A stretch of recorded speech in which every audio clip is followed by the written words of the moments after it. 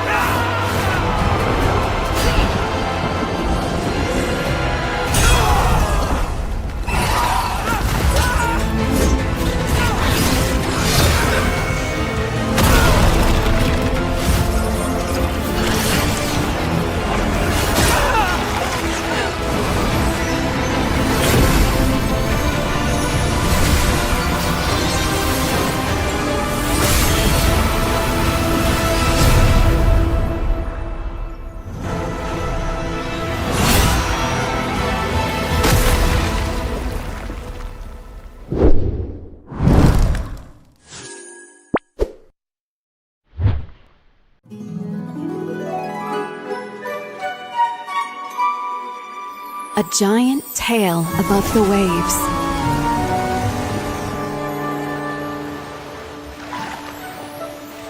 Is it a sea monster?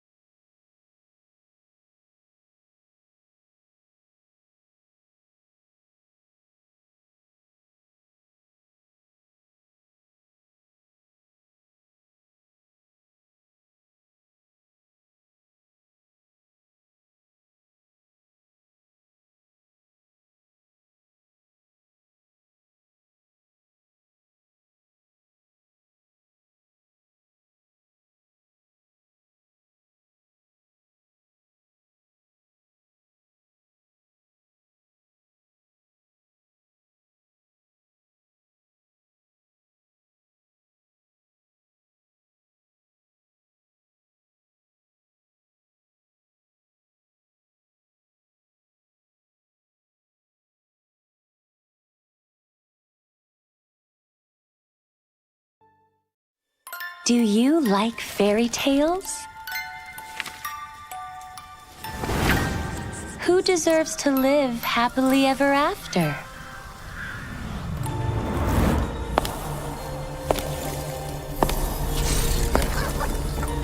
Be good, and you will have a loving home.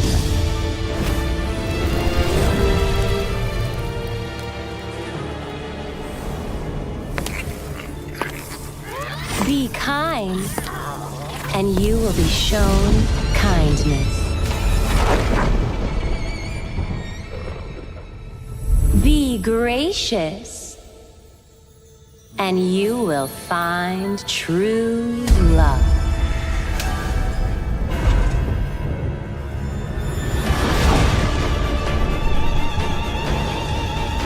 It's all your fault! I want my I was just having some fun. Your mother died because of you! What a bunch of drivel.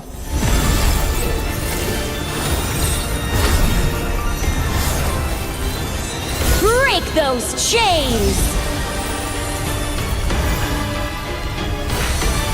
Embrace your rightful power!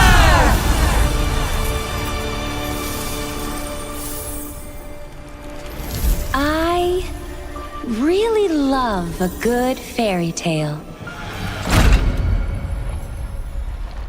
Who will be the lead of our next story?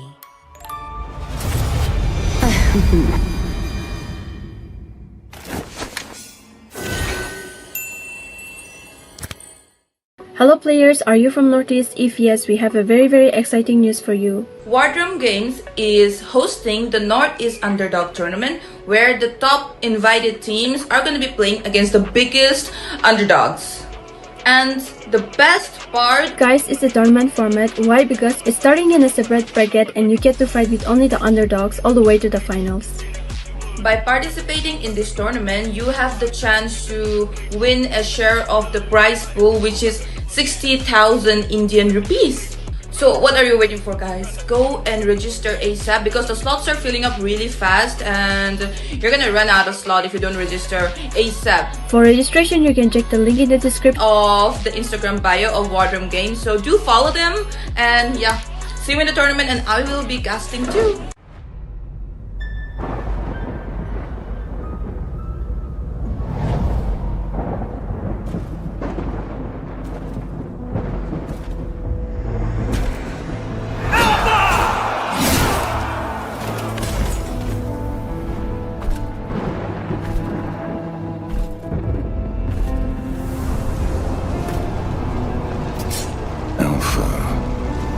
Dear doomed king,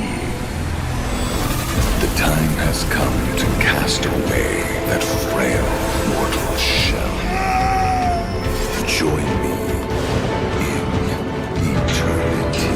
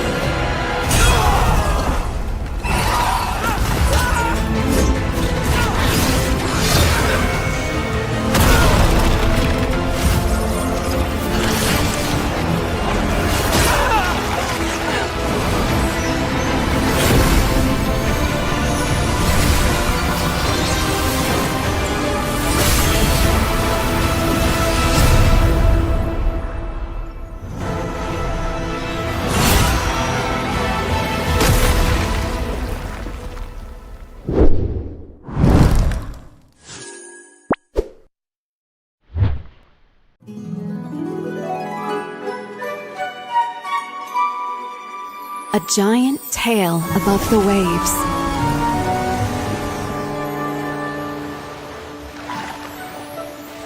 Is it a sea monster?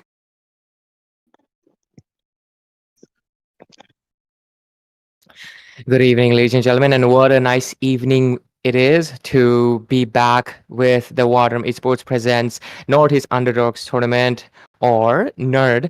And tonight we have Bolty alongside with me, and I'm finally here as well, debuting here on the stage alongside him, of course. Bolty, come on, take it up from here. All right, Ray, we are finally back. And then, what was the last time we casted the game? It was, pretty sure it was like in NEC, right? Yeah, Like in the knockouts, not knockout, yeah, knockout stage. Yeah, there we can go. knockout stages. But no webcam. But this time it's webcam. So look at that, Ray on the flesh, Bolty on the flesh, ladies and gentlemen. Welcome to the NERD, or also known as Wardrum Esports, representing you, the Northeast Cup Underdogs. But as for this match, we're going to be bringing up like two really top teams, which I'm very excited of. It's going to be ET and DNS, as you guys can already see in the graphics before we pop and spawn in. So, Ray, you've been in the scene, you've casted FAS, you know this team play really good. I'm really hoping that you're going to be filling me up with this information about them.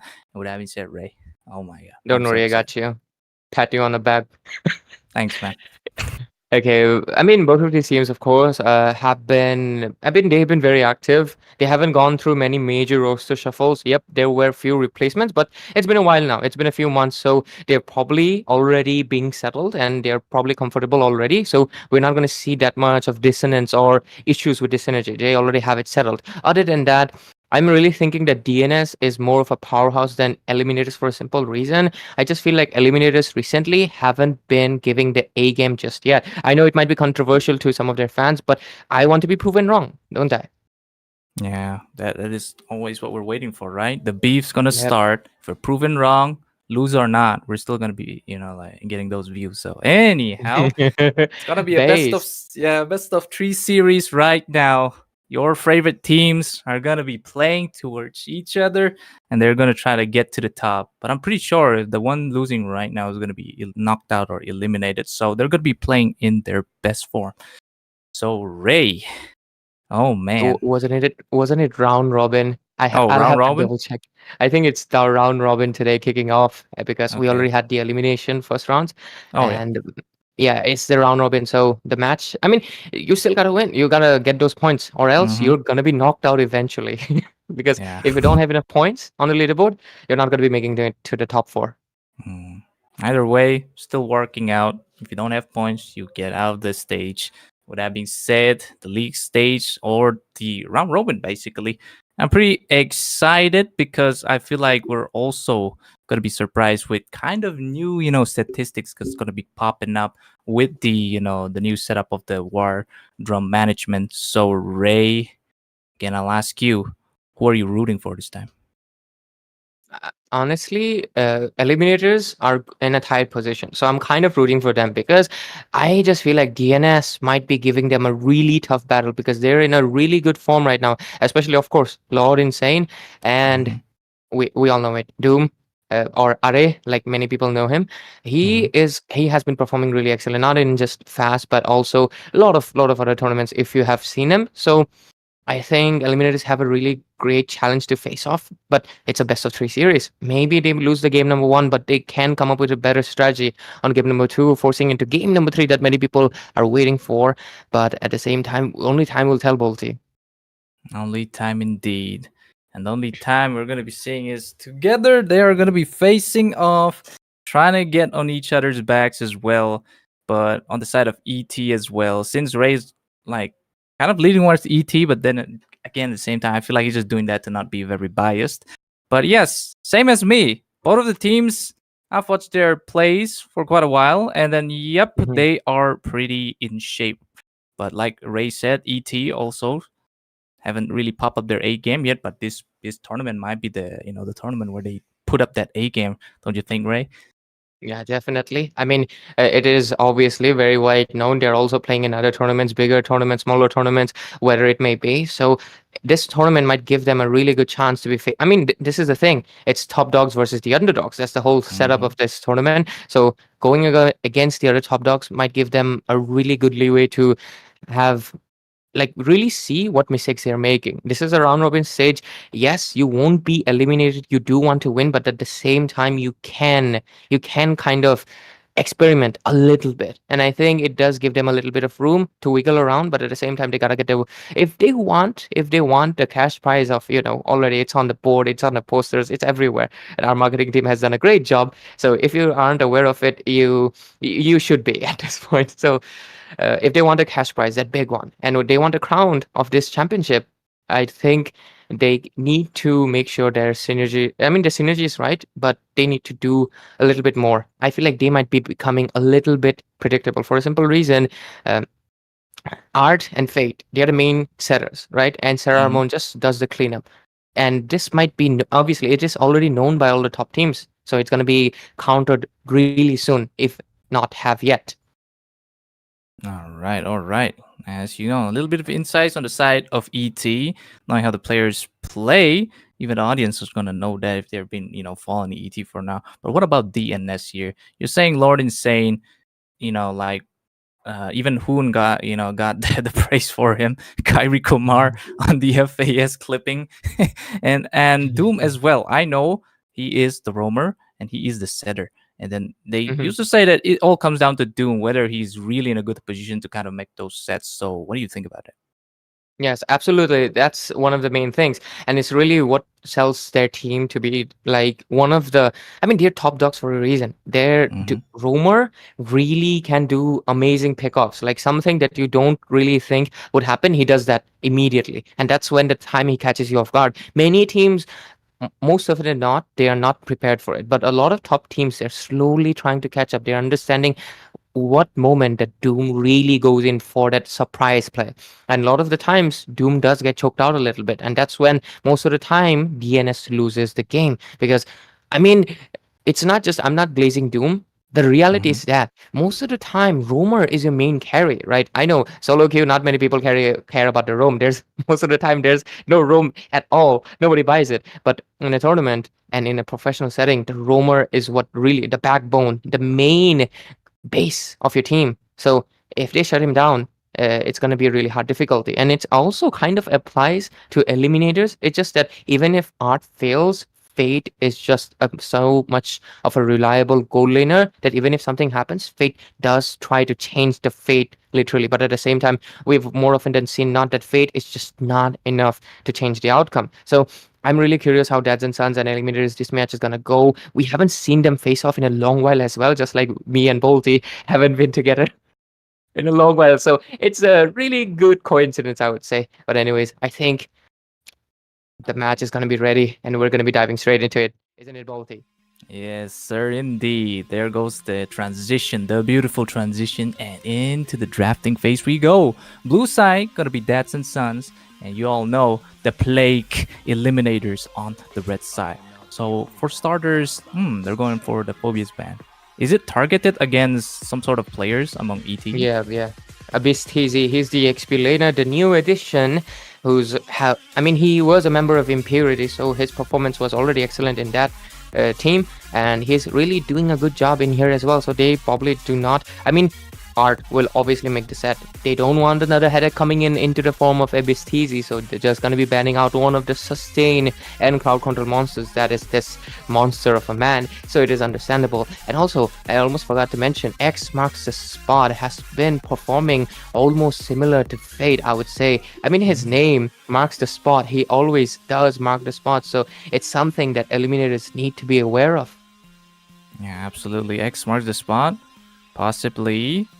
Isn't he like the marksman of DNS, right? Yes, he's Because the his goal name laner. just marking the spot into the headshot, and then that's how he secured skills. But look at that Fanny ban, and I'm so sad that the background of your camera is not gonna be displayed or put into action in this current match. But anyways, It's okay. She's mine anyways. Rather be banned than be you. but what? yeah. Alright. Nobody heard anything. But anyways, they're doing their bans pretty swiftly. I like it. But let's see how they close off the bans, because these are the first priority bans. Nothing out of the ordinary except for the Hilda that I've been seeing a lot of teams doing. Understandable, considering Abyss TZ does like to play around those tanky boys. But let's see what they close off, because the Mathilda is left out open. No, they're gonna go in with the Harriet, really paying respect to X marks the spot Bolty. That paying respect, of course, as a gold laner myself as well. Taking that Harit is definitely a good choice. I mean, the Granger is going to be up there for the first pick, but I don't know if DNS are going to give Xmark the spot the Granger straight away. But instead, oh, insane this time, coming with the Suyu. Wow. Immediate lock in, and it's honestly understandable. The Fanny is banned, and the best jungler is gonna be the Suyu. I know Joy also kind of counts as one of the best junglers right now, but the issue is that she lacks the sustain. Suyu does not. So because of it, Suyu is just a no-brainer option. Fast clear, fast rotation, lot of damage, and great sustain. So overall, obviously, I can glaze this man a lot. And it's valid because this man is a beast of himself, even if he's not Lucas. But on the other hand, obviously, Eliminators, they're not going to let a single second without giving Fate the Granger. But at the same time, the Airthal is open. Will X marks the spot just, immediately lock in? Or do you have a different plan? What do you think? I mean, like, if it's going to be seriousness, you're just, better off locking that Irithel because the mobility on the Irithel is completely insane now, especially pairing it off. Even with a sprint as well, this Granger is gonna have a very hard time hitting those shots. Yeah. Even though if you're a pro player, you can still miss shots. You're not that perfect yet. So that being said, nobody is perfect. Yeah, and a bit easy on the Gatot Kacha. I mean normal bans as not normal bans, but normal pick any time of the day because Gatot is just it's one of those heroes that you pick on the first phases because he has counters, but then again he's always like a solid pick to those. Yes, and the thing, Gatot and Hylos for almost 5 seasons, I think, they have been one of the consistent roamer EXP laner options. So it is understandable. But at the same time, X marks the spot going in confidently for the Moskov. That is really interesting to say the least. But okay, what is this? Abyss looks like he's going to be going for the CC, and Art will be the one going for the Gato Rome. I was not expecting that to happen, but at the same time, I'm still waiting for Sarar Moon. What is he gonna come up with? One of the assassin players himself. The Suyo is gone. Is it gonna be the obvious choice, Joy, or unless DNS just bans it out right now? Might need to scratch a little bit of a head for that, but Matilda and Louis out of the ban, and then another more unless. Team ET, they have this ban, so they're gonna be focusing on, I'm pretty sure, maybe another Doom pick, but maybe Doom Cho, who knows? But I mean, because it's highly likely possible because of this Corey is like a good front line at the same time. Duke can kind of like, pick off like you've already said. So let's see.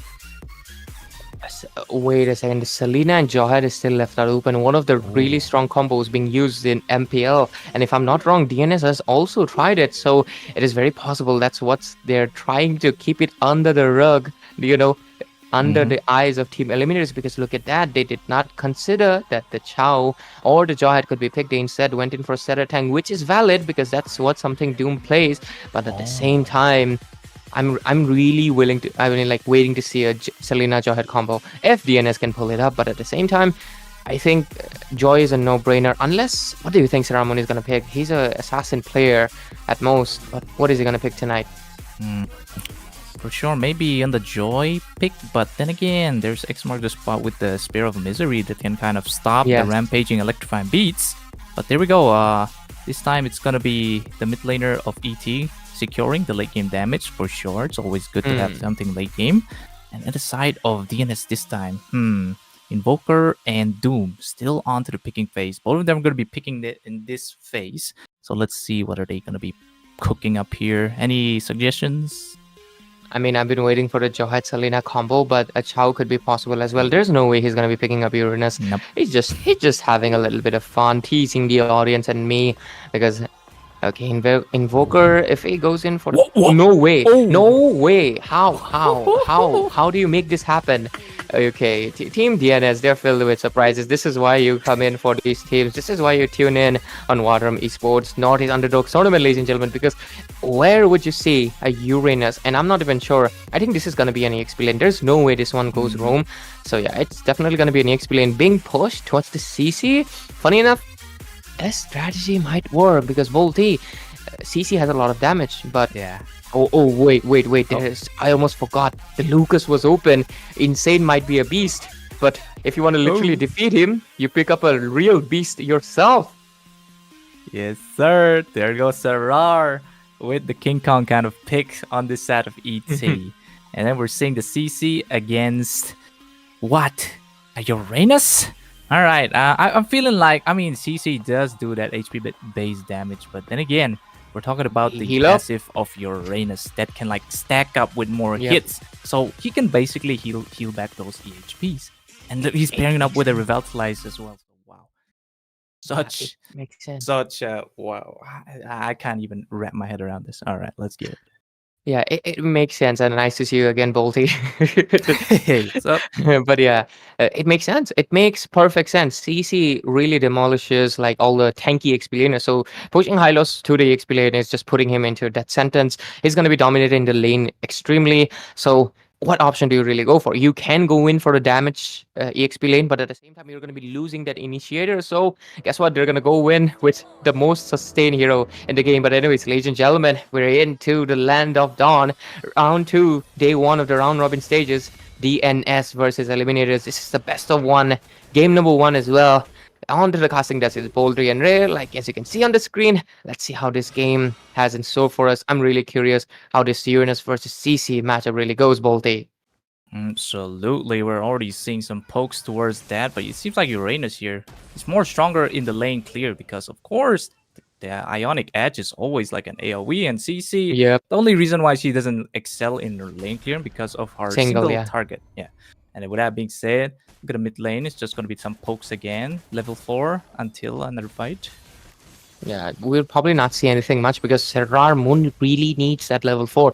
Unless he does have the beast form, he's not going to be able to do anything just yet. So they're going to be pausing until he can really snowball. On the other hand, Insane already almost got the level 4. He does have its creep, but do they want to go in immediately? Nah, it's too early. Yeah, just gonna be backflip out of the way, right? Even using that initiation from Insane, but for now, it's Art we're talking about. He's just gonna be charging up and, dealing sustain. And at the same time, it seems like we're seeing Serrar here going to like the top side. Is it gonna be a gank at the EXP, such as Uranus here? Or is it, oh, there goes the hit!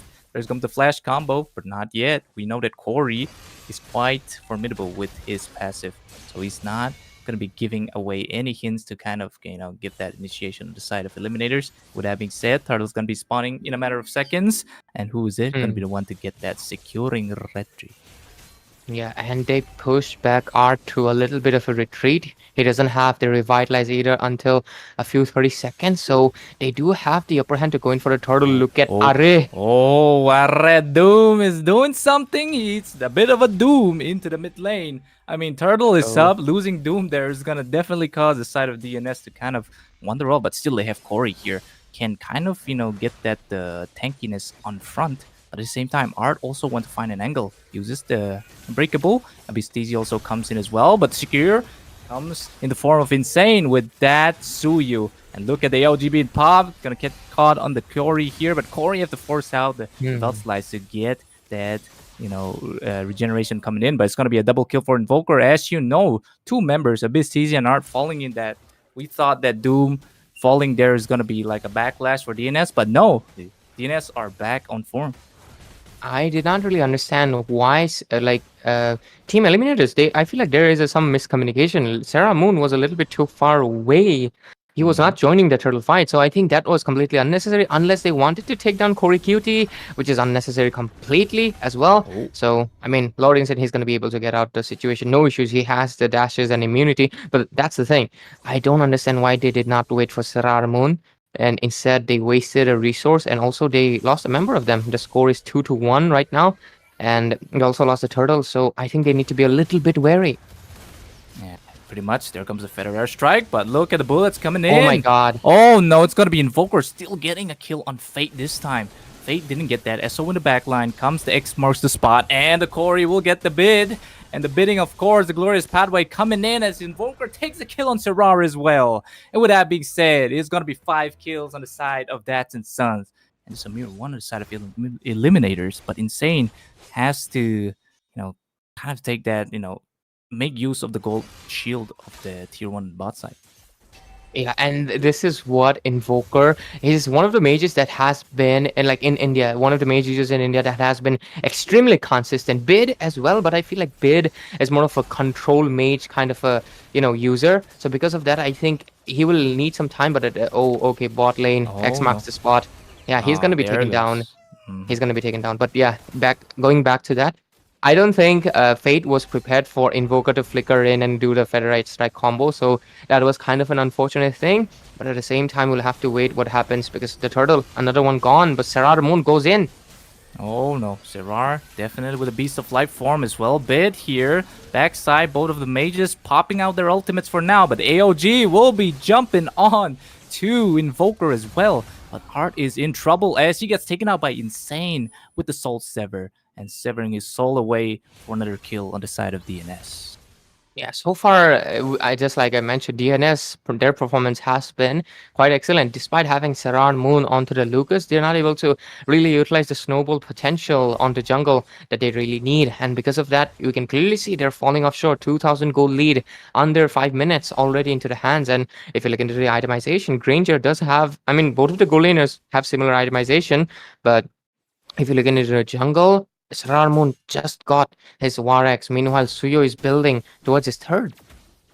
Yeah, absolutely. RX for Lucas, but it seems like they're going a little bit too close to Insane, but Insane knows how to escape that. But bot side, seems like the Glorious Pad being popped as well. Tier 1 is going to Oh, fall, bid, but bid. Art in the back line. But the Spear of Misery is not going to be enough to pin him down into the turret. But then again, Invoker is kind of in a little bit of a pinchy just yet, but they find a way to escape that. But Xmar's the spot. Didn't steal it. Thought he was going to steal it with the Misery. But then again, look at Corey. Corey here. Damn. Away of the Uranus, I assume.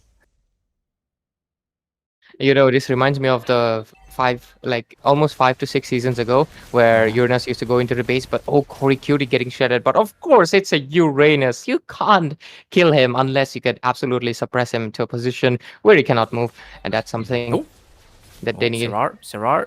Oh, See Serrar, that okay. Invoker here, but here comes the Doom as well. Trying to get a little bit of poking coming on here, but it seems like Serrar is kind of committing to Xmar the spot. He misses that Electro ball right there. But then again, Corey might be the one to give the vision to the side. But all 5 members on the mid lane here, kind of looking for the turtle fight, but not just yet, as Art kind of taunts down Corey here. Here comes the Federer strike on the backside, but nobody's there.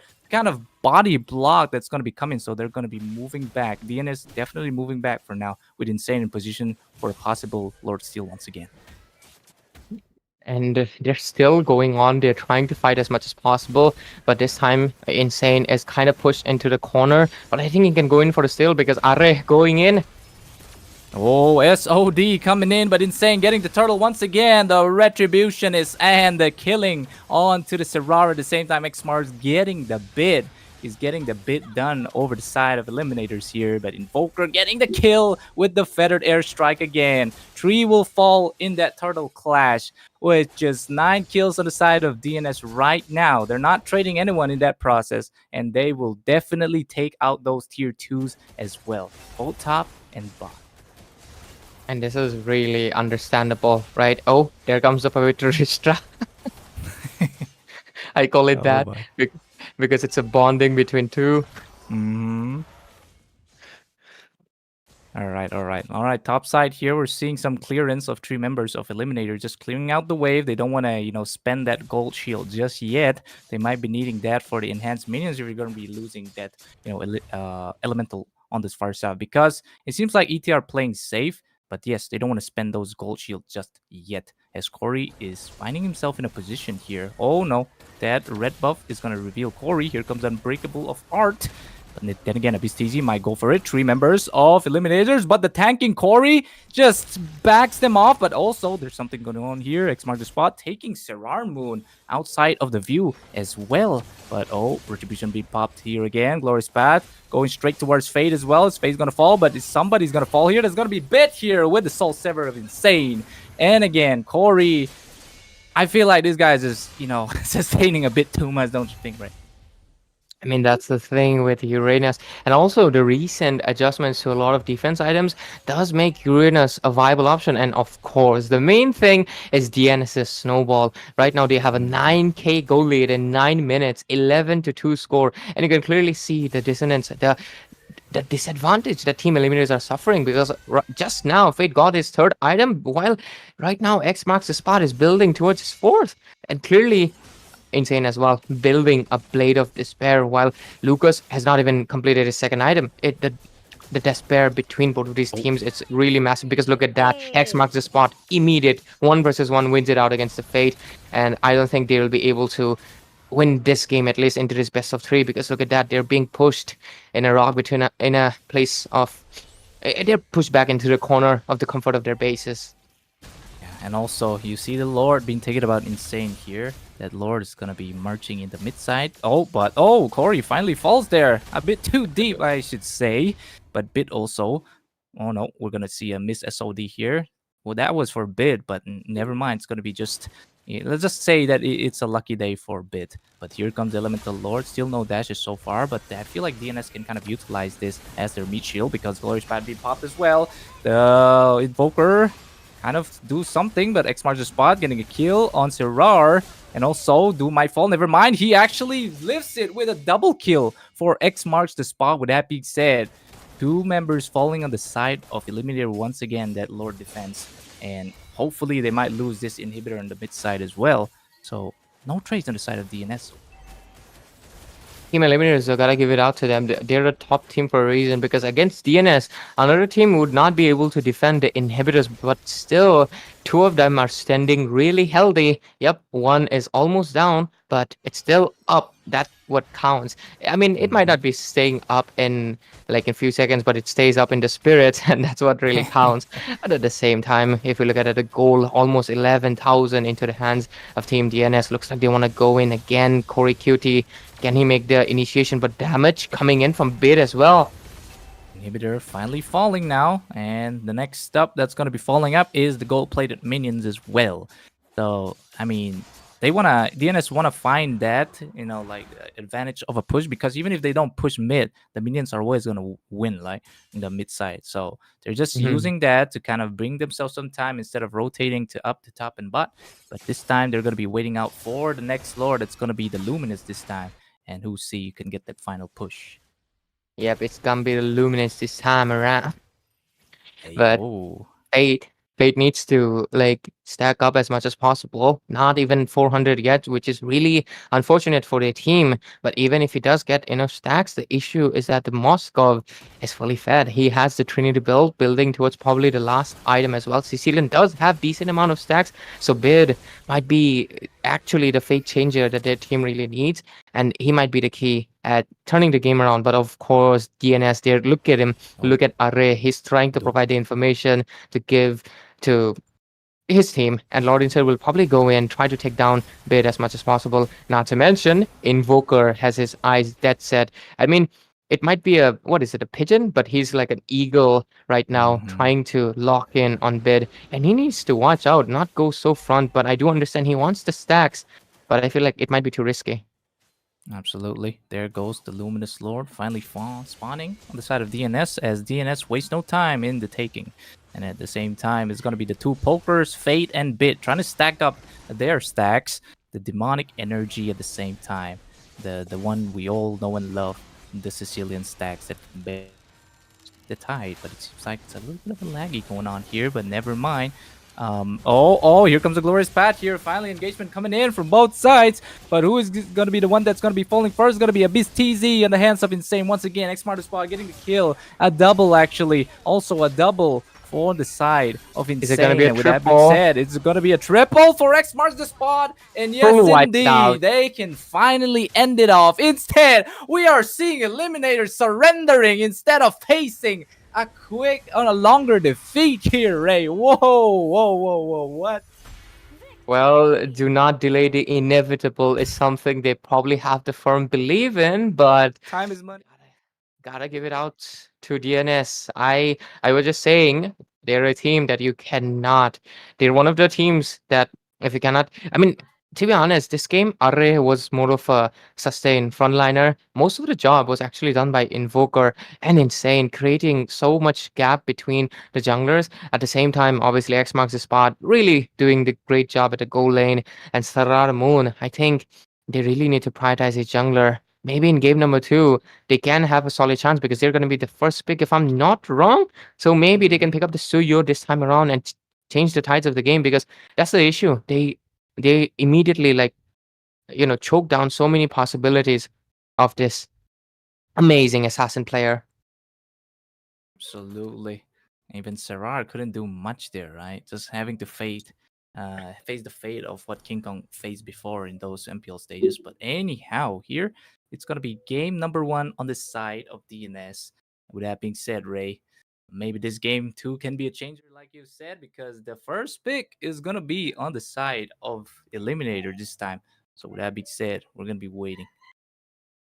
Yes, and I think.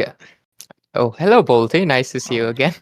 hi man. How's it I'm going? j- but yeah, the game was definitely quite one-sided. It's definitely one-sided. Eliminators did try in the early game, but once the snowball starts from a studio, it's hardly ever you can return it back. The only possible way they could have if Fate picked up a more of a late game-ish hero, but they picked up a Granger who also is kind of a snowball kind of marksman. If your team does not snowball, he kind of falls short. I know he can make a comeback, but when he cannot really get the stacks, when he cannot really get the damage, and when he is getting marked by X marks the spot and Invoker on that Farsa, creating so much gap that he could not really come to the team fights, we clearly see what happened. And I think that's something they will definitely be looking forward to doing in game number 2.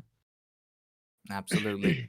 This time they needed something to close the gaps, but like the range of Invoker as well. Having to get that first double kill on like the early phases definitely give that snowball factor to side of DNS. So ET this time, I mean, they still have changes. I know they're kind of known for making comebacks, I guess. So yeah, maybe this Yes. time might be the comeback that ET needs, and maybe stretch it off to the game 3 and might be seeing some new surprises this time around, don't you think, Ray?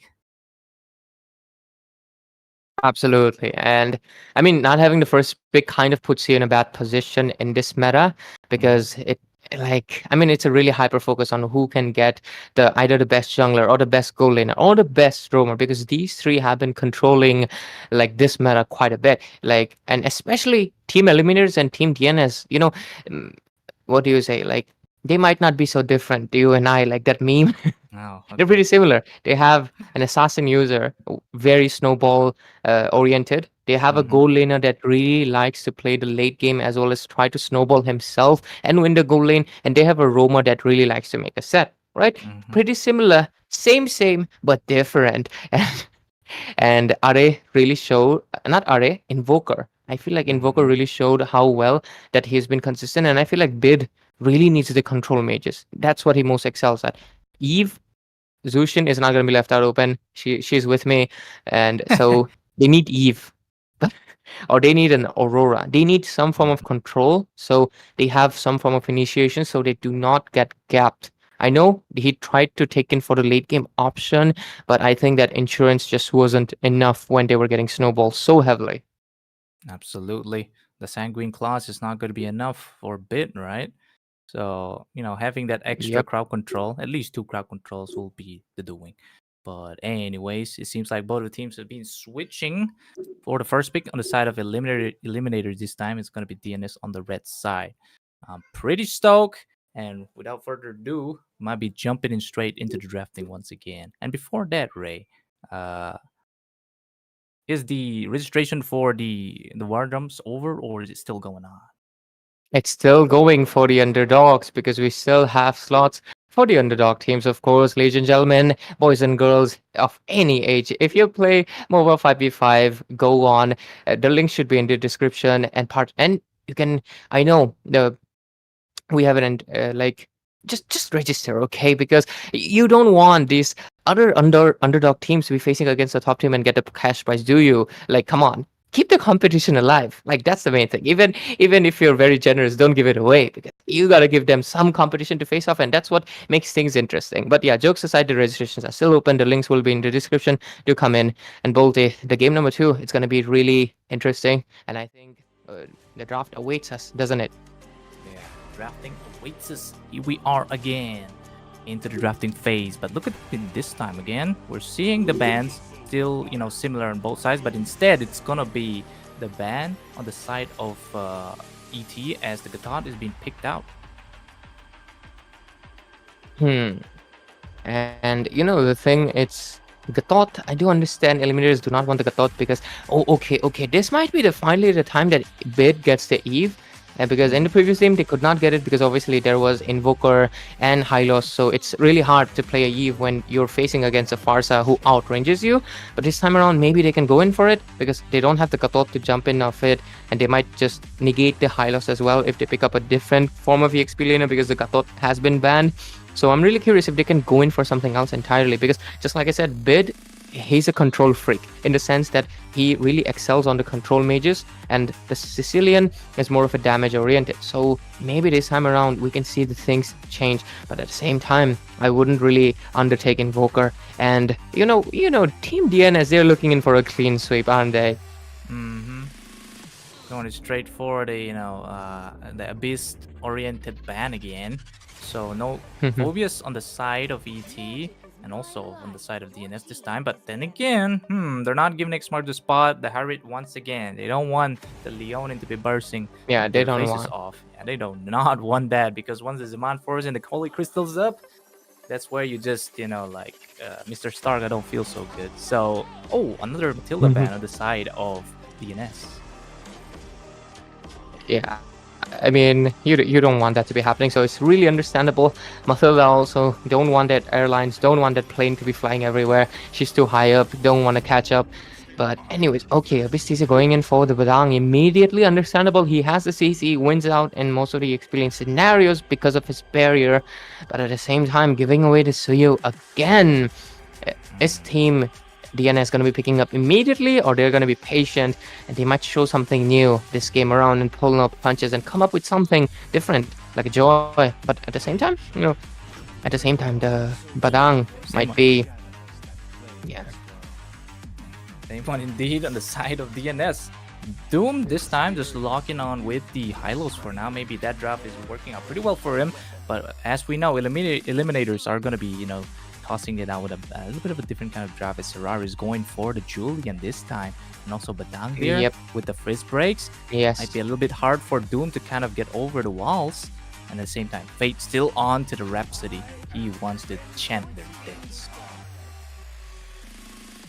Yeah, this is interesting. Basically, what I said, just like I said, Insane not going to be pulling any punches. Immediately locks in the Suyo, wants to go in for the Snowball, and X marks the spot. So he's like, oh, you're going to go in for the Granger again. I'm going to go in for the Moscow again. What's not broken, don't fix it. I won it out in the previous game. I'm going to be winning out in this game as well. I love the confidence, but at the same time, I'll let ET cook, because this time Saramon does have his hands into a jungler that has the immunity that he really, really likes. So Serar Moon might finally be able to do something in this game. Not that Lucas is a bad hero, just that he could not utilize it because he's played more of a fighter for a lot of people, right? But Julian, he's played more like an assassin, and this might just work. But at the same time, they're obviously paying respect to Invoker, and DNS paying respect to Art, because they know this game, the chip would have been coming out if they didn't ban it. They don't want any teleportation business, so it's just gonna be closing it off. But let's just see what's gonna be the last ban. What do they want to choke in? Another mage? Or do they want to choke in for the possibility? Ope, they're gonna go in for the Sicilian as well. So I think Invoker can go for anything at this point. He can go in for the Eve, he can go in for a different kind of mage, but let's just see. There goes the Eve, like you have said, most likely, but it's still not a lock just yet. Seems like DNS are thinking their ways of how to change the mid laner this time, because last time we see a first, or maybe not. What do you think of a Novaria, Dre? Like, is it gonna work in this comp? I don't know about a comp, but he's gonna go in for Selena, 100%. There's no way you're not gonna go for Selena. Come on, pick Selena. If FYI, if anybody doesn't know, before Zushin I had Selena, but of course he's gonna go in for that alien woman and gonna be locking in Eve. Like I said, Eve is gonna be obviously his option, but Beard probably gonna be copying the Eve, trying to copy that essence, but only gonna be getting that ultimate, which I do think might not be that good because you don't really get the skills that you need, right? So I think, I mean, the second skill that provides you to slow, she doesn't copy it because obviously it's not a transformation skill, but this time around Art does go in for, actually this is confusing me. They have a jaw, they can go in for Selena and just go in for a full on lock-in composition, try to take down X marks the spot, Invoker and Insane, but they did not. They instead go in for utility. Looks like Bid is not confident on the Selena, and so is Invoker.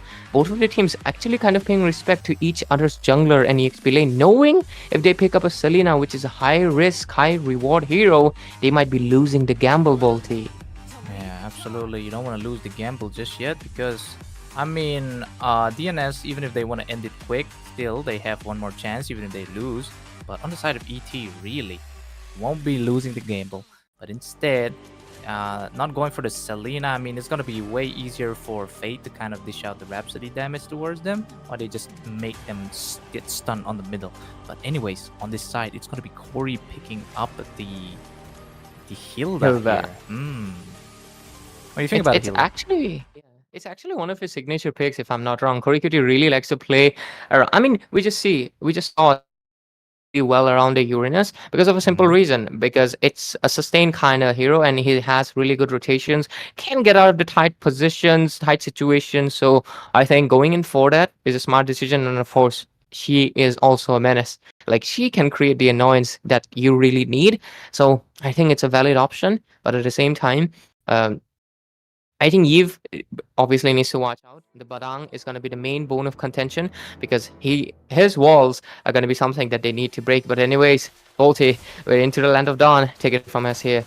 Yeah, into the land of dawn in the War Drums Esports or the War Drum Games, as you can see on to the YouTube page as well. And ladies and gentlemen, this is gonna be game number 2. Is it gonna be a clean sweep on the side of DNS, or is it gonna be the comeback that ET wants to meet? So with that being said, blue side gonna be Eliminators and red side is gonna be DNS.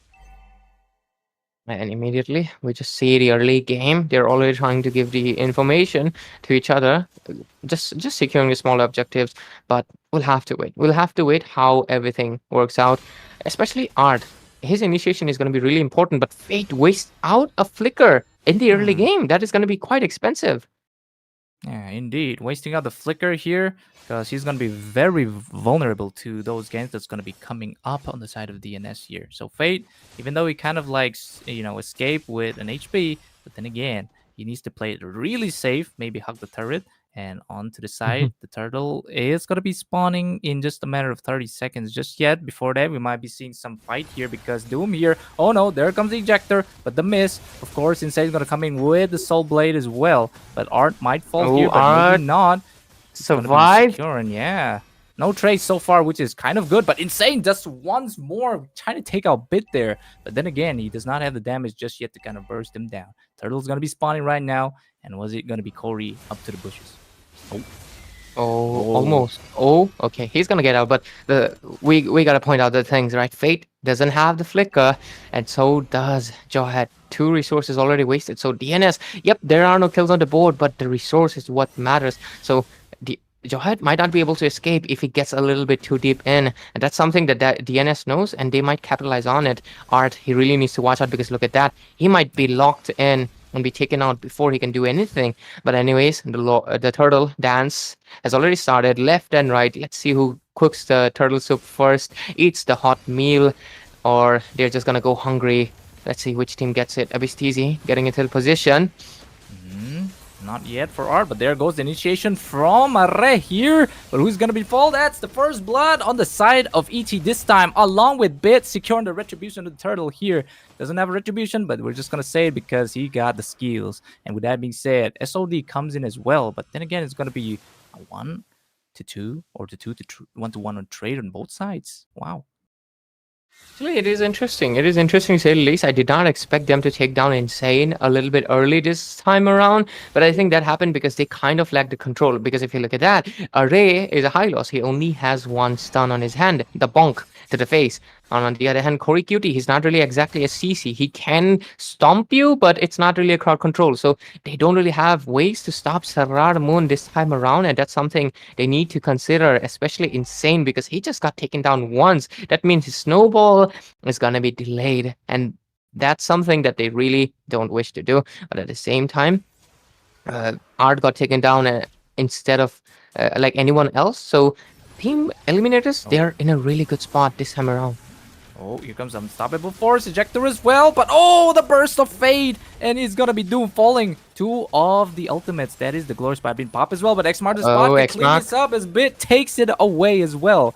But then again, it's gonna be 1-2 trade on both sides with DNS suffering a little bit of a loss, but here comes a fresh crack as well, but somebody's getting knocked up. It's gonna be Insane, and Bit gets the double on to the Kairi Kumar here, and also Abyss TZ still go for more as well. It's gonna be a kill, and there we go. 3 lost on that fight, with just, so much potential on the side of ET right now with their lead. Abel's completely turned Bolty because this is the recreation of the first game. Deja vu felt, but for DNS, as they're kind of in the end of receiving of what happened in the previous game. 5-2 score. This is literally what happened in the previous game. And Eliminators are much better positioned around because I just feel like not having the control mages this time around and also not going for the CC kind of initiator, Array is going to be paying the price because we just saw he got absolutely decimated and nothing could have prepared him for it. But oh, the second turtle, Array goes in. Oh, still, Insane gets the turtle as expected, but it seems like Array is going to be falling here again by Serrar Moon here. And then again, they're trading a Doom for a turtle here. What do you think is a better trade on that one? I think going in for the turtle, of course, he's a roamer. So overall, I would still think it's a decent amount of trade, but looks like they want to go in. Here comes Unstoppable Force, and the Fate takes out the Xmart the spot, but this time they're trading it off as well as double kill being picked up by Insane here. Trying to slash out everything. Corey had to use the bonk here, but then again, using Maybe the push triple. to kind of get it more, but the Magnus, the Grand Triple. Invoker Magnus as well, but the triple comes in for D, Insane as well. No Veiny D this time, but instead it's just gonna be 3 Ws. 3 kills, 3 Ws. Oh boy. Yeah, and this is the thing that Team Eliminators kind of wanted to avoid, but it's not gonna happen. Oh, that was a really bad RWM, honestly. No chess being playing. Maybe Invoker is not the Magnus that we're trying to see here, but Invoker is still trying to pop a little bit of the Void Crystal to get Abyss TZ to stay in check. But there we go. It's going to be 8 kills on the side of ET this time and 6 on the side of DNS with not much of a difference just yet, but Art is going to go for Unstoppable Force. Here comes the bunk. And at the same time, it's going to be 1. That is Corey getting the kill by the Serrar Moon here. Glory Spot being used by Doom to try to save him, but not going to be enough yet as Abyss TZ is kind of like stalk the Areb back off with the tier 1 being taken in the hands of Eliminators. Invoker, I think that is a really dicey position. He baited out the Purifier. Yeah, look at the pokes coming in as well. That Sonata's not going to be enough yet because the damage not being dealt that much yet. But here comes RW on the backside. But it seems like Fate going to get some free hits. But Fate gets the kill on Doom. Once again, it's going to be double. There comes the death chanting of the death chanter Fate. He is giving them the like the death fate that he's bringing right now. And with that being said, 2 kills on the side of ET once again. With this time a little bit of a goal lead.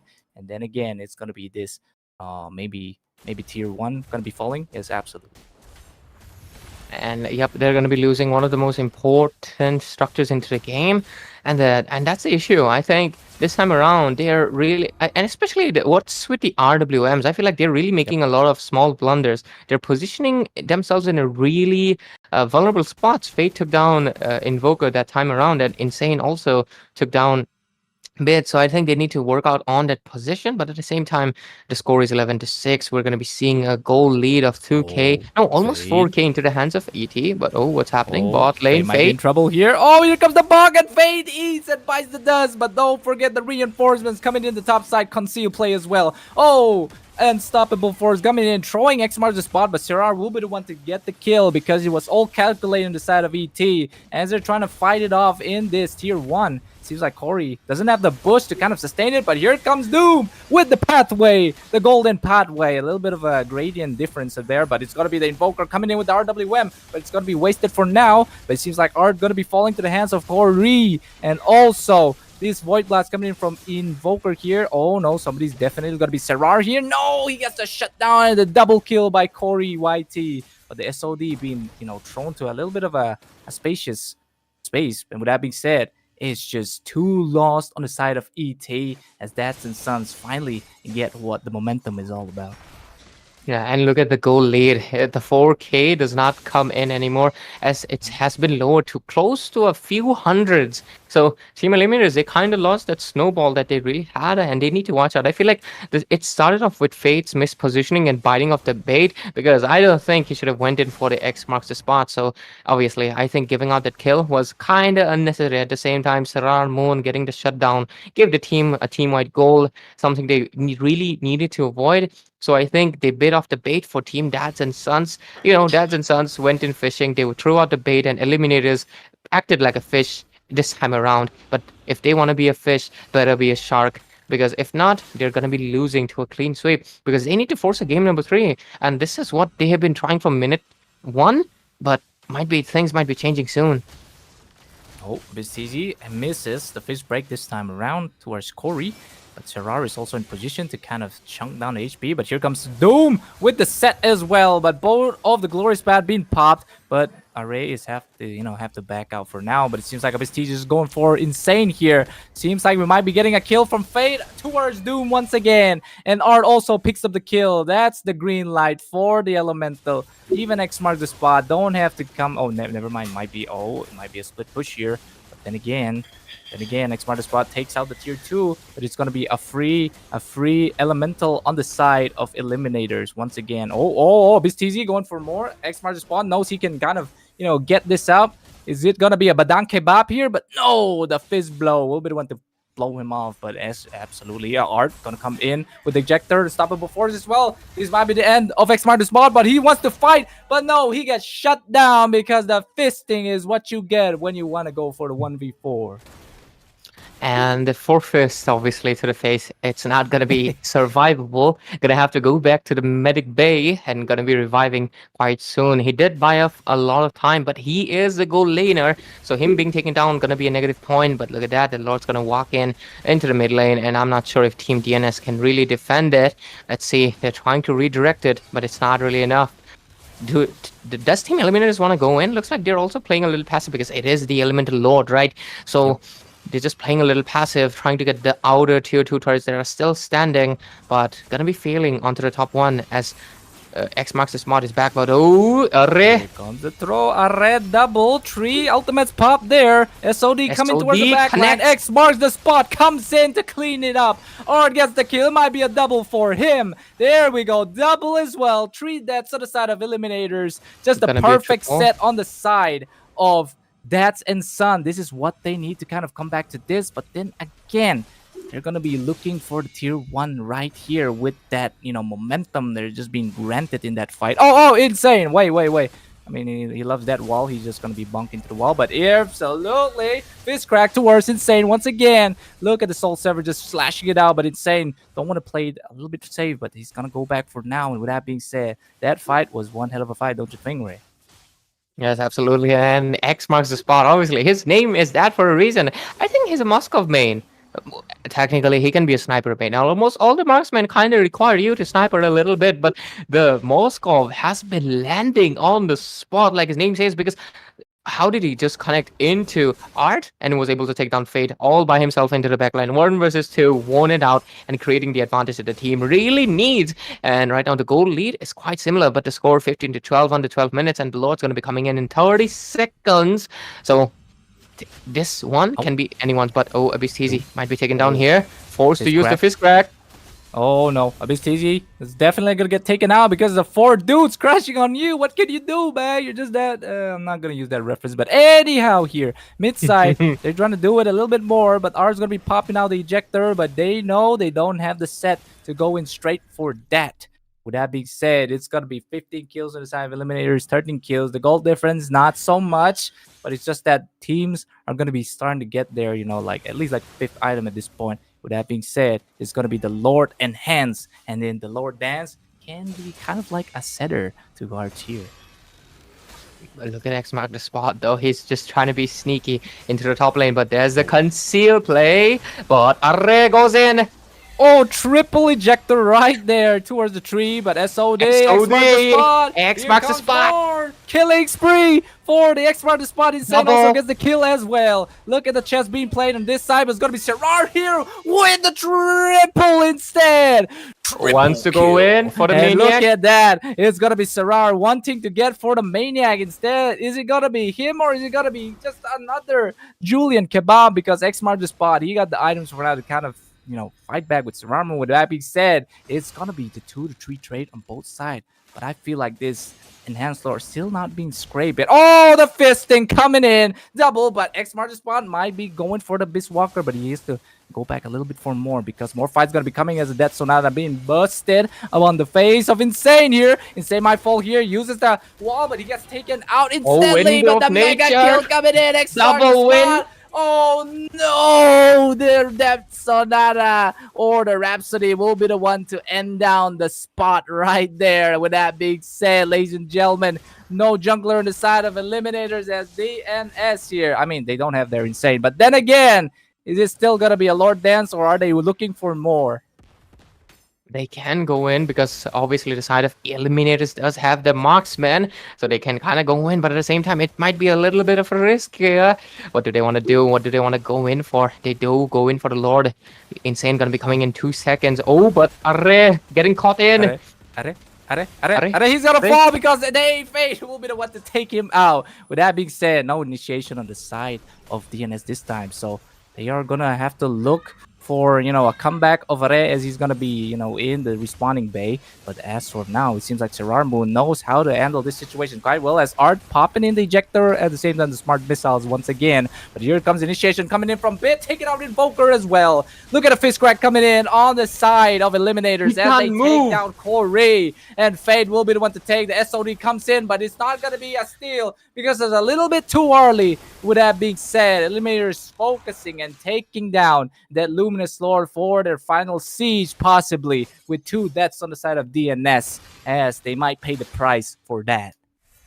And can they defend it? Because the minion waves rushing in. A Beast Easy tries to style, might be paying off here.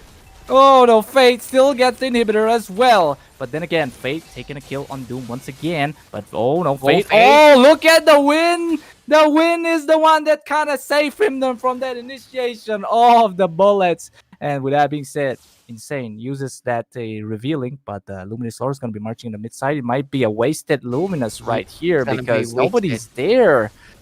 Yep, nobody's home. Nobody's home. I think they kind of wasted this Lord out. Went in too aggressive, but oh, Insane! Oh, Insane gets killed. RWM popped the backside. X marks the spot though. He wants to make it, but no, he cannot because the power spike coming in the side of Eliminators and 3 people just crashing down on you. It's not going to work out this time, X marks the spot. With that being said, Fate this time with the stacks of 762. Oh my God. And 6 nice guys, piercer stacks. Nice. Nice. But anyways, look at Serrar Moon. He's really being relentless, but at the same time, of course, they are going to be because the inhibitors, they're all down. Only 1 left into the table. It looks like they kind of want to go in. X marks the spot. He's not up yet. Can Team Eliminators force a game number 2 right here? Oh, Unstoppable Force on towards Corey QT here, but it's going to be 2 inhibitors down here. But who is going to be down over here is going to be a Beast TZ backing off for now. But the initiation comes in from Doom as they want to see it. Oh, here comes Art. He's going to get caught. And there goes the kebab, the robotic kebab here as well. It's going to be 1 down the side of Eliminators. No initiator on the side of Eliminators. With that being said, they might, DNS might see, live another day at this point. But it seems like Serrar Moon here trying to steal the Lava Golem on the side of DNS here. But then again, it's going to be the Lord contest. But this time it's going to be the Enhancer Lord. And the thing, it's gonna be really interesting. You know, the goal lead is slightly not mattering anymore because it's 17 minutes in. Almost everybody has the full items except for Bid. What are you doing? Just kidding. He's a little bit behind, but he will be able to catch up soon. But it doesn't really matter because he's able to provide the utility. He was kind of copying the ultimate from Invoker so far, but he is copying. Oh, there's a Hylos. No, RWM be backside, but the Hylos is definitely going to be one as Serrar Moon falls in that clash here. Looking a little bit bad for Eliminators because they don't have the Retribution because the Lord's going to be spawning up in just a matter of 13 seconds over here. Doom trying to recall, but then again, going to be backing off for now as Xmark the Spot also want to find an angle to kind of, you know, like split push and kind of backdoor because that's what a Muscat do, right, Ray? Yeah, he likes to come in from behind. Hey, But this is a 56,000 Lord, 18 minutes in, a Mega Lord almost. So the jungler is going to be back in 10 seconds, so they kind of lost the window. But at the same time, let's see what Team Eliminate is cooking. Oh, there comes Corey the drops in the ultimate. Oh no, SOD missed this time, so no Xmark the Spot being spawning instantly, but it's going to be Art almost falling there. Look at the knockup coming in from the Lord, but Xmark the Spot still goes in for more. He gets the one. Is he going to be a double leader? No, he's Immortality. Too much. Oh no, but he falls to Abyss TZ as the Lord. He's not taking that. Serrar Moon is also here, but Insane still secures the Retribution. This could be the backside of DNS to go back, but not again as Eliminators here trying to see a little bit more damage towards the side of DNS because they're going to be grabbing that purple definitely on their side. Then again, Enhanced Lord going to be marching on the side of DNS to the fortress of Eliminators, top side. And Bolty, like, X marks the spot. I know he got taken down. He's the gold laner. He shouldn't be, but he was the one who actually bought the time enough for Serrar Moon to be, you know, away from the Lord that they were able to take it down. Yeah. And right now, top lane. Oh no, RWM. Invoker kind of wasted up the RWM, but there we go. Insane getting the kill on a bit easy once again. Look at both of the carpets being laid, the golden carpets every single time. It's like Bit never cease to get the ultimate, you know, like without a glorious pathway. Top side, the Enhanced Lord's definitely going to be marched down, but only 50% being melt down and chunked down already. So Eliminators are looking for a safe angle where, you know, where they're going to push, it's going to be the top side. So they're kind of camping it there to kind of pick out somebody here. Yes, and the thing, let's just see if DNS can go in for an aggressive kind of takeover because they do want to take down the inhibitors to equalize the game. But at the same time, it's 20 minutes in, 27 to 21 score. Goal lead doesn't matter anymore. Everybody got full items, and the Lord's gonna be not gonna be healthy anymore. But oh, RWM comes in, creates his own. That's a good RWM. That's for sure because it's kind of keeping them at bay as the free hits gonna be on the side of Deaths and Sun, but they didn't take out the inhibitor just yet because this tier 2 is also standing. They might have that. Oh, finally, their Xmark Spot taking down the tier 2 as it should be because it's already 20 minutes into the game already, ladies and gentlemen. And with that being said, 2 inhibitors falling on the side of DNS, 1 still stand with a bit of an HP here, but can DNS make the comeback they need, or will Eliminators stretch it like a mozzarella cheese to the next game? Damn, you got me hungry, boy, because 900 stacks. Granger is also one hungry man right now. He's looking for all the targets. He got the spam ability. He got everything. 69 stacks still. How is he maintaining that? Like, is he not getting any kills? Oh, to be honest, I'm gonna respect that, and I hope he does so. Memer. Bro, definitely. But anyways, okay, Hilda, 26 stacks doesn't really matter. She's tanky enough already. Doesn't really have the encourage, but still, look at the positioning. Abistazy, better watch out. Better get your fist ready to punch them into the walls, or else you're not going to be prepared because Arre goes in. Yeah, there we go. The initiation coming in from DNS this time. SOD being popped towards Art, but then again, nobody's going to fall just yet. Insane is also very low, but he's going to be the severing onto the face of Art as Invoker still gets the kill. Ooh. But the old item swap is going to be a little bit fast for Insane, but he still lifts it. With that being said, 1 people on the side of Art falling, and then the Lord spawn is going to be an even thicker Lord here. So looking really bad on the side of Eliminators if they want to contest this.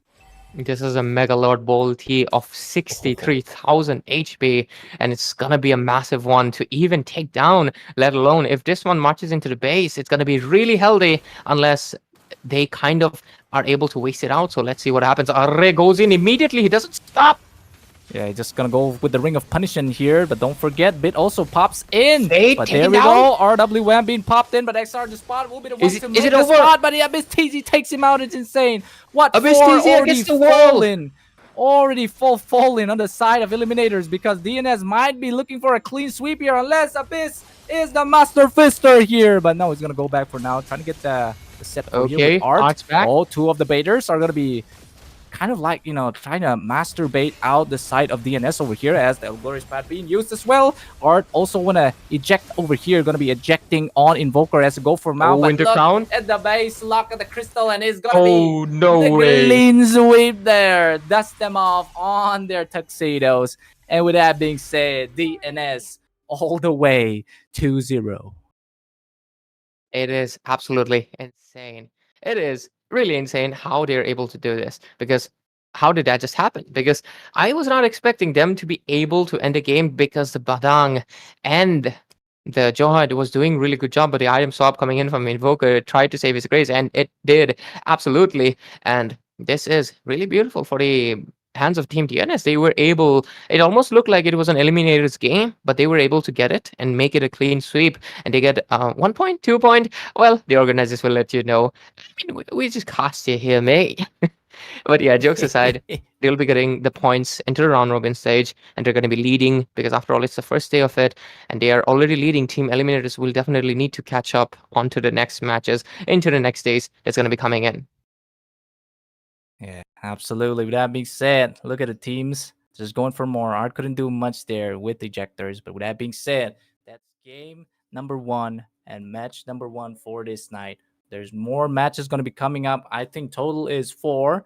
And it's going to be all top teams against underdogs. Not really underdogs because they're playing both well. So this time, Lorray, I'm pretty excited. And with that being said, do you want to tell our 220 people watching that the registration is still up? Ooh. I feel like, oh my god, man. Thanks to everybody who's tuned in. Was not expecting those numbers. Absolute cinema here. But anyways, to all the teams, to all the players that are watching, the registrations are still open for the underdogs. Like, come on, guys, this is the North East Underdogs Tournament, and you're not participating as the underdogs. Come on, we already got the top dogs invited. They're already up each other's throats, trying to get the top spot so they can face the top spot from the underdogs as well. So come on, join in, register. We would love to cast over your games as well, and we'll be waiting to see you into the land of dawn, of course. So Bolty, it was really a pleasure, and I feel like Team DNS, just like I said, they were able to show themselves as a superior team for now. Eliminators, though, they almost had forced a game number 3, so we'll have to wait. Eliminators, they have room to improve, and I'm willing to see how much. Yeah, so much more. But this time, we're going to end it off for now in the game 1 here. Don't forget, ladies and gentlemen, leave a like and show some love on the Wargame games as well. Don't forget to share as well, subscribe, because there's going to be more quality content just for you guys, viewers, casters, anybody, and also the players as well. More prize pool, even knows. But with that being said, ladies and gentlemen, this is me, Bolty, and Ray. We're going to be signing off, but we might be back for the game 2. So a little be bit back. of break. Mm-hmm. We'll be back.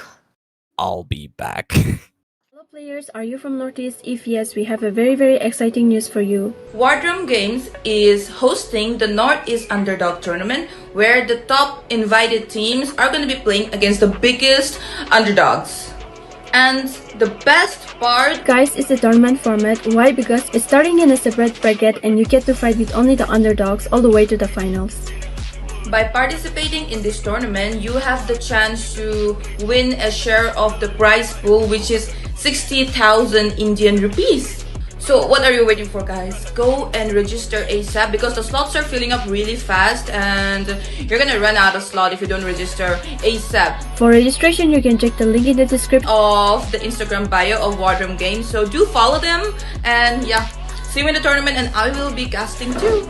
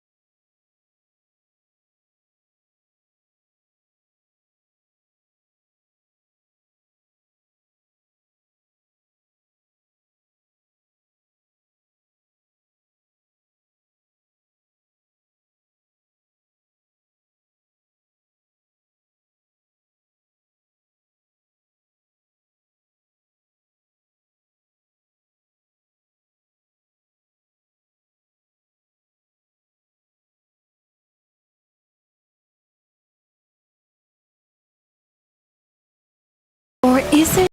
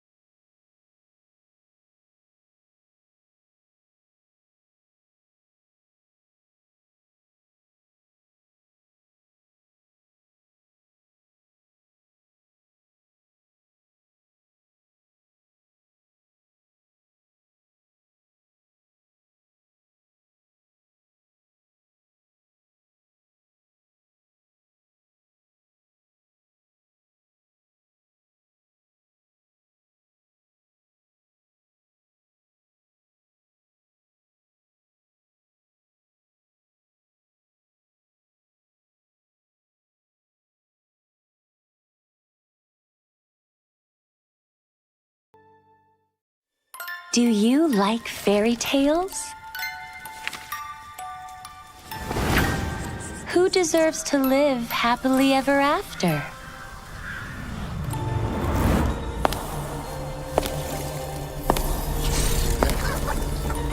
Be good, and you will have a loving home.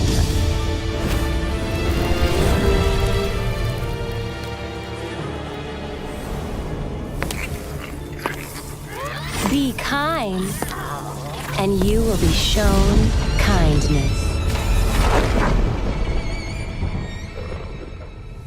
Be gracious, and you will find true love.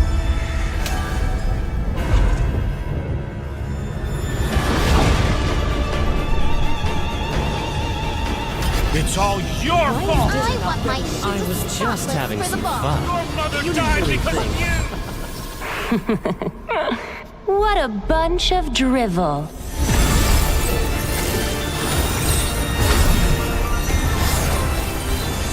Break those chains! Embrace your rightful power!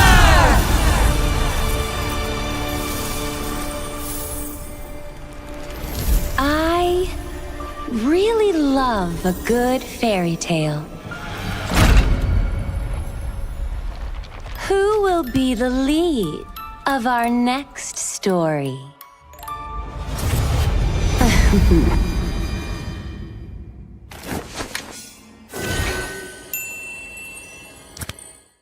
Hello players, are you from Northeast? If yes, we have a very exciting news for you. Wardrum Games is hosting the North East Underdog Tournament, where the top invited teams are going to be playing against the biggest underdogs. And the best part, Guys, it's the tournament format. Why? Because it's starting in a separate bracket and you get to fight with only the underdogs all the way to the finals. by participating in this tournament, you have the chance to win a share of the prize pool, which is 60,000 Indian rupees. So what are you waiting for, guys? Go and register ASAP because the slots are filling up really fast and you're gonna run out of slot if you don't register ASAP. For registration, you can check the link in the description of the Instagram bio of Wardrum Games. So do follow them and yeah, see you in the tournament and I will be casting too.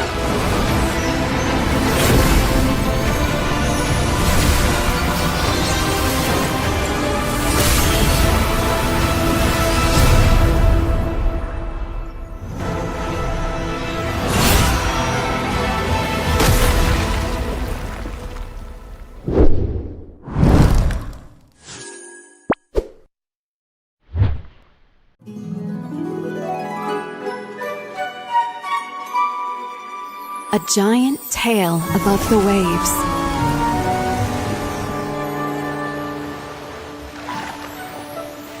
Is it a sea monster?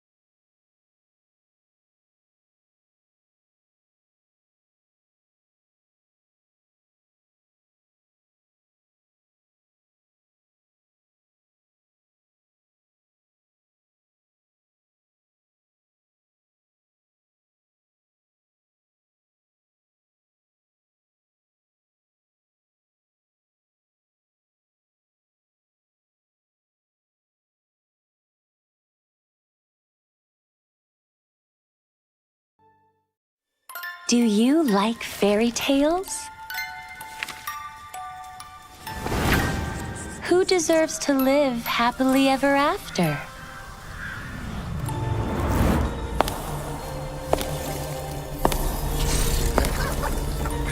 Be good, and you will have a loving home.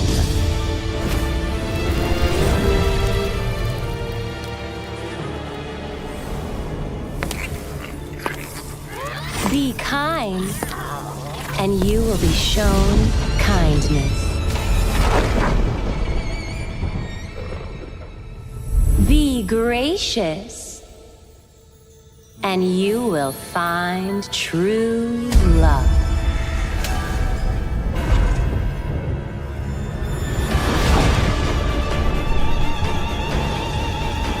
It's all your fault! I was just having some fun. Your mother died because of you! What a bunch of drivel.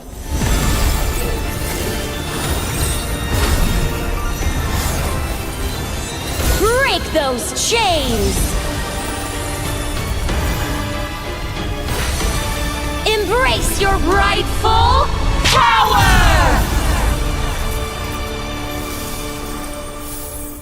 Greg, take it away.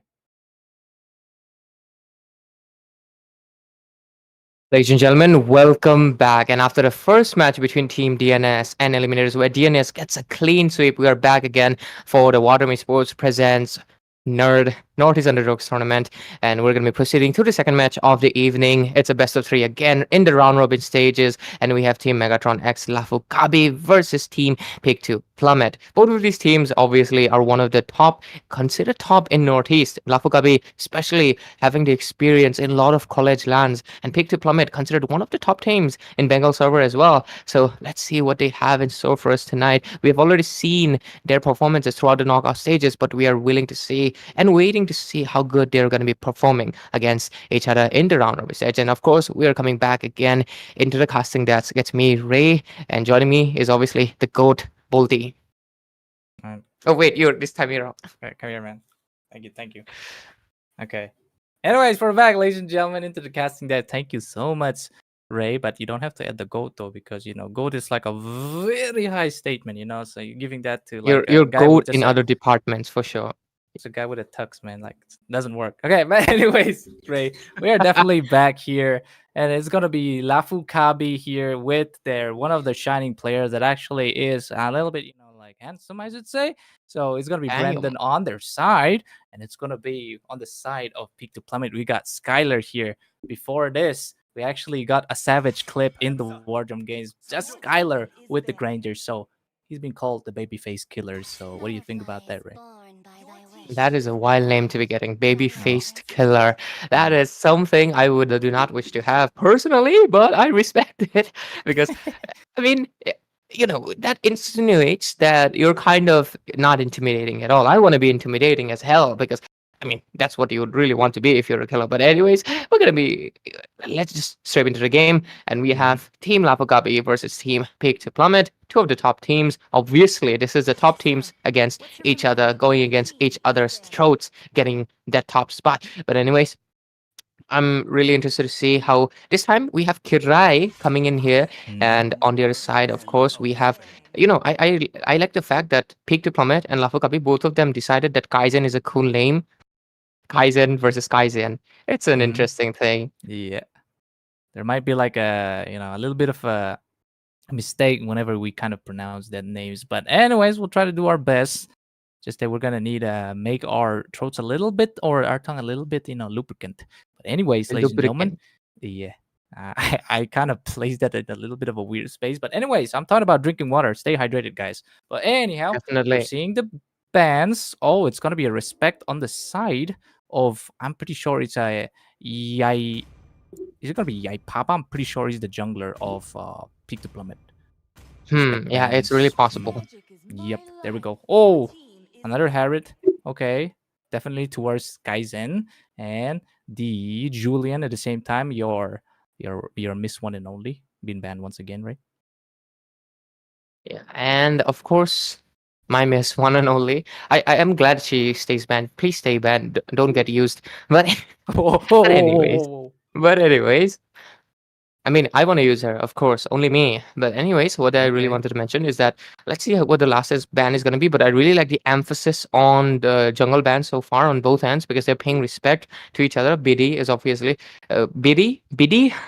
You can call him whichever you want. In your language, it could be something different entirely. I'm not going to address it, but of course, Lafu let's see what choice they go for because, Lafu has evolved, I would say. Evolved, as in, like, they have had new members come in and they have really been, like, their synergy has been really well done.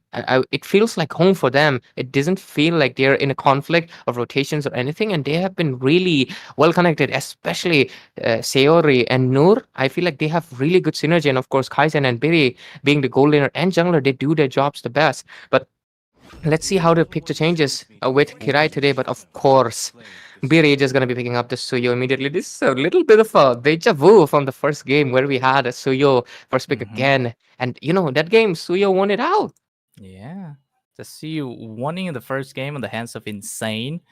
And then, yeah, that's just crazy. The fact that he can pull it off as well, coming up with a clean sweep on the side of DNS. But anyhow, here, Savage Warrior going to be the mid laner of Peak to Plummet with, I'm pretty sure, the jungler Yai Paba here. And then they're going to be picking off, Skyzen! They're going in straight for the Granger at the same time. I don't want to say it again, but it's going to be Eliminator on to the back. It's full on deja vu. We're seeing Granger auto lock, Suyo auto lock. So far, but to be fair, it's the matter right now, and I'm low-key waiting to see how the patch notes that's gonna be coming tomorrow. To season reset tomorrow. Yeah, pretty sure. New season with the new season and new patch. I'm really willing to see how good the meta changes. But anyways, we're gonna be proceeding. The Badang really showed. I mean, Badang created a lot of openings for the side of Team Eliminators in the previous game. So it's going to be kind of similar for Peak to Plummet as well, but let's see how they can stop it. Lafu though, they're hovering over the Phobius, but I think that might not be a good decision for a simple thing. The wall, the great wall of Badang. They need to be watching out because Phobius doesn't have a dash to come out of it. Once he's pinned inside of it, he will be bouncing from one to another, but it's not going to be able to really escape him out. So if he gets stun locked, he will not be able to initiate. And that's something that Badang excels at, and he does not. So they need to be aware of that. And they also pick up a mage that doesn't have a blink. So she's gonna be in a lot of trouble once Badang comes in with the fisting, just like you said. Hey, yo. And with that being said, again, this is Vexana on the side of Lafu Kabi. I mean, usually Vexana has a lot of kits, especially like all the stuns and the slows. I mean, all her kit is basically involves around crowd control and something like that. Yeah. Even the Curse Blast is just a little bit of a doesn't it give like a slow effect? I'm pretty sure. Or am I wrong? Yeah, it does give a little bit of a slow Yeah. effect, but it's mainly best used for wave clear and giving up your passive, which is obviously the undead one. Really good, really good. But on the other hand, we're seeing the Hilda immediately being locked in as well. So I'm really curious, who do you think is going to be pushed into a roaming position? You know, they can swap, but do they want to swap? Who do you think is going to? I feel like Hilda on the roam would be much better in this game around because she can provide the information much faster and can annoy the hell out of Biddy. Yeah, absolutely true. As you know, they're also with a mid laner that doesn't have a blink, like you said before. So putting the Hilda this time, I don't usually love Hilda roams, but I'm gonna let it slide this time.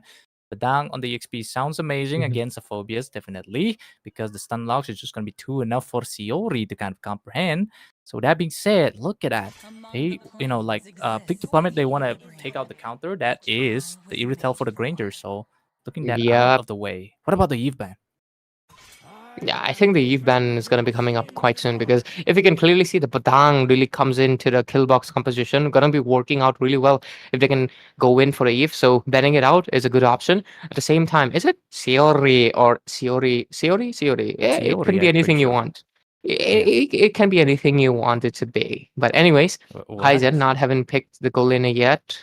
You know, I have been waiting for Kaizen to be. I mean, Kaizen, it's Brendan, by the way, and Skyzen, on the other hand, is Kaizen. But Brendan, I've been waiting to see a Bruno on his hands for a long while, but obviously against a Granger, it's not going to be good because you can't really do that. Why? Because Granger is going to be shooting into your face if you pick up a marksman that is a little bit too stationary. So obviously Moscow with the blink's going to be banned out immediately. Team pick to Plummet really coming in well prepared, locks out all the competition in the goal lane for Team Lafu. So the goal lane is going to be really interesting. There is no Harith, no Moskov, no Irithel, no Granger. The Trinity has been banned, and so is the backup pick. What do you want to go for? Because there's a zoning out mage coming into the hands of Savage Warrior 2. Oh, wow. That zoning capabilities might be better to kind of combat with the Vexana here.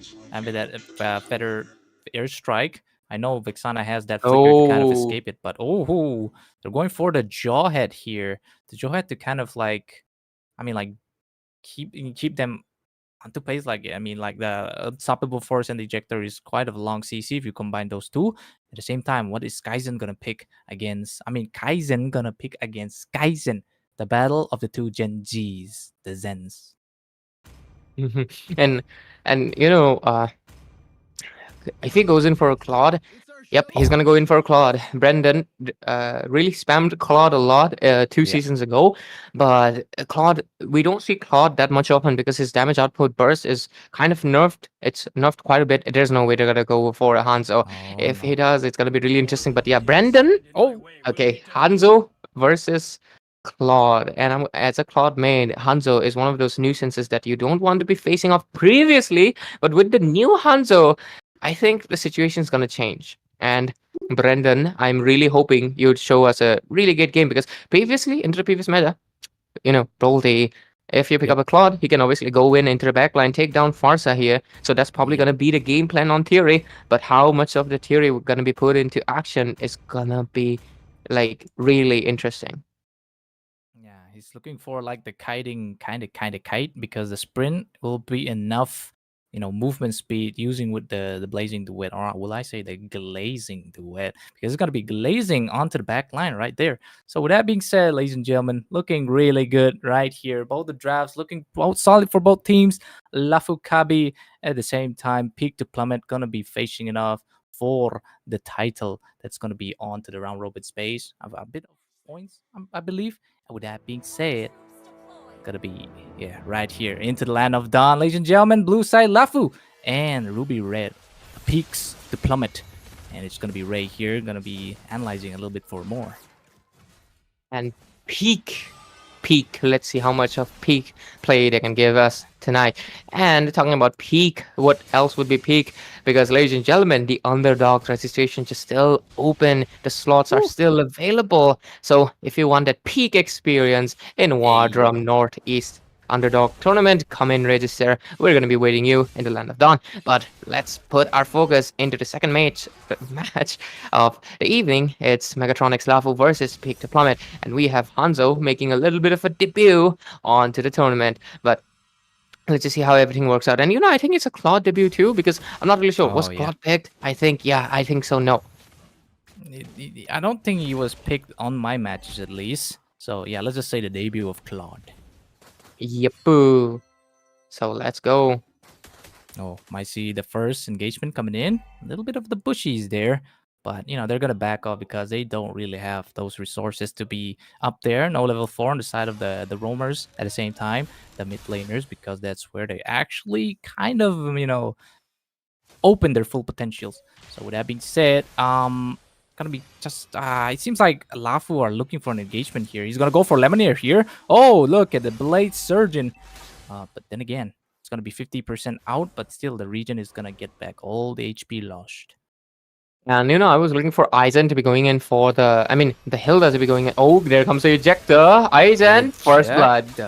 There we go. First blood indeed. And don't forget the Ipaba here. Just want to go for the crunch onto the tasty legs of Kirai there. With that being said, Kirai falling there. It's going to be a 1-on-1 trade on both sides once again. It's going to be 2 this time on the side of Peak as they're getting the peaks over there. But it seems like Mr. North here kind of like ejecting towards the side of Peak. But then again, no jungler on the side of Lafu. So both of them are actually going back. They're going to look for the buff, and then they might be coming back for sure.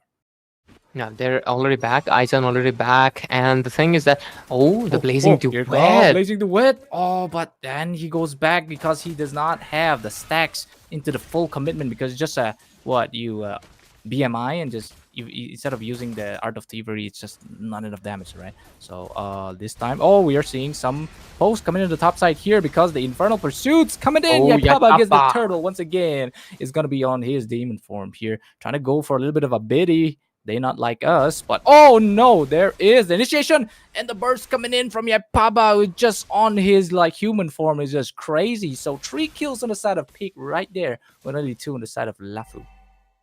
Every time Lafu makes a trade, Yaifeva comes in back and makes a trade for his team, and that's how they're able to lead the score still and gets the turtle as well, which is not exactly sneaky because the Hanzo did came in, but I guess since it's the soul, they did not see it coming.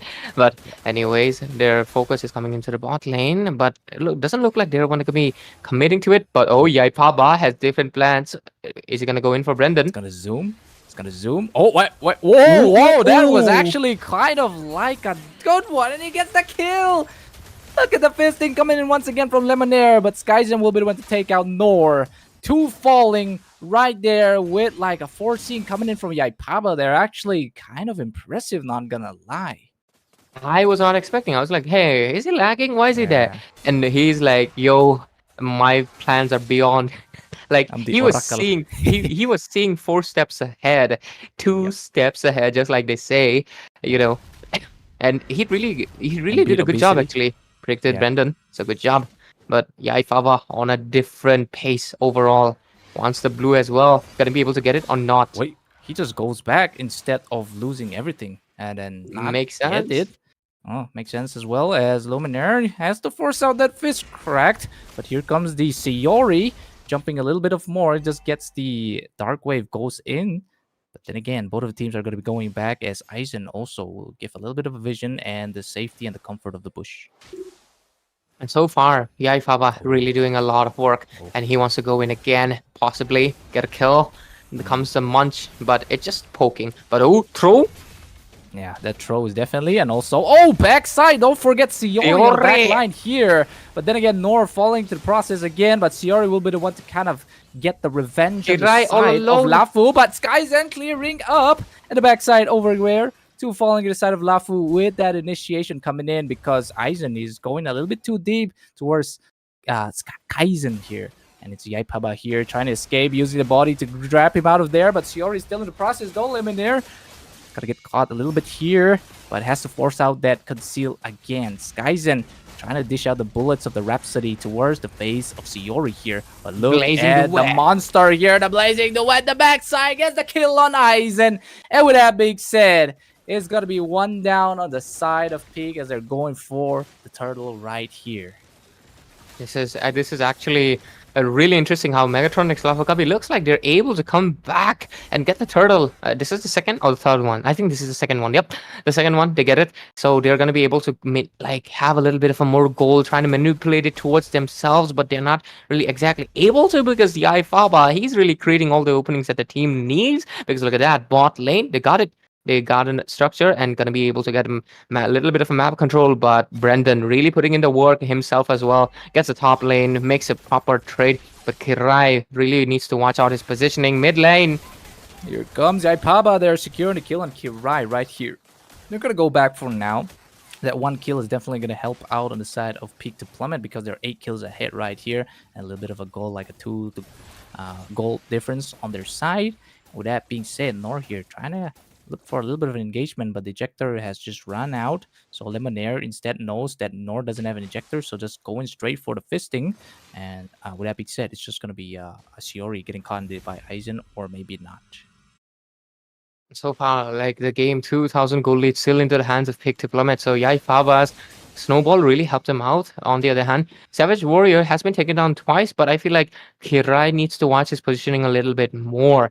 And I mean, both of the mages, I feel like they need to be a little bit more careful of the opposing junglers as well as the roam that's jumping on top of them. Noor as well as Padang, both of them are eyeing the mages like an eagle in the sky, and they need to be aware of that. At the same time, both of the teams, their winning conditions are the gold laner, which is going to be really important. Skyzen against Kaizen, Brendan, but oh, Yaipaba. Paba getting eaten a little bit too much because that's a full crowd control up to his face.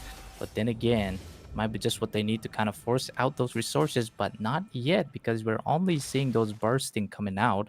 With that being said, the turtle's going to be spawning right about now. Just 4 more minutes. With that being said, Yaifaba, though, kind of looking to clear the bot lanes. But then again, let's focus on the turtle here because there might be something he's happening. coming. This guy's spamming. The little bit of a Rhapsody over here. That's Sonata for the tipping. And with that being said, Aizen giving the vision. Okay, they're not going to be able to get the turtle, so no gold to either of the teams. But okay, both of them just got the golden staff, so I think they'll have enough attack speed. But oh, Yaifaba probably wants to create something. Is this an initiation or just a bait? Maybe a little bit of a crunch going to be on, but Tigan get the kill on Nor here. Blazing Duet, but onto the walls there. He won't be able to get the Duet on towards the initiation of the side of Plummet. But then again, 2 falling that process there. But Skyzen still get the Mega on Siori, but gets shut down by Biddy over here with that. Gets touched by Biddy, and also Kirai getting the double right here. The Yaipaba falling towards that Soul Sever right there. The backflip. It's going to be the taking of the Elemental right here with everybody wiped out on the side of Peak. What? Peak to Plummet. The game plummeted on themselves because just right now, Megatron x Lafu Kabi, they excel what their team composition is best at in a team fight. The Blazing Duet damage was a little bit too much for the Badang or Aizen to be taking, as well as the fact that the damage from the Biddy was so on point, as well as the fact that Vexana also, despite being a little bit behind, was able to provide enough utility for Savage Warrior to be taken down, as well as, obviously, at the end, we saw Yaifaba caught in a rock in a hard place, got taken down as well. So that's basically what the tough position really is. So overall, Megatron and Lafu Kabi looks like they have the game in their pace, and they are kind of in the driving seat, almost racing towards the finish line. But will they be able to get it? The question still remains, because I think Victor Plummet can defend this. After all, it's an Elemental Lord, Bolty. Yeah, absolutely, because Elementor is pretty weak without the dash. So with that being said, till the tier 2 is going to fall to the hands of Lafu here. They're kind of look for the top lane, but still, again, they're not focusing on the bot lane. I mean, 10 minutes already, and the tier 1 still standing on the bot. I mean, come on, Lafu, you can do better. Yep, they gotta do better, because I think they really need to prioritize on the turrets a little bit more, right? Because getting the map control is really crucial for them. They do have 3,000 gold lead, have two more turrets compared to the side of Peak to Plummet, but still, I feel like if they really want to dominate, if they really want the game number one, they need to do a little bit more. The game has been a little bit slow paced because both of them have been patient. Yaifaba and Biri has been the ones that really go in aggressively, but at the same time, you just have to. Oh, okay. Ninja, but not again, because that's just there to kind of like pick off Kirai. Because I'm feeling like Yaipaba already picked out Kirai like twice, I'm pretty sure, just using the demon form alone. So he's looking for more openings here. Also trying to force out the stun, the curse grip at the same time, the eternal guard, just in case he goes a little bit too deep in the dire side. So with that being said, 60 a minute till the the dashing lord comes up. With that being said, it seems like Lafu are looking for an angle here to go for set for a ganks, or maybe just securing the positioning onto the Lupins. Nice. And the main thing right now really matters is, okay, we got the stacks for Granger, 14 stacks on Skypace and needs a little bit more, 444, under 11 minutes. I feel like it's 444, right? I feel like it's a little less. He needs close to 500 right now because it's going to be closing on 12 minutes. The next Luminous Lord's going to be spawning in quite soon as well. They need to contend for it. And I feel like the main contender in this game, especially, I mean, Yaifaba has been doing a really great job, but this new Hanzo carries a huge risk with his high rewards. The body, once the soul dies off, it's the same amount of health into Yaifaba as well. And after that, he has to retreat where he's in a really vulnerable position. But Biddy, it's not. He can regenerate back because he has enough sustain with the War Axe and obviously his Soul Sever. But oh, what's happening onto the mid lane? Are they just creating space? Yeah, space and the Federal Strike being spent as well. No artillery in the back lines to kind of dominate you or burst you over. But the Yaipaba here trying to look for that Magma, but he knows that North's going to be camping there, so he's backing off for now. The Luminous Lord being on the take on the side of Lafu Kabi. So, oh, look at the concealed play. This might be the play that might be needed. Eliminator goes in for more, looking for the fist, but he's going back instead. Gets touched by the Dark Wave. But for now, Shiori gonna go for more. Yaipaba is being taken out, but Eliminator, the fist, gets the fist onto the Kirai there. And also, Biddy takes a kill onto the Eliminator. It's gonna be 1-on-1 trade, but instead, Kaizen will be the one to get the kill, but Skyzen instead gets it as Biddy also gets the double. It's gonna be a 2-3 trade on both sides. Could be the 4. Oh, the triple coming in from Biddy right now as 4 members of Peak to Plummet falls to their plummets, but it's to their graves instead. It's going to be Luminous on the taking for Lafu Kabi. Skyzen looking for a steal with a Death Sonata. Won't be able to do yet because I'm pretty sure Biddy has that retribution. And there we go, Ray. This could be the engagement. And this could be absolutely, because this time around, they have the Lord, and it's gonna be walking down straight to the mid lane. There's no tier 2, so really good, like I would say, really look lane control from the hands of Team Megatron, Lafakabi, and they might be able to just dive in straight into the base because Yaifaba can only use his whole body once. After that, it's exhausted. They're able, obviously, they're gonna be able to squish it out, and after that happens, one less member, they're going to be able to dive straight into the base. Unless, I think they're a little bit too late because the Lord, it's not going to be remaining healthy for too long. Yeah, and no dashes, but he's looking for the dash though. Can it hit? Oh, 1 hit. There we go. That's what they need. But look at Yaipaba in the backside. Still getting kill on the Kirai there. And also the bot inhibitor being taken by Brendan here. Not inhibitor, but the tier 2. So that's still, they're getting something out of it. Don't you think? They do get something out of it, right? They do get something out of it, but at the same time, I feel like they could have done a little bit more because they did need the mid inhibitor, because already 14 minutes in, they need something to go inside the base, create a little bit more gap into the Peak to Plummet, but at the same time, there's a lot of poke coming in. Noor! Oh, Noor in trouble, and the ball is gonna be the one to not make him escape and gets thirsted upon. And this is the Aizen coming in with the bonks as well. But the fisting also comes in from Lemonade with a fist crack as well. He's going to be Shiori down as well. Both of the tank initiators gone. Just disappearing at the side of Lafu as Peak to Plummet knows what they're going to do as they're going to be taking out Kirai here. Brendan. But still lives. Brendan the back line looking for the Blazing Duet once again. But still couldn't actually get it, but it's just going to be Biddy jumping with the bushes for now. Been able to get the kill on Aizen, but then again, it's going to be 2 deaths on the side of Lafu with none on the side of Peak.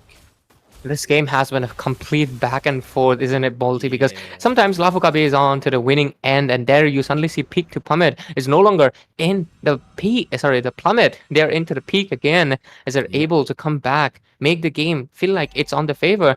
But the goal lead remains the same. The scoreboard, on the other hand, peak to plummet, obviously having two more into their hands. But at the same time around, let's just look at the itemization. Granger full build, and so is Claude. So both of the marksmen are up to the mark. On the other hand, Farsa and Vexana is leading on with the Winter Crown, which Farsa doesn't have yet. But looks like points coming Yaipaba up. wanted to go in. Nor. Getting a little bit more, but yeah, the soul body is being wasted once again for Yaipaba. But this could be a little bit of a breather on the side of Lafu Kabi because they won't be getting those sneaky, assassins roaming into your back line, especially towards Kirai once again, because they need Kirai for, extra reassurance for the crowd controls. And look at this. The Luminous Lord's going to be spawning in the top side, but instead we're seeing Peak on the bot side here as they're moving towards the top. And also Lafu are looking for the position to kind of get the vision. They're trying to get the information right, Bolty, but like obviously Skyzen just using those rockets for the same thing.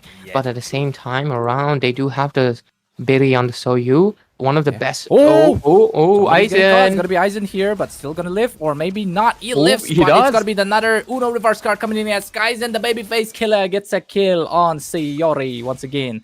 And Liam Lemonaire here, into the midst of it here, trying to take down 3 people. Just, like zoning them now is way too much. The concealed pop as well, but oh no, Skyzen ain't popping. But he has the flicker to kind of go back towards that. The Blazing Duet, the backside. I feel like Brandon is not holding a little bit back on the Blazing Duets here. It seems like Biddy's gonna fall here though, but Yaipaba and Brandon getting kills. Getting killed, and Skyzen with Unstoppable, the babyface killer. 3 people dead over here, and then also the Nor might be dead here as Aizen goes in for the bonk as well. But Yaipaba with the one to get the killing spree onto our Sid. Only Kirai left, but what can they do? Is just the princess or the queen of Necro Keep. Yeah, there we go. And there we go. Sub Skyzen just coming in with the gunning down because this guy could actually go for a double kill once again because he's just instead he's going for the crystal. There goes the Yaipaba ending the game in style with the kill, and also everybody falls in the process as game 1 taken to the side of Peak to Plummet. Absolutely. Really great game. A lot of back and forth, almost like a pendulum on a clock or somewhere else. We saw a lot of back and forth. But obviously, ladies and gentlemen, we obviously have an announcement. If you're already into the channel, if you have already noticed, we have Wardroom Games have just reached 600 subscribers. So obviously a big thank you from the organizers, from the management, and obviously from our casters themselves. We really appreciate the support, and obviously stay up to date onto the Northeast Underdog Tournament. And anyways, let's come back to the point. But obviously, thank you for the 600 subscribers. But anyways, let's point out the game that just happened. Lafu Kabi versus Peak to Plummet, a full-on back and forth. Bolty, what was the experience like? Appearance was absolutely crazy, but it's just that Kirai here, as we already mentioned in the early draft, that it's a mage without a blink. The only blink that he has is the flicker, and it's one hell of a long cooldown. Even with the pull yourself together, it's not enough. Come on. So with that being said, he just keeps getting caught off by Yaipaba here, right? When he comes in with the demon form as well, and just gets killed. That's why he's looking for the Winter Crown, but then it's too late by that time. Yeah, a little bit too late. But I just find it hilarious the Savage Warrior did not get any kills, but it does not really matter. He provided a lot of sorry. He provided a lot of ground for them. He really created enough space for Yaipaba to go in. And also, gotta give it out to Sky Zen. He really was able to dominate his lane a lot. It's just that, just like I mentioned, Kirai, I was doubting the Vexana for a simple reason. Just like I mentioned, the CC is a little bit too much, and they did not see the jungler. And they could assume there was an assassin coming, so I feel like the Vexana was a little bit of a risky pick, and I feel like they can improve on this part. Other than that, I feel like game number 2 is where the decision really comes in, where Peak to Plummet might have the chance to do a full-on clean sweep. Yeah, absolutely. Peak to Plummet do have that what do we call it? Main character energy, maybe. I'm just gonna put it there, but don't forget it's It's Lafu we're talking about. Then again, the top dogs, both the top dogs, they're actually aiming for the top. So it's gonna be good. Just like that. Gonna be 600 subscribers on to the War Drum Games, ladies and gentlemen. We, thank you so much with Ray already saying that as well. So with that being said, we're gonna be taking a little bit of a break before we can catch up with that, and it's gonna be what 1-0.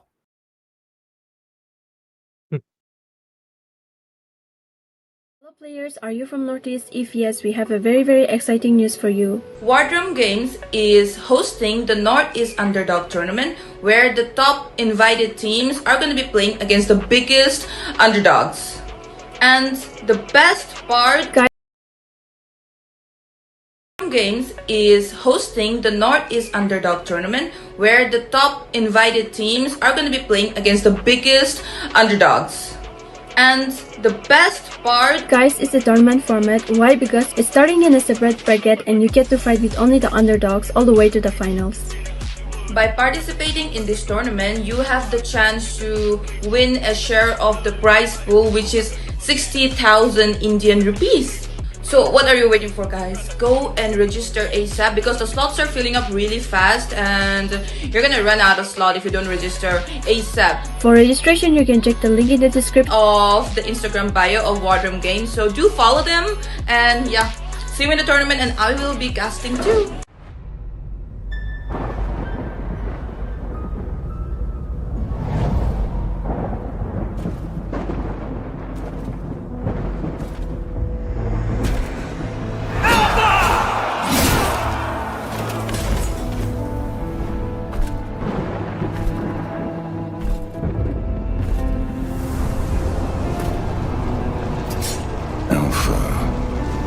Dear doomed king, the time has come to cast away that frail mortal shell. Join me in eternity.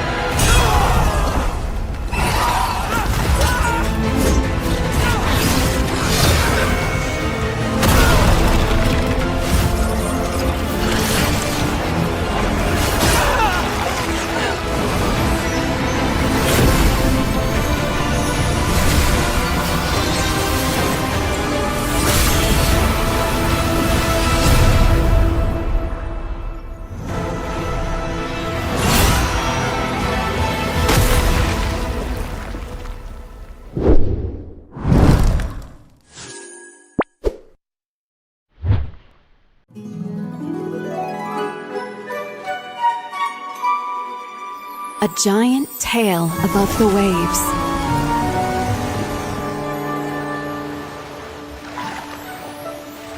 Is it a sea monster?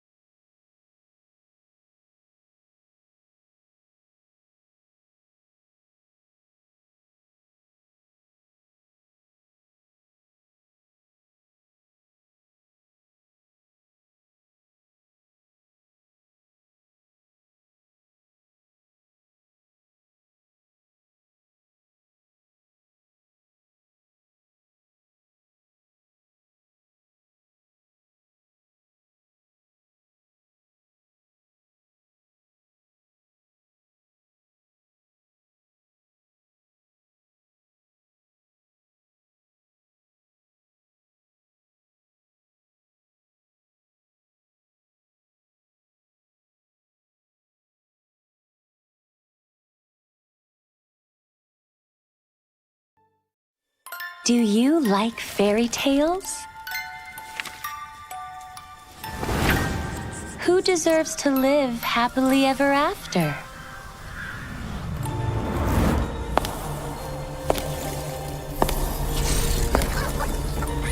Be good, and you will have a loving home.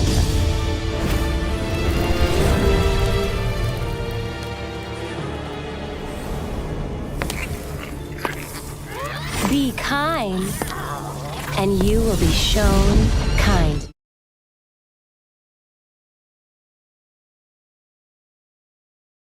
Welcome back, ladies and gentlemen, to North East Underdogs Tournament, and we're gonna head straight back into the game number 2 of best of 3 between Team Peak to Plummet and Team Megatron x Lafu Kabi, where Peak to Plummet was able to secure game number 1 with a score of 1-0 right now, and it was a very back and forth game where Lafu Kabi seemed like was the one winning, but suddenly Peak to Plummet had the game in their grasp, and we're gonna be jumping straight into the game number 2 onto the casting players. As you can clearly see, it's gonna be me, Ray, and it's gonna be Bolty. Yep.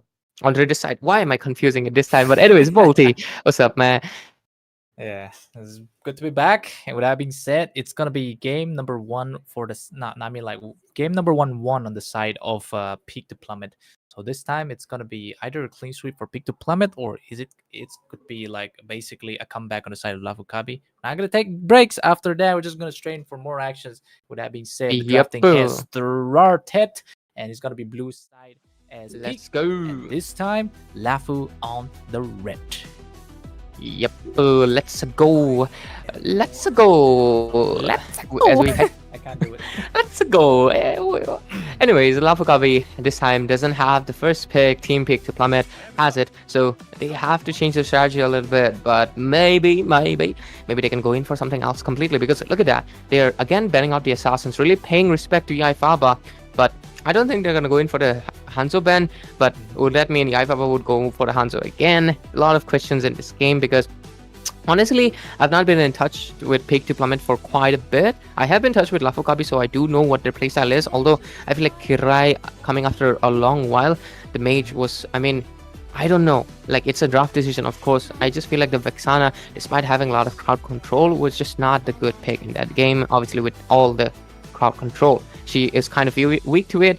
So I feel like something that could have given them a little bit more control from a distance would have been a lot better. But anyways, let's see how this game plays out. My wife is gonna get banned immediately. always, right? I mean, you're a lucky guy, man. Like, people are actually not trying to, use your wife. But anyhow, it kind of turns out a little bit wrong. But at the same time, look at this. On the side of Peak to Plummet already, like the monstrosity magic bursting heroes. That is the Harriet and the Julian being taken out now.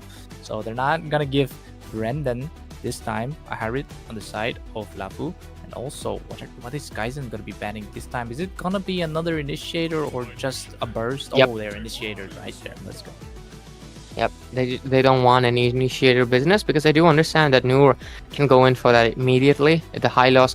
It's something that not many people consider a threat, but I do think it is indeed.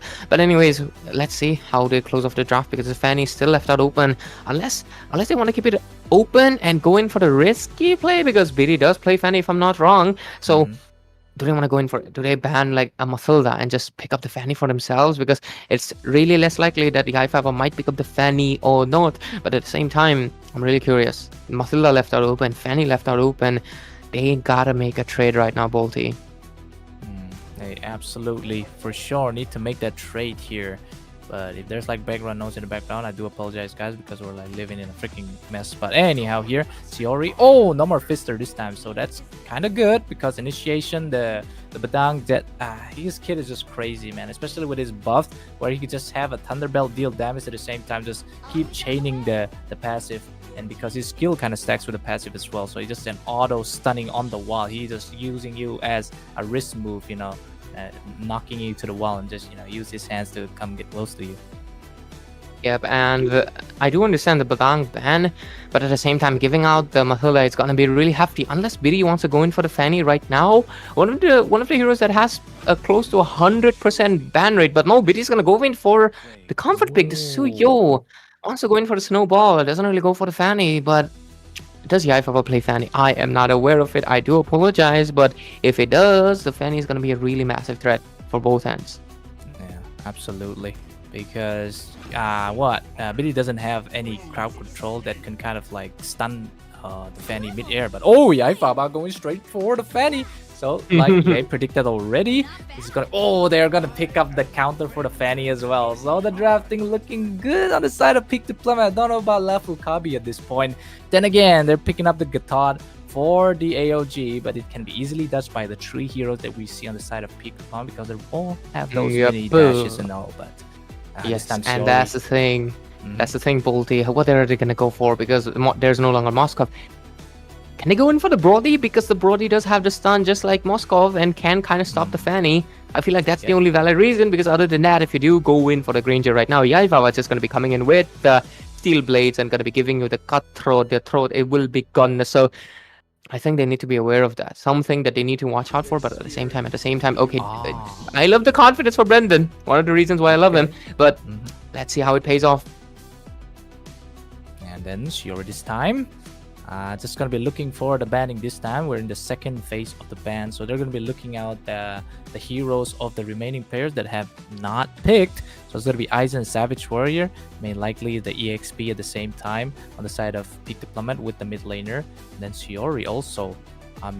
She was an EXP laner at the same time. Kirai as a mid lane. So they're both going to be banning out those EXP heroes. I think... Wait, against a Matilda, what was the hero that was very good against a Matilda? Chip. Yeah, Chip also, and then the one that like maybe a Kufra? Do you think so? Not that sure, but then again, it's a dash hero, so you won't, he's good. There's a Fanny, there's a Matilda. I'm just putting out my thing. Yeah, I understand all that as well, and I'll have to see, right? The Kufra can kind of work because obviously you're going to be countering Skyzen as well as Yaipava, but at the same time Kufra has an issue. It's the same issue as a Franco. If you do not land your first skill, you're going to be in a lot of trouble, especially Kufra where he is inside the enemy's positioning territory, and that's something you really wish to avoid. So they got to watch out from that thing as well. So a lot of things to consider. So they can go for the Kufra, but at the same time it's a little bit of a risky play. So we'll have to wait out and see. So Brendan's confidence though, I really like that. He's picking up the Granger, something that is quite vulnerable to the Fanny because he only has one dash that's not going to be saving you from the steel cables or the cutthroat. So overall, I'm just curious. Oh, are they going to go in for the okay, Gatot Rom Seore onto the EXP? It can work actually. It can work. Lucas will work in the EXP lane, giving the initiator while Gatot provides the edge to the back line.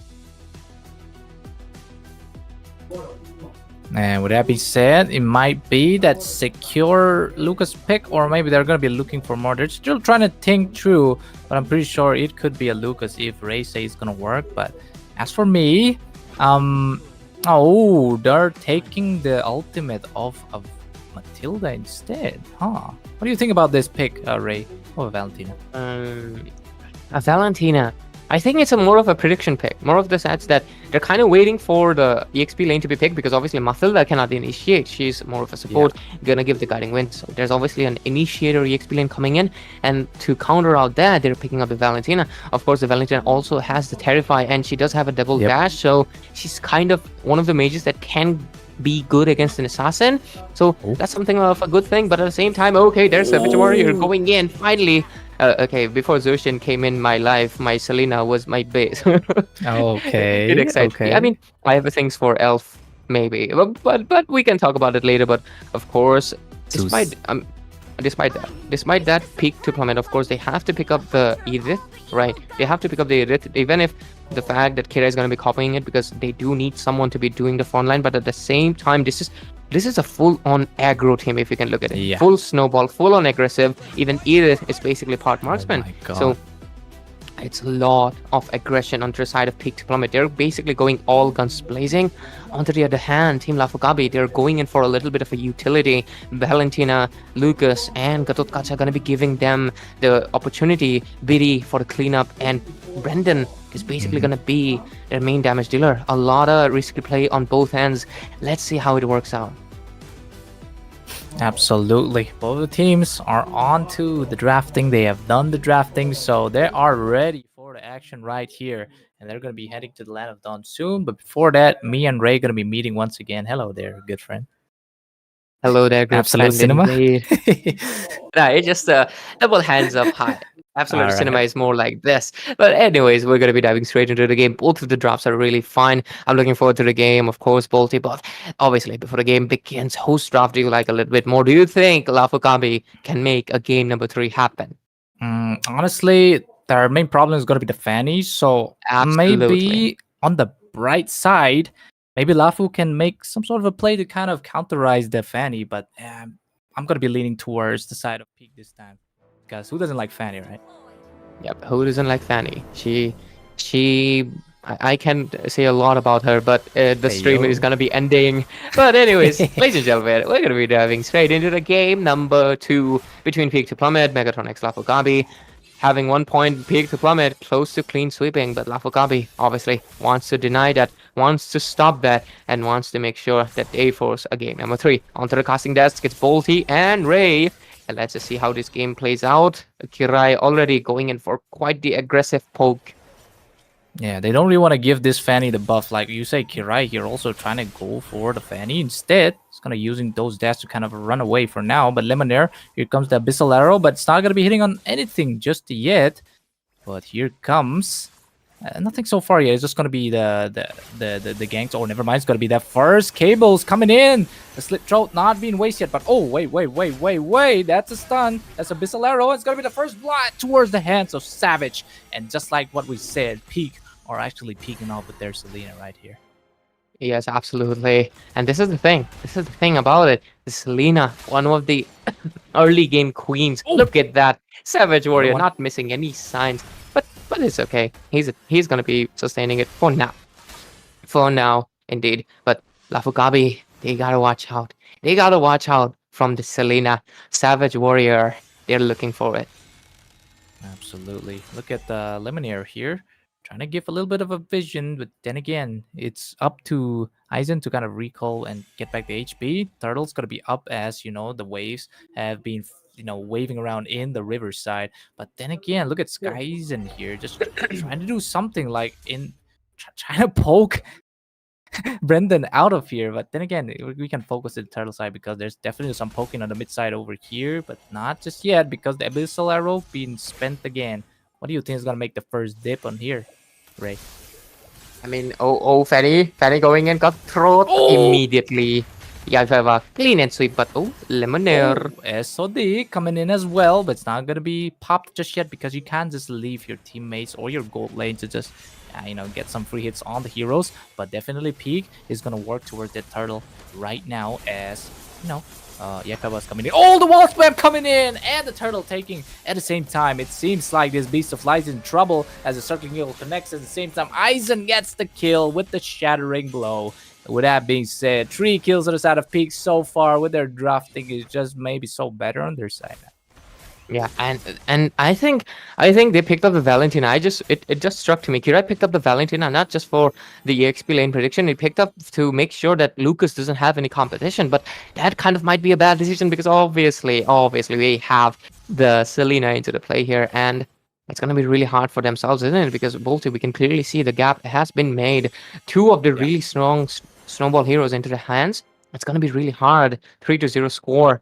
I don't think they're going to be able to stop the snowball in the early game, but they do have some hope with Brendan onto the Granger. But at the same time, we just saw into the previous game, into the previous match, how good a Moskov is against the Granger. So let's see if we see a deja vu, a recreation of the events from the first match of the evening into the second match of the evening as well. So I'm just patiently waiting to see because obviously it's still early game. They're playing it a patient game. Patient indeed. Patient-wise, Slow and steady wins the race. So that is what Peak and Lafu both are actually doing here. They're trying to look for the gank on the bot lane, but Skyzen will not, be staying in the bush any longer because the reinforcements that is Lemonade is going to be popping in to check the bushes, but it might be Nor here charging in with Unbreakable here. Also, Biddy comes in, but it's going to be Ipaba with the slitting throw. The Raltalize with Papa. Skyzen will be able to get the Biddy over here. LG being used to get to safety, and then again losing the jungler in the process is not going to be so good on the side of Lafu over here because Yaipaba making a look at the stun of the Abyssal Hero coming in. Oh, whoa, what the frick is going on outside? But anyhow, ladies and gentlemen, what the frick, tier 2, I feel like Kirai actually is gonna, never mind, Ray, just take it over, please. Yeah, definitely. We can clearly see Ifapa going for the turtle, but there comes the blade surge. Seori almost taken down quite low. We'll have to wait out and see how this game going to be played out because look at the amount of map control that they're able to connect this zone out as the Ifapa gets the turtle. And right now, this is the second one. They get the second one as well. Peak to Plummet, really leading the game on. 2,000 gold lead. And they have 4 kills on the board, while 0 kills on the hands of Lafu Kabi. And if you look into the itemization, almost everybody into the hands of Team Peak to Plummet has the first item. So they are doing really great. On the other hand, Suyo and Granger are the ones who have been able to make it to the first item. So they are trying to catch up, but their farm is still a little bit behind from the Fanny, who's leading on with 3.6k goal lead. The Granger almost coming in close. But anyways, we'll have to see how the next engages play out because the 4-0 score, they really need something, a little bit of a momentum to pick it up, but they are not really able to do so. Okay, SOD does come in, doesn't really connect to anyone just yet. And then he goes in. There's the guiding winds coming into the scene as well. Kirai might be taken down immediately. Ifaba goes in, secures a kill, and comes back immediately. And clean and swift game so far. Luminar gets the hands into the Flask of Voices. So that means they have another sustain option. So overall, this game is going quite into the favor. This snowball is coming in. Oh yeah, Ifaba probably is trying to eye that purple buff, but there's the Earth Shadow coming in as well. The Fanny goes in, trying to capture a kill, but there's Seori coming into the scene. AOG being used, but there is a lot of damage being dashed out. Seori figures out of the situation, but looks like Aizen is going to be taken down first as he was under a chopping block, playing with death for a little bit too long. But Brendan gets the Sky Piercer and Seori gets the War Axe. So overall, they're able to get some lead as the score is 5-1. The goal lead, the Pick to Plummet having 3,000 goal lead into their hands. They're still leading the game quite a bit. Lemonar here just providing the information into the bottom lane for waiting for Edith to come in, but it looks like that might be a bad decision because he does have the Flask of Voices, he uses up the guiding winds. There's a yo-yo circling coming in from both Matildas. That was really hilarious to see, but both, yeah, we're back, but a little bit of even the outsiders are a bit excited about the play that we see right there. But we're definitely back with that. We see Kaizen almost sniping down the Matilda of Lemonade there, but it's gonna be the turtle. It's gonna be Ipaba going for more. The LG being dropped in the mid side. The securing turtle on the side of Pick once again as the Beast of Light comes in with the combos, getting the hits over there. That Aizen also popped the Primal Wrath here to get a kill, but instead it's gonna be Yaipaba getting the kill on towards the north. And mid side, it's gonna be the tier 1 taking down the side of Peak once again. They want to go for the Selena stuns, but then again they can't get it. It's just gonna be 7 kills on that side, Peak side, and it's gonna be 1 kill on the side of Lafu Kabi with a bit of the gold difference. Yes, and overall, while we were away, we just saw the two Matilda circling around each other. That was really funny, like two birds flying up of a prey. But overall, 71 score, Peak to Plummet really leading the game, and it's almost looking like a clean sweep, Bolty. But at the same time, Lafu Kabi, they did show they could come back from the scene. Oh, Yaipapa getting caught in the top lane. On the bottom lane, the Seori. No. Nor in trouble also gets killed by Kaizen here. LG being used to wear, but gets stunned instead by the Bistle. Perfection Q. But then again, it's just gonna be Peak here, picking out, like inhibitors, not inhibitors, but the tier 2s as well, one by one over here. That's how they want to chip it off as Yaipaba is working for the second tier 2 right here. So they're definitely going to take it for their side of Peak. And also, oh no, Kaizen almost ate a full Abyssal Enhanced Arrow right there, but it's going to be Biddy looking for the wave clear, but not just yet. And so far, the score is still 8-1, right, Bolty? And we can clearly see the turrets are 5-0. Absolutely zero turrets being taken from the sides of Team Megatron x Lafu Kabi. They are not able to secure any objectives so far. No turtles into the hands. No turrets into the hand either. No map control as they're falling off behind. And I think I just feel bad, but Kirai is not able to perform today that much. He's really underperformed. Did Yaifaba just one-shot that Gatot Kacha? What had just happened? Huh? Oh, that was definitely a burst. I mean, the goal difference might be the one to play the factor here at the same 14-8. Okay, Yeah. makes sense. And look at this.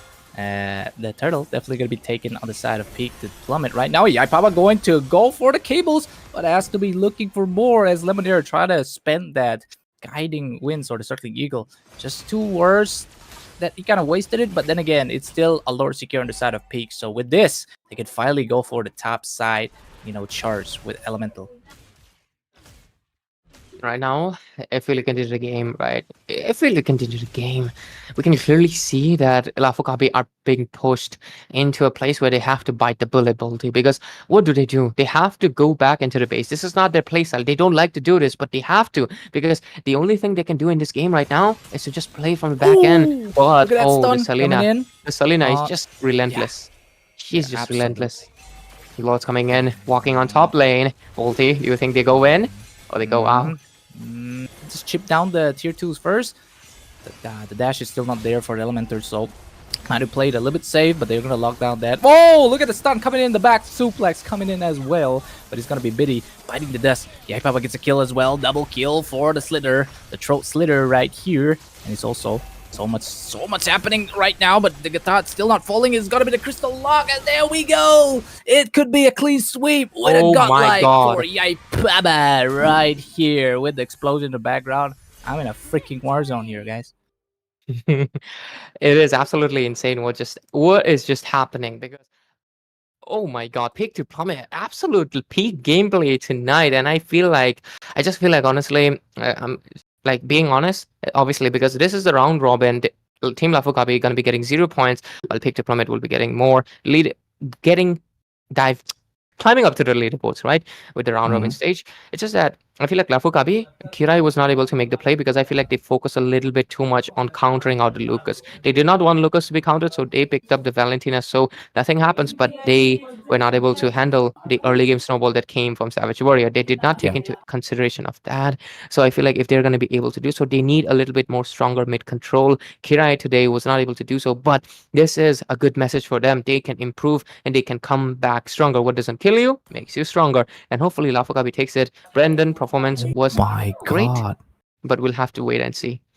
Ray, yeah, to the side of Lafu, everybody's like 100% teamfight participation.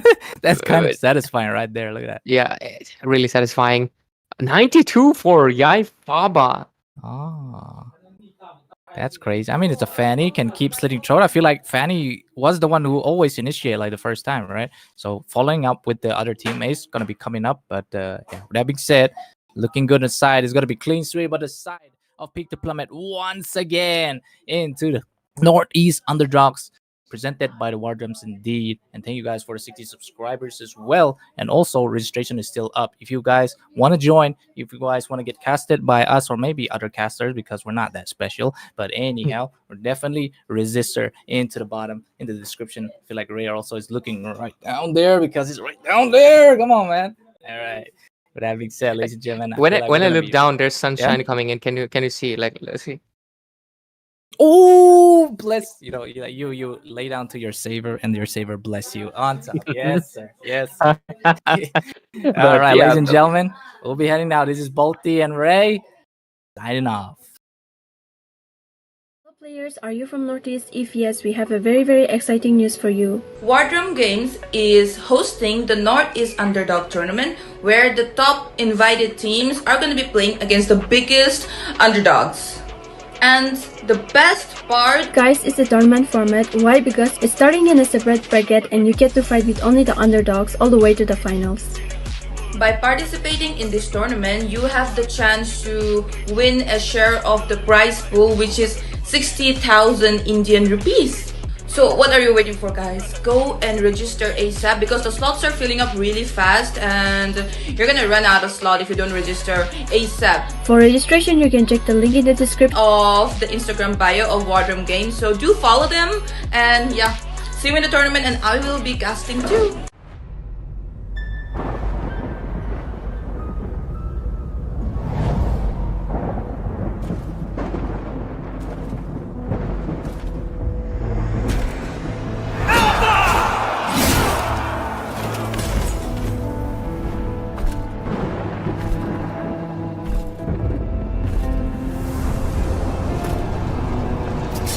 Alpha, my dear doomed king.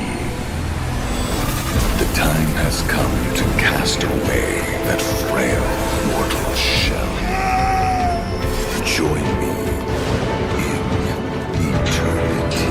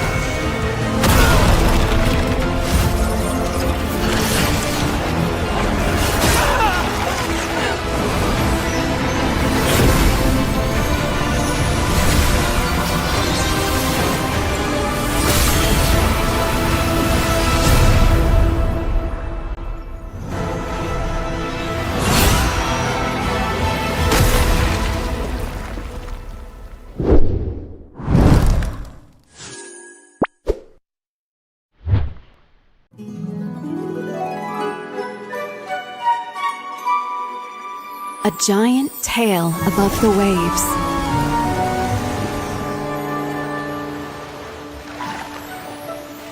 Is it a sea?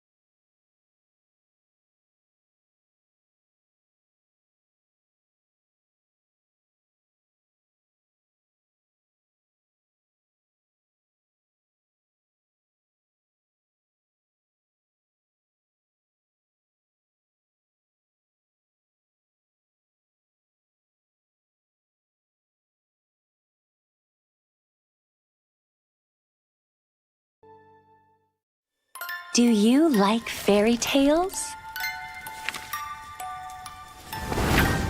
Who deserves to live happily ever after?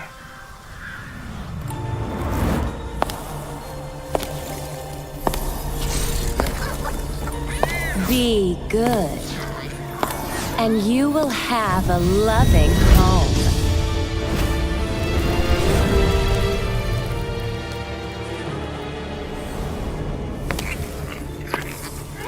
Be kind, and you will be shown kindness.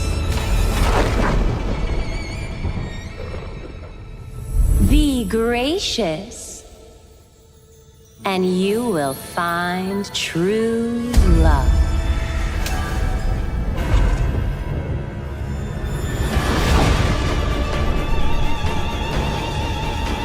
It's all your fault!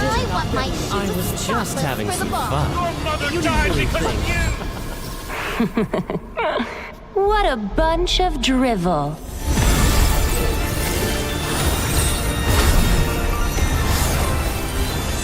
Break those chains!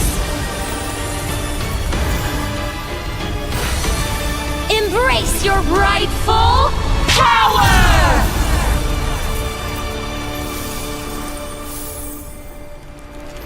I really love a good fairy tale.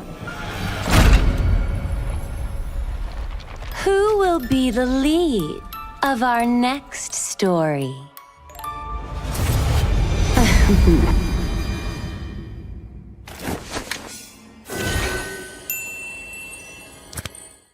Hello players, are you from Northeast? If yes, we have a very exciting news for you. Wardrum Games is hosting the North East Underdog Tournament, where the top invited teams are going to be playing against the biggest underdogs. And the best part, Guys, it's a tournament format. Why? Because it's starting in a separate bracket and you get to fight with only the underdogs all the way to the finals. by participating in this tournament, you have the chance to win a share of the prize pool, which is 60,000 Indian rupees. So what are you waiting for, guys? Go and register ASAP because the slots are filling up really fast and you're gonna run out of slot if you don't register ASAP. For registration, you can check the link in the description Of the Instagram bio of Wardrum Games. So do follow them and yeah, see you in the tournament and I will be casting too.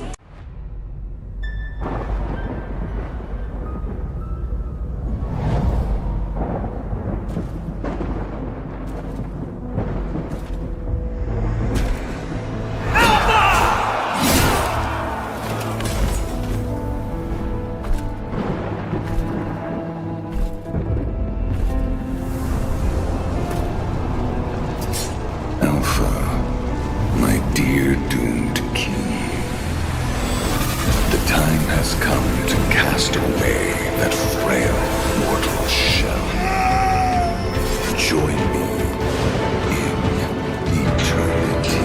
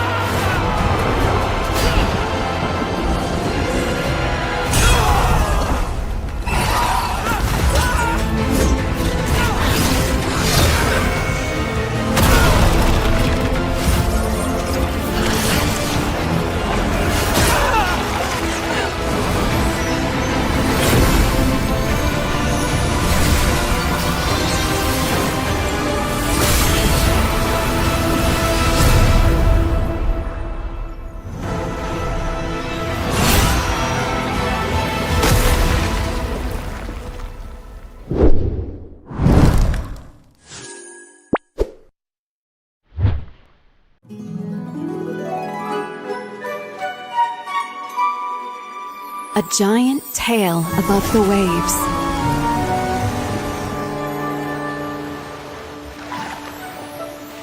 Is it a sea monster?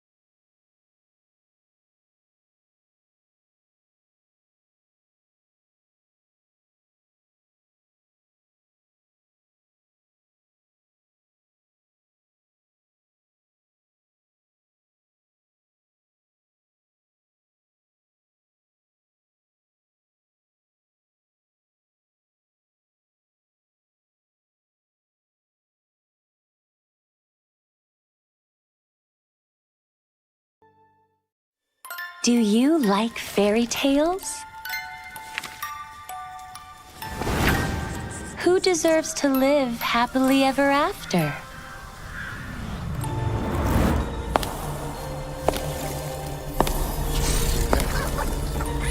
Be good, and you will have a loving home.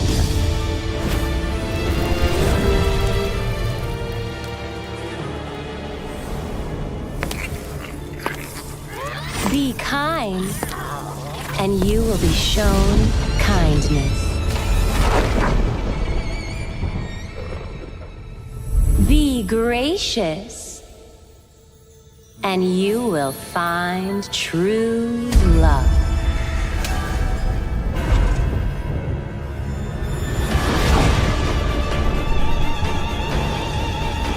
It's all your fault!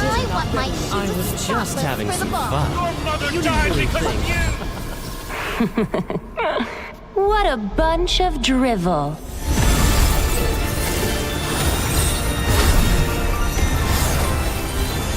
Break those chains! Embrace your rightful power!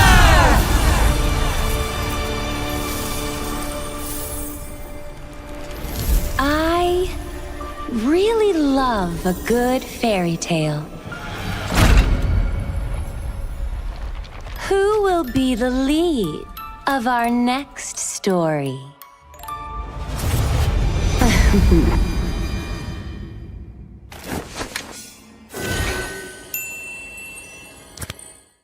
Hello players, are you from Northeast? If yes, we have a very exciting news for you. Wardrum Games is hosting the North East Underdog Tournament, where the top invited teams are going to be playing against the biggest underdogs.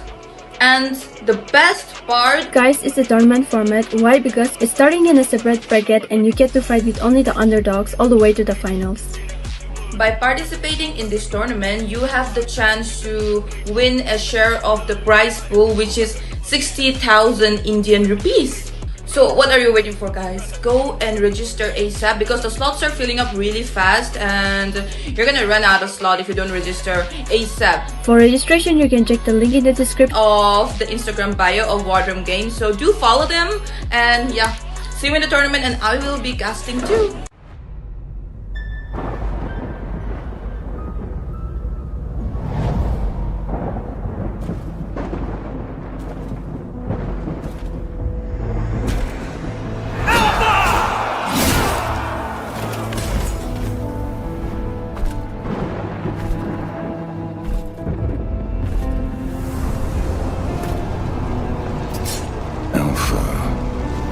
Dear doomed king,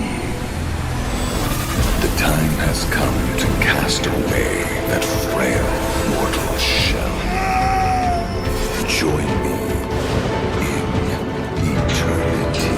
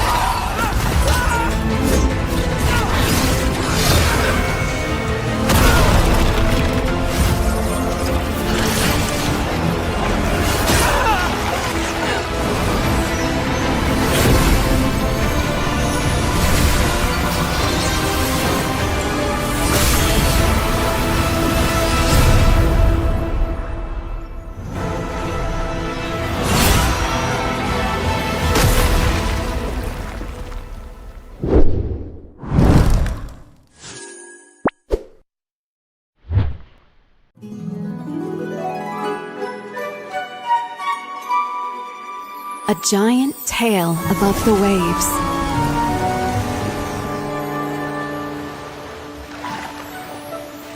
Is it a sea monster?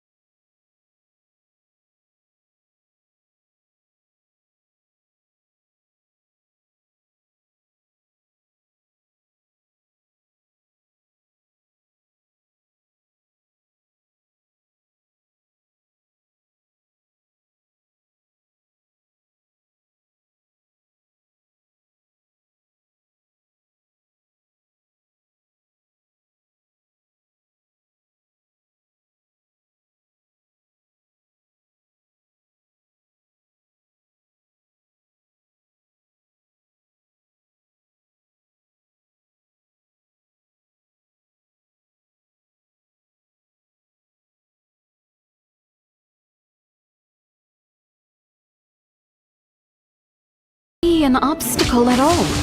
But a springboard to send enemies flying.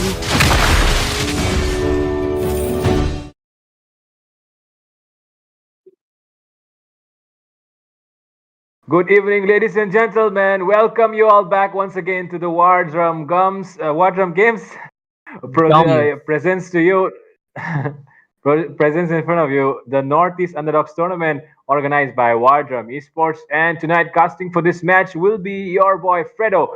Casting alongside is my friend Ray. What's up, Fredo? Nice to have you here finally in Wardrum Gum. It's okay. Mistakes happen, of course. We can afford to make mistakes because, it doesn't really matter. There's no stakes, are there? Or is there? But we don't know. But, who cannot make mistakes? It's the players because it's the round robin stage and the points will be accumulating for every victory and every loss. So they have to pay. And tonight, on to the third game, we have Zohunt versus Tartarus. Right, Fredo? Tartarus setting records in India already, and we already know what they have done. On the other hand, Zohunt is on a redemption arc. So it's gonna be basically a challenger versus the king, and the story is gonna be interesting. Yep, the story is definitely going to get interesting tonight because as we all know, it's going to be the match between Zohunt and Tartarus. Both of these teams are actually Tartarus was actually Meow Meow Gang, which became Tartarus with addition of a few more players which are really skilled. And Zohunt has been Zohunt, except the fact that a few lineup changes here and there. But Zohunt is actually a team, even though everyone is saying Tartarus has improved quite a lot. Well, basically they are the best in their roles compiled together, coming under the name called Tartarus. Meanwhile, Zohunt, they have been consistent with their lineup so far, most of the players. There's a few changes here and there. And I feel like Zohunt, even though Tartarus is actually comprised of the best players, Zohunt, they were not the best, but they have improved quite a lot. Yes, absolutely. Zohunt, that's why I did call them, they're on their redemption arc. Not in the sense that they did something bad, more of the sense that they were kind of underwhelming. But right now they are able to come really strong. But overall, we'll have to see how everything works out. But obviously, there's still a few nitpicks, a few weaknesses that their team has that if left unchecked, a literal tyrant, Tartarus will literally shed them to pieces, and they have to be aware of that. Dusty Mizo, we are aware. Win is really consistent. Fade alongside Faden, family problem, obviously, just like his name implies, likes to create problems, but sometimes he gets some of his own problem, just like his name. And Prime has always been done to be in Prime, but only if his team is able to give him the momentum. So this game is going to be really interesting. This is the first game of the best of 3 series, round robin, and our Fredo, obviously. Can you tell us the round robin, how are the points accumulated? We're curious. Well, yep, to everyone who is curious out there, let me spit out the facts about the points. Basically, the team which will be winning by a score of 2-0 will be taking away 3 points from the match. If a team wins 2-1, the team which wins 2 games will be taking away 2 points. Meanwhile, the team which wins 1 is going to take away 1. And if it is, of course, those are the only 2 possible scenarios that can happen. So yeah, basically that's it. So even if you lose, if you're winning 1 game, you might be able to get 1 point out of it. So it's not like this best of 3 series is the end. There is going to be, matches happening every single day for the next 1 week. So, it's going to be one hell of a league stage that anyone has ever witnessed because it's only going to be between the top teams of the Northeast region. And there we go. The round robin is obviously crucial because Fredo, who's going to be qualifying the top 4, right? Yeah, definitely. It's going to be a very big question. I mean, my guess is, well, I would not like to make any guesses right away, okay? But so far today, whatever has happened, right? I mean, we all witnessed. Fan favorites were Eliminators, but it was actually dads and sons who took it away. I mean, fan favorites in the sense we know which team is actually better on paper in terms of achievements and records. It's definitely Eliminators. And, they lost it against dads and sons. And in the second match, as well, the similar thing happened, right? And right now, we are in the third match. It's Zohunt versus Tartarus. And we all know Tartarus likes to dominate in the early game. They play very dominating. and Zohunt is very weak in the early game. I mean, we all know it, right? As casters, we analyze their games, we know it. Zohunt are very weak in the early game. They usually come online in the mid game, and that too in the form of Dusty and Faden. So, I mean, mid game gods versus early game gods. Do you think the early game gods will surrender to the mid game gods, or do you think, the early game gods will keep dominating till the end? That's where the interesting part comes in, because Kimmy and Kyle, they come online at mid game. So meanwhile, Joseph and Eden will cover up that early game along with obviously Kimmy. Kyle will come online immediately on that phase, and that's what makes Tartarus such a formidable force to be facing off against. Because even if Team Zohunt comes in with the mid game power spike, there's Kyle, a mountain of a gold laner. Many people even consider him the standard of India for gold lane, of course. So they have to be aware of that. They have to make sure that Kyle doesn't get an opportunity, but still, it's only the first game, and we can already see the intimidation coming in, because look at that, the Granger has been banned out, Fredo, and I think there's going to be one more marksman ban, because I don't think Prime wants any business dealing with an Irithel too. Yep, you don't want to be losing out in the gold lane department, because we all know in this game, going into this game, in terms of the records, in terms of the odds, it's stacked up against Zohunt. Tartarus are definitely the favorites here going into this game, but the only place where you can win out Tartarus is probably the late game, because once you get those items on the Harith, we all know Prime, how he likes to play this hero. He clearly dominates it. And on the other side, you have the Badang, you have the Gatot Kacha. I mean, you're definitely taking the Gatot Kacha to counter this Harith. But the thing is, Prime can actually outplay quite a lot, especially in the late game when he gets those cooldown reduction boots. He has the 40% cooldown reduction. On top of that, if you combine it with the damage that he can deal, the dashes, right, when you can unleash when the Zaman force is on, that is the moment where Prime comes alive in the late game. And that is exactly the reason why Tartarus, if they don't want to face the Prime of Prime, they want to end it early. Absolutely, Fred. And the thing that's going to be really interesting, Eden, oh my god, thank you, Kyle. Absolutely. Thank you, Kyle. I love you, man. Please contact me after the game. Kyle, you finally. Really, the reason I was flabbergasted, because Kyle, come on, like, I have been waiting to see a carry into the meta. I mean, the passion was dropped tomorrow, but Kyle has a different plan with the carry. Finally, I'm finally getting to see. This has been coming in MPL, but in India, nobody has been picking up the carry. It's always the Irithel, always the Moskov, always the Granger. So finally, when the options are panned out, we're going to be seeing something new, and I'm so happy. Fredo, I can't express. Carrie's not exactly my favorite marksman. It's just sense that she's so underrated. Where has she been on Indian meta? And finally, Kyle will be able to show something. And the thing between Harith and Carrie, both of them have true damage with their passive, right? And both of them have fast. Carrie is a monster with the attack speed, and Harith is a monster with his chrono dashes. But who wins it out? Whoever attacks first, and that's gonna be the main thing. And I'm really excited. Finally, Tartarus is giving me something that I've been long waiting for, Fredo. But obviously, we're gonna be heading straight into the game and take it over. Yeah, Zohunt going up against Tartarus in the first match of tonight in this best of 3 series. It is round 2, day 1.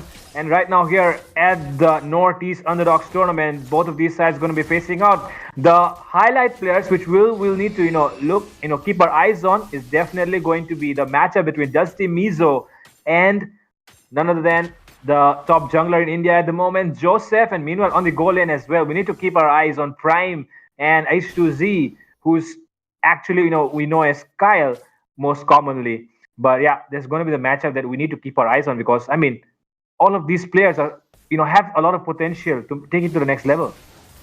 And Tartarus already might be into the next level. And Eden on Novaria, name a more iconic pick. He really... he gets everything he needs. He gets a little bit of control. He gets the poking. He gets the vision. He gets everything he requires. So that contention is already there. But of course, Kimmy, his strength is not in the early game, so gonna get poked out immediately as well.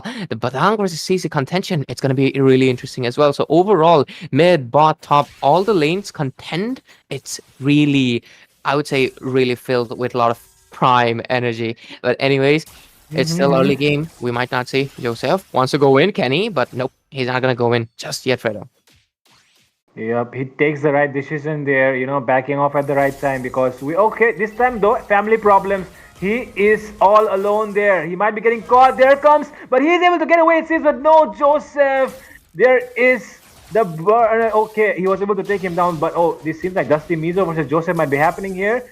Meanwhile, though, Faden taking a lot of damage, caught between three members.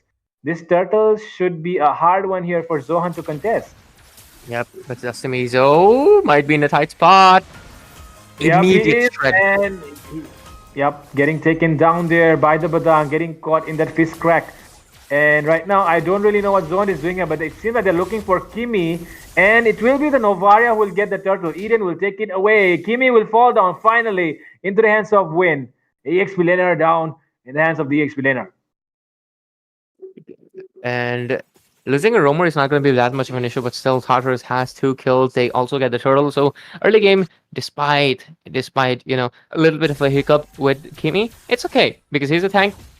They still have the game into their grasp, and overall, we can clearly see that their presence can be felt because look at that. Kyle, despite being a carry, the strength lying in the late game. Look at the positioning of Prime. He's still hesitant, knowing that it's Kyle he's dealing with. The intimidation is there, but KMA comes in with the unbreakable taunt. I don't think they're going to go in. I don't think they're going just yet. Yeah, it should not be a wise decision here to go in just yet because we know, they have the battle spell still up. Prime has not, used his flicker yet. And it has a 120 seconds cooldown. You want to force out the flicker, especially when you're dealing against Prime. But Win seems to have used the vengeance here to get out of harm's way. That was so close there, walking right into the bush where Kimi was waiting with his unbreakable. But he will get away thanks to the vengeance.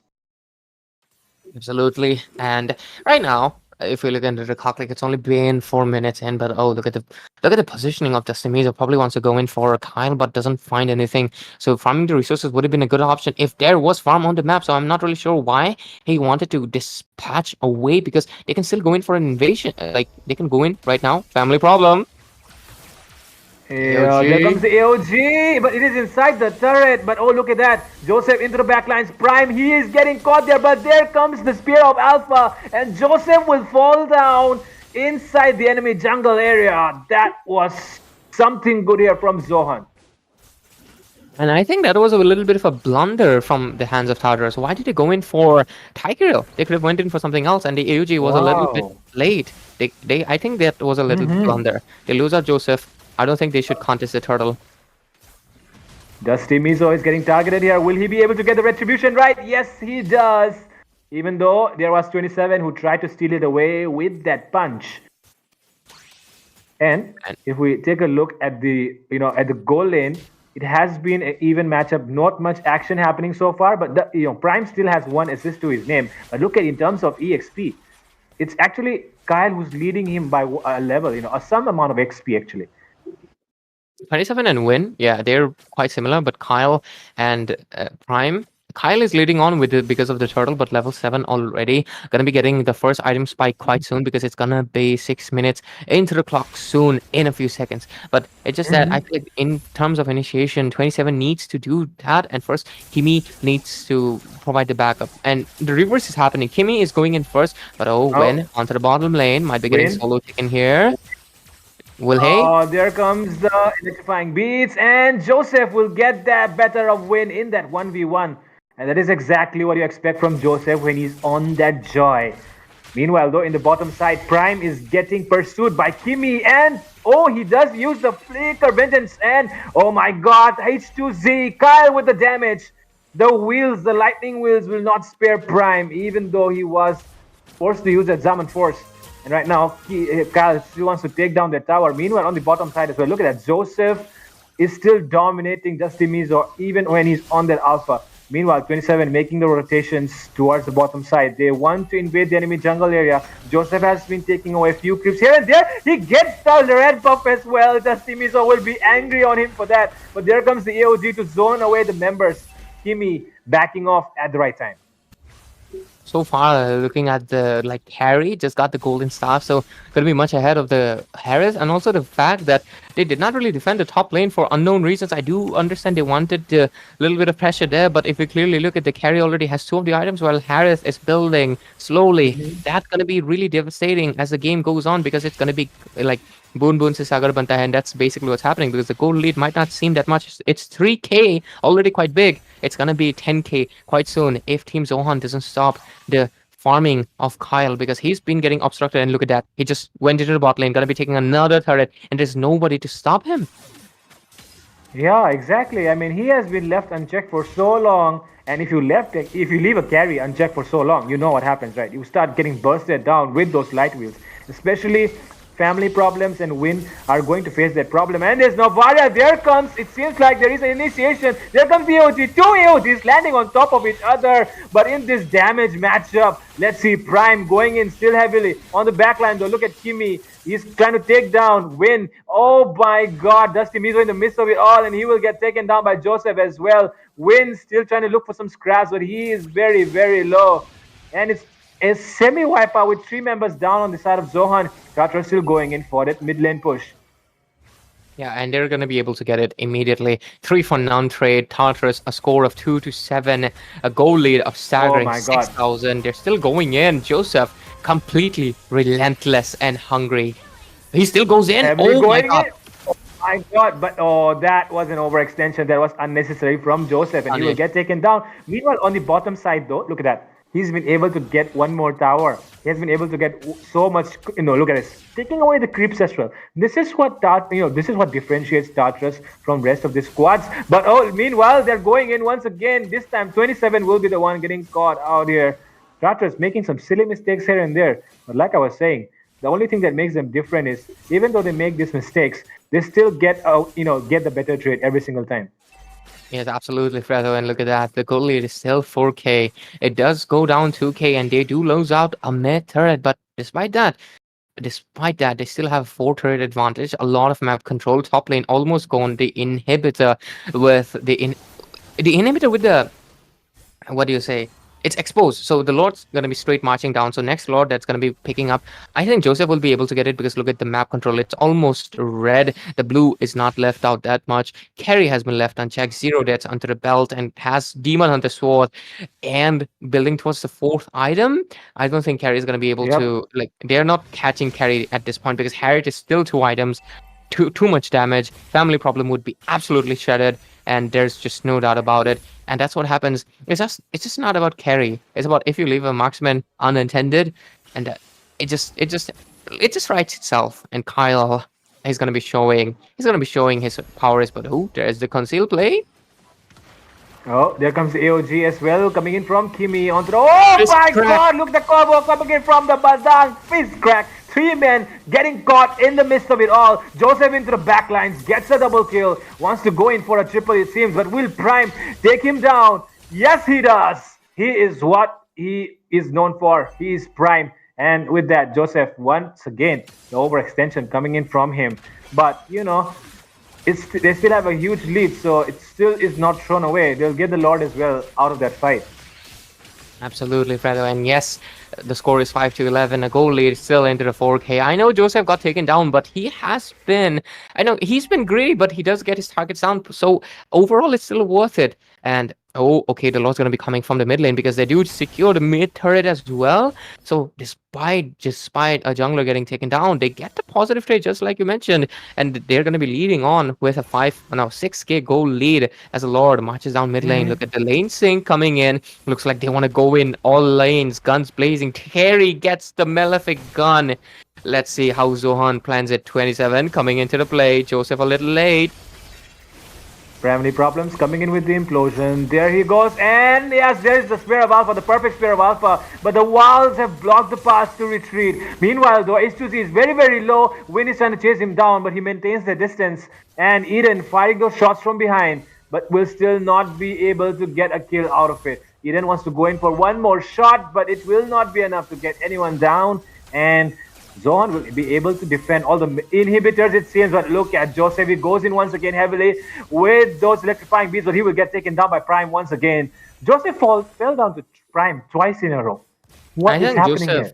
Yeah, I think Joseph is making a slight bit mistake. He's a little bit too late to the cleanup because I feel like the distance between the Lord and him was a little bit too massive. He did not come in time, and when he did come in, he came in a little bit too late. So I think that's just a slight silly mistakes that they're making because obviously they might be getting a little confident considering they have the game on their hands, but they can't really take Prime and they can't underestimate Prime. Okay.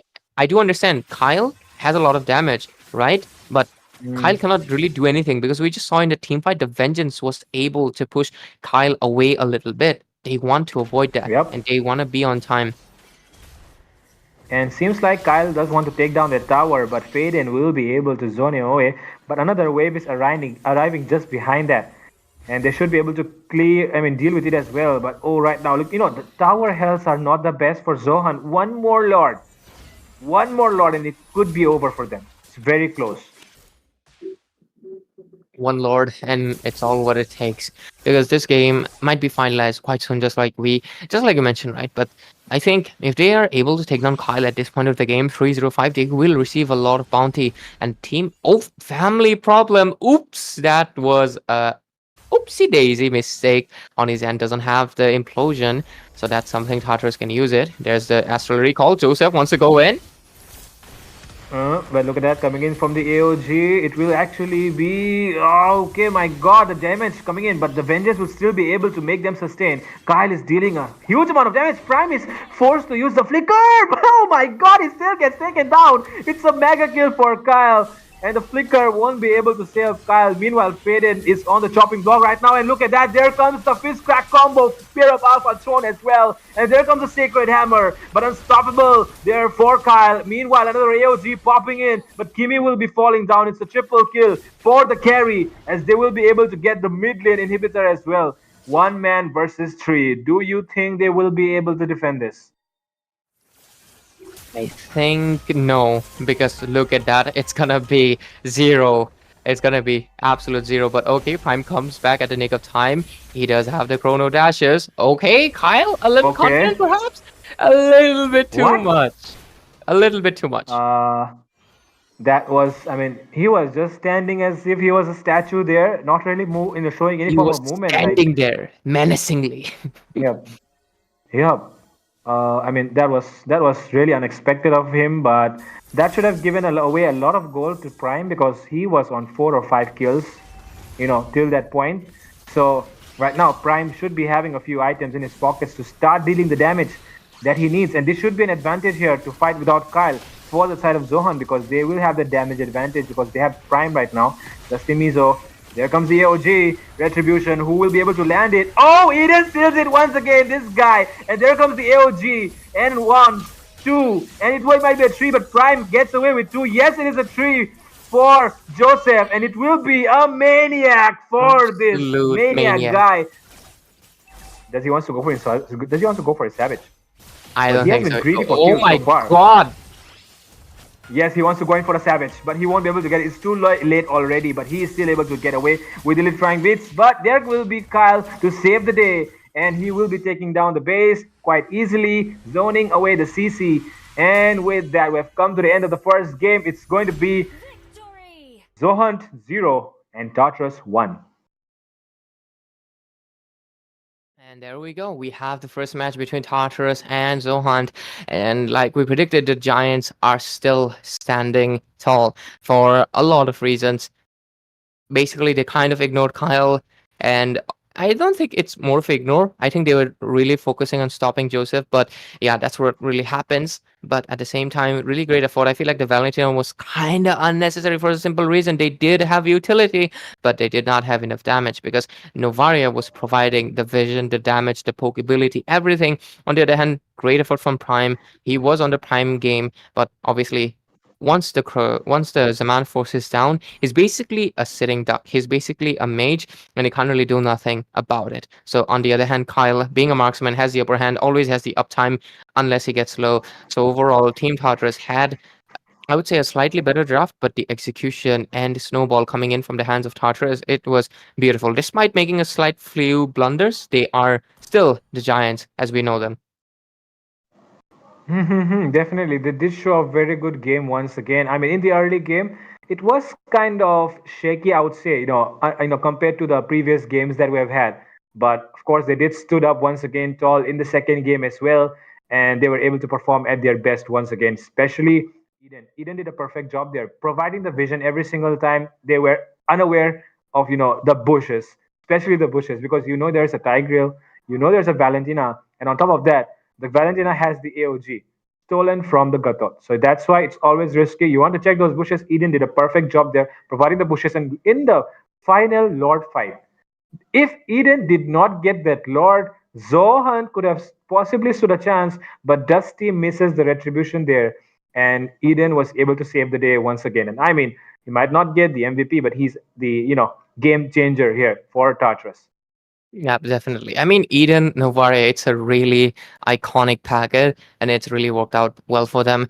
And overall, I think if they really want to counter out the draft, there's just a lot of elements coming into it, right? And I'm not really sure how Zohunt is preparing for that. I hope they are, because if not, this is going to be a clean sweep. So far tonight, we've had all clean sweep, and this might be fulfilling the prophecy that in Wardrum, the drums are the drums of war. They're saying that every game is going to be clean sweep, and it will be good for Tartarus, but for Zohan fans, it's obviously a bad day for a rain. But Heartbreaking, heartbreaking. yep, yeah, and there's still, but it's okay. It's day number one of But round robin, guys. It's day number one, and anyone, like any team. I mean, this is an underdog.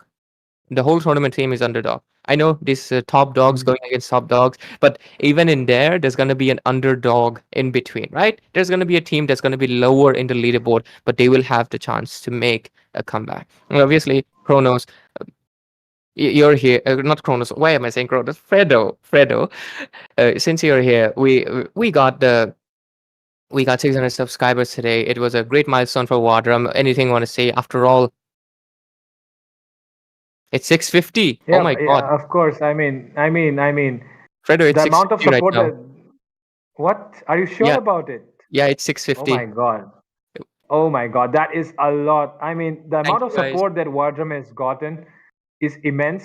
And I mean, I would like to thank all the people out there who have supported Wardrum so far for this initiative that we've taken.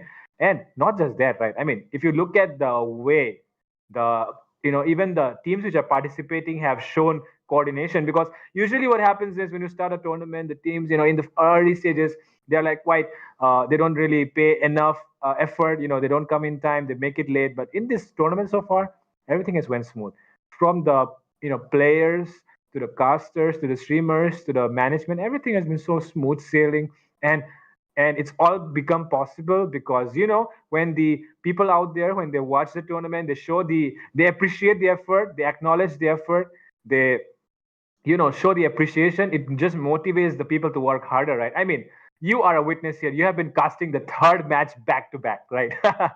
That must not have been easy, but you want to do it because you know that the people are loving it. You know that it is a big step forward for the community as well. So yeah, why not, right? Why not be a part of it? Yes, absolutely, Fredo, and blessed. but but But still, game number two between Tartarus and Zohan. Zohan obviously needs to step up their game. Can they do it tonight, or they're going to take the defeat, the clean sweep, and might come back stronger? It's after all round robin. They will get points as they. I mean, Fredo just mentioned it. It's a full week of a league stage, and they're gonna get more chances. This is not an elimination round. This is where they can grow from basically to the next level. They might be in their A game, but they can become their A plus. Yep. Yep, they can take it to the next level. And tonight is the night for tonight's night has been for the underdog so far, right? I mean, you have seen that the first match was, taken away from Eliminators. So similarly, this is the third match. I mean, 1, 2, 3, the odd numbers.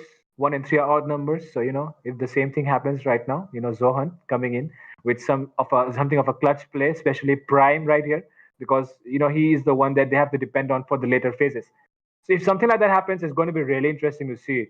And I won't be surprised at all if it happens, because we all know what Prime is capable of. He has been the late game playmaker for the side of Zohan so far. He has been the one who has always been the backbone, every single time. It's like, they are Prime is the one that Zohunt always has to rely on at the end, because in the late game you're going to be depending on the gold laner to dish out the damage, to make some outplays happen by taking down the front line. Taking down the back line first with a dive, from the flank or something. So that is what Prime has been known for so far. But the thing is, Kyle is nothing less than Prime, right? So it's going to be a very tough match here for Zohunt if they want to win it. But they cannot they cannot win it if they keep playing the same way they did in the first one. Yep. And Seems like And- Ray's running out of words to say. no, not words. I think we're going to be heading straight into the second game, right, Fido? With no breaks. Yep. Yep, we're going to be no heading breaks, straight no into the breaks. game. No breaks, Yep, because we'll be- we want the hype to stay, okay? It's the Yeah, moment. This is where the adrenaline starts. So let's just jump straight into the draft, which will begin shortly. And I'm looking forward to Zohunt and And- Tartarus duking it out again. Yep. And the reason why the second game is so fun is because, one team is going to take away everything and the other is not going to get anything, right? So it's a big thing for both the sides. If you want your enemy to get 1 point, you can give away this game. But if you are not like that, if you're merciless, if you're brutal, you don't want the enemy to take away that 1 point. You want to take it all for yourself. And that is exactly why if you win in a 2-1, the enemy gets 1 point. If you win a 2-0, the enemy gets nothing. And that is exactly where the thing called mercy, the thing called kindness comes in. If Tartarus is not kind at all, if they are merciless, if they are brutal, they won't be sparing Zohunt for the second time. But of course, Zohunt are also fighters, right? They have been a fighting team. You know how they've improved so far, and they are going to do the same. But what should be the key here, Ray? Like, according to your analysis, what do you think should be the key here for Zohunt to, pull off the second one? Do you think they should target Kyle or something like that? I think, yeah, they can target Kyle, but at the same time, I think they are hyper fixating on Joseph a lot, which is okay. You want to stop the snowball, but at the same time, just like I mentioned, they need to target Kyle. Basically, they need to cover up all 3 lanes. I know Kimi and 27, they're both goated initiators, but they need to kind of ignore them and shift the focus on Kyle, Joseph, and then Aiden. But anyways, we're gonna get the answer soon if they're prepared or not, because we're gonna be going straight into the second game of this best of 3 between Tartarus and Zohunt. Tartarus already has 1 point. They can make it a clean sweep, and of course Zohunt will try to deny it. Let's see how this game goes into the round robin stages, and if they win it, they get 1 point and they climb into the leaderboard alongside Team Pick to Plummet and Team DNS. Tartarus and Zohunt, my friend. I hope you're not lost in the last one. No. But right I'm now, saying they'll get point. 1 point. If Tartarus wins it, they'll get 1 point and they will stand at the top of the leaderboard with DNS and Pick to Plummet. Exactly. That is what you said. And if you said that, then you're right, my friend, because right now Tartarus are heading onto onto a clean sweep right now, and Zohunt does not want to get a clean sweep because they know that every single point in this tournament matters.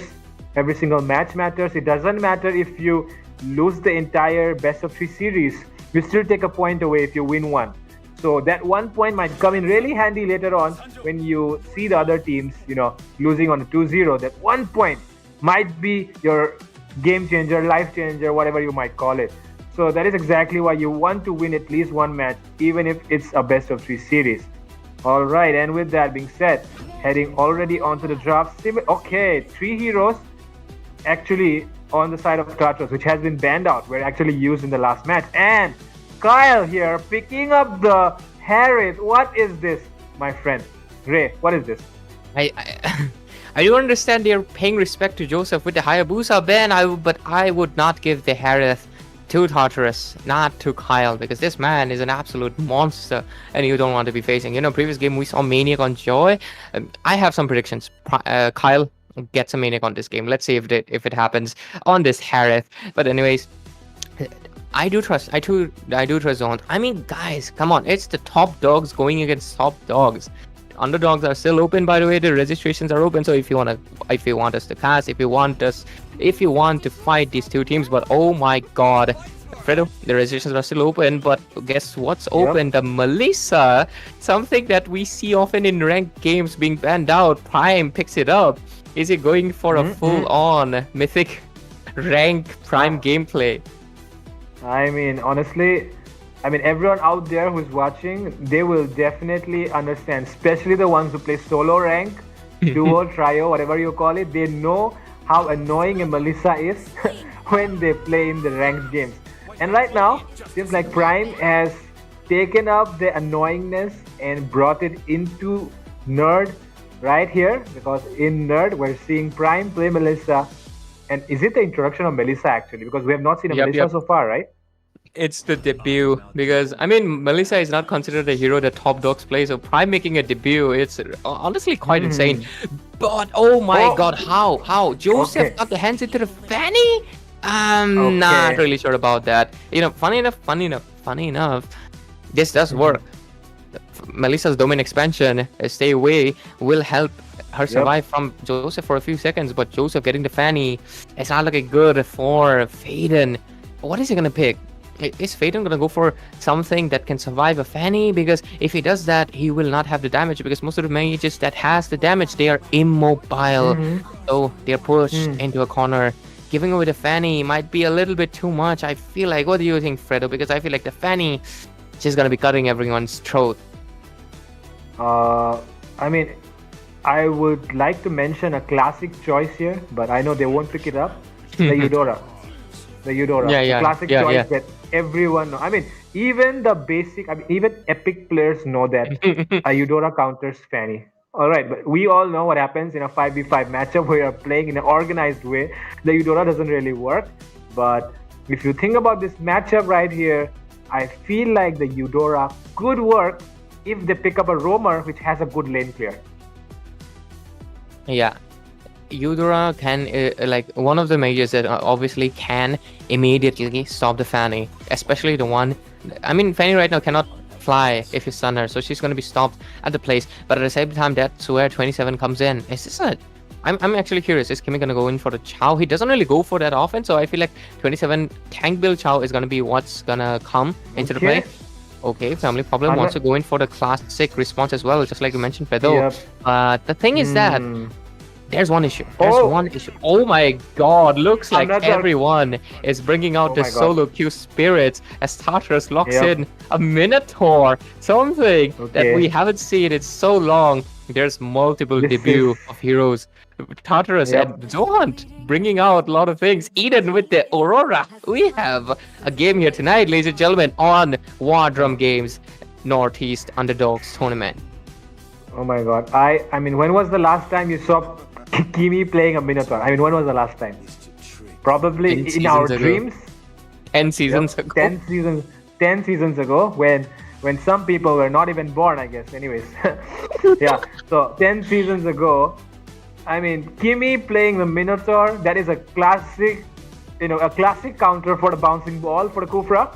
But right now, Faden as well, resorting to the last option that could immune every single thing that Tartarus throws at them. Because they also know that there is Eden on that Aurora, and he will not shy away from using the flicker to cover the range on that frigid glacier. And that's why they have chosen to take this Faramis. Yep, and it's gonna be a battle of sustain versus sustain. A lot of crowd control on both sides. You have Aurora on one side, you have Kufra on the other hand, you have Minotaur on one side with the heals, and you have Faramis on the other side with the double life and the Nether Realm. So it's gonna be a really fun battle. It feels like something you'd see in a ranked game, but that's what makes it special. It's two top dogs going. I mean, you like to call it the primal instinct. They're going back to their roots. And ladies and gentlemen, we're into the land of dawn. This is going to be Tartarus versus Zohunt playing in a best of 3. Second game, Tartarus already has one win into their hands. So that means it can be a clean sweep. But let's see what happens. Your casters are Fredo and Ray, as you can see on your screen. And let's just see how this game bounces off. And already into the mid lane. Oh, Faden is really low here. Takes a lot of damage. And okay, it seems like 27 was making his move, but Family Problems did follow him up, but he is also facing problems, even though he has a problem in his name. He's not creating problems right now. He's facing problems, and right now, Dusty Mizo might be facing one problem once again, as he is in the vision area of Kimi right now. Kimi is providing a lot of information, and if you stand near a wall, you know that Joseph is going to come onto you, and there comes a knockup from the Minotaur, and with that, the wall spam will get that kill on to the Lucas, and it will not be Joseph, but Eden who will be getting that kill. I mean, Eden has been stealing turtles, Eden has been stealing lords, Eden has been stealing gold crabs, and Eden has been stealing kills. What And is your opinion on that? He's gonna be stealing Again. hearts of all the people. But mid lane, Aiden almost caught, right? Almost caught. But anyways, the score 1-0. First blood already into the hands of Tartarus, and that gives them a little bit of edge. As Joseph, scaring Prime a little bit, forcing a dash out. The turtle gonna be coming on top lane. They are getting into positioning, trying to zone. Let's just see how this game plays out, right? Yeah, definitely. That is a thing to look at, right? Prime is able to zone away. It will be H2Z able to zone away Prime. And that is exactly what you want to do when you're facing a Melissa. You don't want the Melissa to get farmed. Once she gets 1 or 2 items, it's going to be really difficult for you to deal with. But meanwhile, look at that. Wayne was able to zone out, but Joseph wants to come in at the right time. Retribution. Yes, it will be Joseph. It will be Joseph. The Shimizu really low at the moment, but it will be Joseph who will be getting taken down. There comes the Minnow and Fury. And with that, NetherRealm might be coming in, but there comes the Frigid Glacier, not able to catch anybody, as the turtle was won by Tartarus, but Zohunt will get the better trade, it seems. And they won the battle but lost the war as they lose out a lot of members. Kimi being pushed into a corner. They want to go in. Joseph, oh my god. But does he have enough damage to actually take things? No, he does not, because Wayne will take him down first. And this is the aggression that it is usually shown by Tartarus. But right now, Zohan are on the aggro. And with that, it seems like I said, if you follow the same game plan, it might not work out for you. And Zohan has decided to switch up things. Yes, absolutely. And this time around, the farm has been coming in clutch so far, but at the same time, it's still the early game. And Kyle hasn't come in online. Kimi needs a little bit more. He needs the Flask of Voices. He needs a little bit more defense because he's not a tank, exactly. He does have the CC, but at the end of the day, he's still a support. On the other hand, 27, I'm not sure if he's going towards the tank build. He should be going towards the tank build. So when he does, there's going to be a pickoff coming.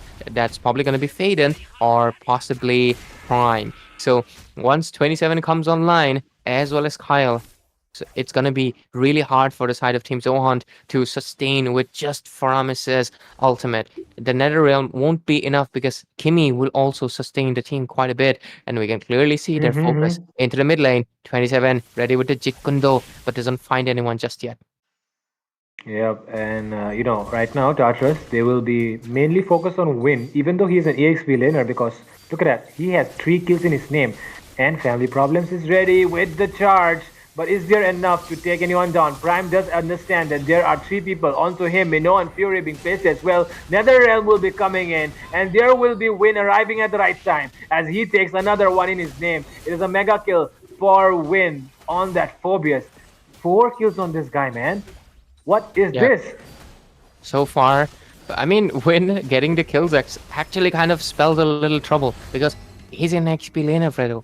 If he gets taken down, that's a lot of bounty for the hands of Team Tartarus, and this might just be what they're planning, because giving out the early lead, that does mean more kill, more gold for Kyle or Joseph. Whoever takes down Phobius is going to get a lot of gold into the hands. The gold lead is still the same though, 13 on both ends, because of the fact that they did get a turtle in the early game. But okay, Chow, goes in for the tanky build. Melissa gets the first item, which is the classic rose gold combination that a lot of people like to go for right now for the defense. But on the other hand, bot lane, Prime just goes in, and 4 members will be able to catch Prime there. If you don't have the vision, you better play it safe, and that is exactly what Prime did not do, and he'll be getting caught there. I think that was a mistake on his part. I don't know why he wanted to go in for aggressive, but look at Joseph. He's already hungry for the bounty that Win has, but he's gonna get taken down quite low. Oh my god! Joseph was trying to bully Win, but Win bullies him instead. But meanwhile, on the other side, there comes the Frigid Glacier, and family problems will get taken down. Dusty Mizo, he wants to go in on 4 members. He's targeting down H2Z. He sees that he does not have enough mana, but Way of Dragon will be connecting on to Dusty. Netherrealm will be placed as well. There might be a clutch coming in from Dusty this time around, but it will be H2Z who will be clutching out with that Synchro Vision. And there we go, at 27. I mean, Kyle came in at a nick of time just like Prime did. So both of the goal laners tried to provide the utility, but obviously Kyle just had that burst that was able to take down Dusty Mizo. So far, Dusty Mizo is playing more like a utility jungler, but okay, there comes family problem. Kimi And immediately Win, oh my god. gets taken down. How many I mean, you know, sometimes what happens. Oh, it seems like before I talk about that, Joseph wants to do something. Okay, he just wants to flex his cables. And like I was saying, Ray, I mean, what happens is sometimes when you are the youngest child, okay, and your entire family is facing problems, what do? You step up for the family. And that is exactly what Win is doing here. Yep. His team does have family problems, so he needs to step up. He needs to win for his team, but this is where the danger starts. He is... Oh, look at the damage from Fanny. Oh my god. That is a tank. That is a... Is that a... What is the... What are the emblems and, you know, builds on this family problems right now? Because that was just quick burst from there. But right now, Win might be in trouble here. He is caught in the midst of it all, behind though, the back lines. But will there be Netherrealm being placed already? And with that, here is a lot of damage being placed by Win. Look at that. He has not even lost a single HP. And with that, it might be the key here. Win is the key to victory for the side of Zohunt. And it seems like, I mean, usually you have to protect the gold laner or the jungler, but right now they need to protect Win. Yes, absolutely. And oh, they're still going in. And there comes the Zaman Force as well. Into the backlines though. Kimi is really low and Prime will get taken down. And Zaman Force will not be able to save H2Z. But there comes Joseph. Win will knock him up as they will be able to get this tier 1. It seems that, oh yeah, minions still coming in. And Prime will finally taking down that tower. In the blue buff though, Joseph, he is really not going to be useful enough without that blue buff. And he will be denied of that by Zohunt. You know, the main issue of the fact that team Tartarus is facing right now is obviously the Faramis. Faden is their primary target. I know they want to take down Win for the bounty, but Faden, the main catalyst, just like a mage, he is... And okay, we'll focus on that, but let's look at the itemization. Classic item on both ends. Kufra only had Thunderbelt. That actually makes sense why he got bursted so badly. No defense just yet, just building towards the stack. But I know Joseph wants to take down because he does have a lot of damage, but I feel like it might be a little unnecessary. But overall, it's he won't win it out. As long as there's a dash, Win will win it. But oh, look at the top lane. Kimi in trouble. Okay, Kimi, the classic pick will not work out for him right now as Win is going in heavily once again. And there comes Joseph at the right time, but he is taken down low as well. Oh, 1 HP. Will Joseph be able to survive that? Damn, this guy. He clutches once again. Family problems is really low. H2Z dealing a lot of damage. Prime will be coming out on top, but there comes Joseph with the wall spam, but does not have the blue buff to sustain enough of that. Okay, Prime goes in with the throw of that doll, but it still won't be enough to take down Joseph as he's able to maneuver away just like that. I know. It sounds like I'm saying Korean, but the thing is that I feel like I just feel like they kind of neglected Win a little bit too much. Also the fact that Faden and right now 27 is not able to make the play just yet, but I still have hope because Tartarus, they can make the absolute beast of a comeback. Right now, if they're able to take down Faden, the whole side of Zohunt falls. He is the main card in this house of blocks that is really holding the base together. And once Faden falls, I feel like Zohunt, if they do not back off immediately, Zohunt is going to be in trouble because there's a lot of bounty. Prime has bounty, Win has bounty, and oh, bot lane looks like Dusty Mizo. Oh my god. The damage though, and it might be the Joseph coming in for the cleanup, but look at the damage coming in here. Here comes Faden. Inside of Dusty Mizo, and Faden comes in once again. Ghostbusters to take down, and they were completely unaware of the positioning of Kyle. And Kyle will be recalling in that bush right in front of their faces, but they won't know that. But okay, the Lord has been taken down, and the push is on. But who will be getting that though? Let's find out real quick as the minions are approaching. Yeah, and Faden is hard carrying their team. No offense to anyone else, but Faden really putting their hard work, and Faram is really doing a great job. But Lord marches down from the bot lane, still fully healthy. I think they might be able to take down this inhibitor, but no, it's gonna get melted Yeah. down. But oh, family problem. Oh, comes in with the flicker play, but there is so many skills out Minion there at the Fury. same place. Yup, and with that, This they're is a not able to mistake. get one tower. Win. The mistake. goal that they needed is finally there. Joseph does not have the blue buff, but there comes that shutdown onto Win that they have been looking for the entire game. And now, if Joseph gets his hands on a blue buff, it will be really hard for them. I don't want to say this, but Win should not have committed. He should have come in at last, even though he was the XP. Yeah, that's the issue. That's the issue. That's the issue with your EXP lane getting a lot of kills. Unless he has an escape skill, like let's say, a fighter who has an escape skill. Phoebus does not. Yep. He cannot really get out of it. So once the Nether Realm was down, he was what's happening with Joseph? I think Whoa, he's having what? some issues. Yeah, he's having some issues. Hopefully he resolves it, but it's not going to be much of an issue. Not much bounty because he's already been taken down. But main thing is that's the thing that I was pointing from the beginning of the game, right, Fredo? Your EXP lane getting kills when he doesn't have his escape means really bad because he needs to commit. And right now he got taken down. They got a lot of bounty. They are able to go down the goal from around 6 to right now 3k, which is going to be really massive. On the other hand, they need to do something about Kyle as well. So there's a lot of factors. But I think overall, if they go in for another tower dive without considering the risk, Zohunt might be biting off their own feet and falling off the snowball that they have created throughout the whole game. That could probably be the case here. Because right now, slowly but surely, Tartarus are climbing back into the match, right? The goal difference, it was a lot, around 7 or 8k, but right now they have reduced it down to 3k at the moment. And they do not want to give any opening whatsoever, and that is exactly why all the bushes are covered. Joseph has done a phenomenal job by continuing that push in the far side, and he's already into the inhibitors. Okay, there comes the Ghostbusters to save the day for that inhibitor. Meanwhile, though, because of that, they'll be taking the fight as Faden is not there. And right now, the fight might turn in the favor of Tartarus, as yes, they do. Primus went down first. They're going in heavily once again into the backlines. So look at Win. He's able to take down one. Yep, and this Fanny has reached the right place, but he will get taken down as Faden comes back into the team fight. And tables have turned as Tartarus are on the back foot right now. Zohunt are marching with 4 members strong. They do have Faden once again. And with that, there comes family problems with the charge. Targeted right onto the right one. And the H2Z will fall down as well. Only 1 member standing. 27. He is on a tank build. He might not be able to do enough as they will lock down the base and Zohunt will take the second game in their hands.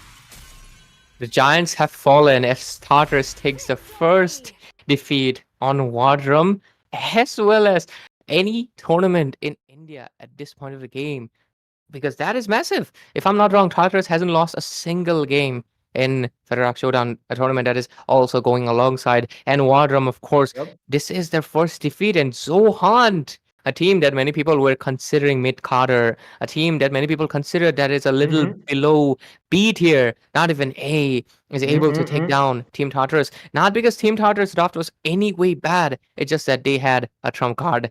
Faden with the Faramis last pick comes in with clutch. Team Tartarus did not have any answer, and obviously we cannot really take away the effort that Win did carrying that early game, making sure that Team Tartarus doesn't get the snowball, stop the snowball, was able to push it into the mid game, and Faden just carried the game overall. 89% team participation, and that's for a reason. Faden against Ethan, getting an upper hand. It is really interesting, and game number 3 is where things are gonna get even better, Fredo. Yeah. I mean, if you think about it, Faden versus Eden, and in that match, Skyzen versus Kaizen, right? Similar, almost similar names, synonymous almost. And in terms of gameplay, though, if you look at the side of Prime with the damage, right? In terms of damage dealt, Prime, even though he's a goal laner, did not deal the most.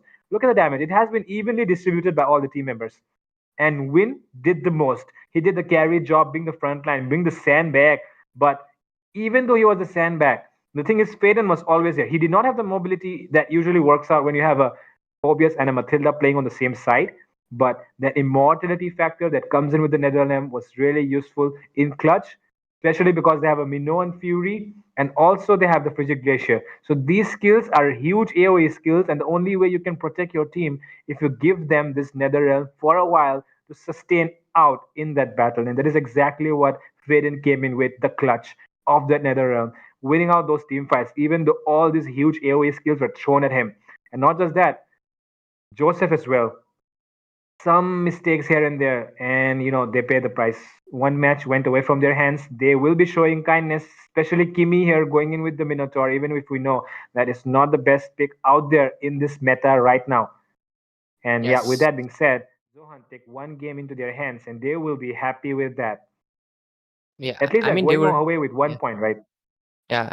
They're able to defeat the Giants. Currently, the Giants of India. I know, this is the Northeast. This is the Northeast Underdogs Tournament, guys, and there's no ABM here. The only Giants that stand is Tartarus, and to be taking them down even once, it counts as an achievement, especially from a team like Zohunt that has been considered a mid-carder team. But it is just absolutely beautiful to see a team is able to stand up. I was wishing that Zohunt would be able to come up, and they did not pull back any punches. I know many people might say that Kimi kind of held back, but honestly, Minotaur, despite a pick that is not that often picked, this game it kind of made sense. So, what else do you think he would have picked up? But still, the game is over. Zohan takes the win, and we're gonna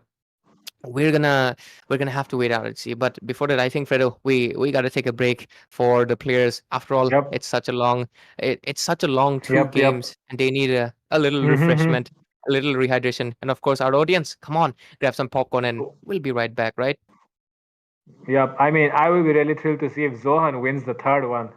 It's going to be bonkers. I mean, everyone is going to get surprised, right? So yeah, before we ride, we watch that roller coaster ride happening right here on Wardrum Games presents Northeast Underdog Tournament. Take a short break, and we'll be right back. Bye bye. Hello players, are you from Northeast? If yes, we have a very very exciting news for you. Wardrum Games is hosting the Northeast Underdog Tournament, where the top invited teams are going to be playing against the biggest underdogs. And the best part, Guys, it's a tournament format. Why? Because it's starting in a separate bracket and you get to fight with only the underdogs all the way to the finals. by participating in this tournament, you have the chance to win a share of the prize pool, which is 60,000 Indian rupees. So what are you waiting for, guys? Go and register ASAP because the slots are filling up really fast and you're gonna run out of slot if you don't register ASAP. For registration, you can check the link in the description of the Instagram bio of Wardrum Games. So do follow them, and yeah, see you in the tournament, and I will be casting too.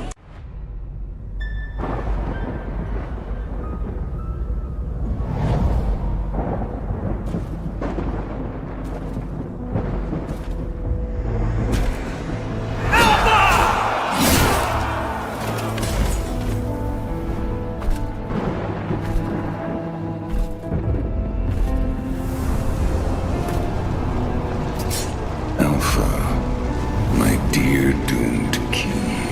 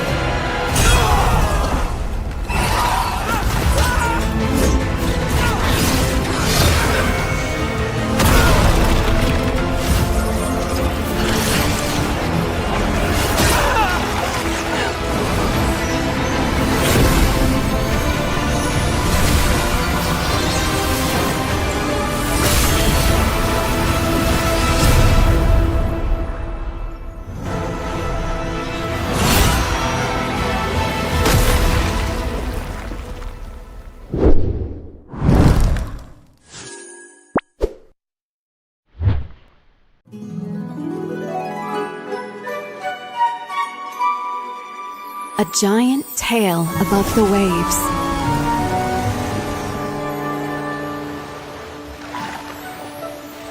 Is it a sea monster?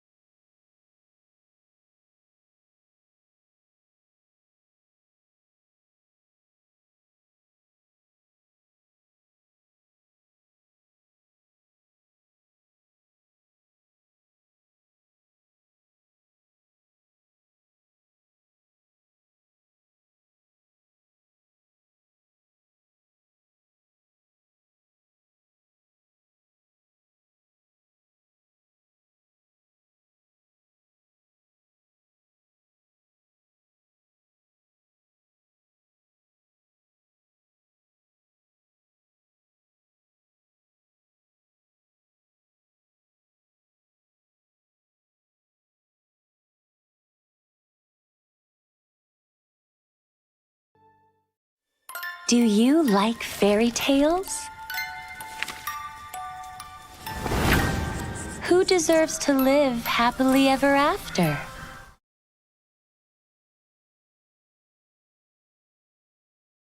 Ladies and gentlemen, welcome Hello. back. we got great sync. We got great sync, right, Fredo? Anyways, Hello. welcome back, ladies and gentlemen, to North East Underdog Tournament, powered by Wardrum Games. And this is going to be the third match of the third game of tonight. A best of 3 already. Zohunt takes down the Giants, that is the Tartarus in Northeast, is able to get a win against them, forces a game number 3. Forcing Tartarus to not get a clean sweep as we're going to proceed to the game number 3.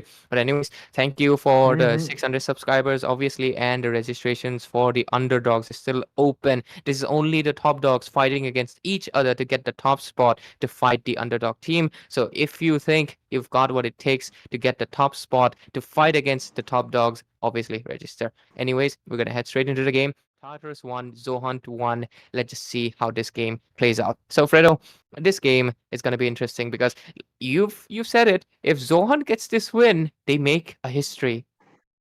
Oh my god. Oh my god. They will be, of course, creating history because, they will be rewriting history. Because right now, Tartarus are writing history and those people are going to disturb it. So they'll basically be rewriting history because Tartarus has been a dominating team and I have not seen a team dominating in this fashion before that Northeast Cup happened, right? So right now it has been a long time since we saw such kind of domination coming in from at least after ABM.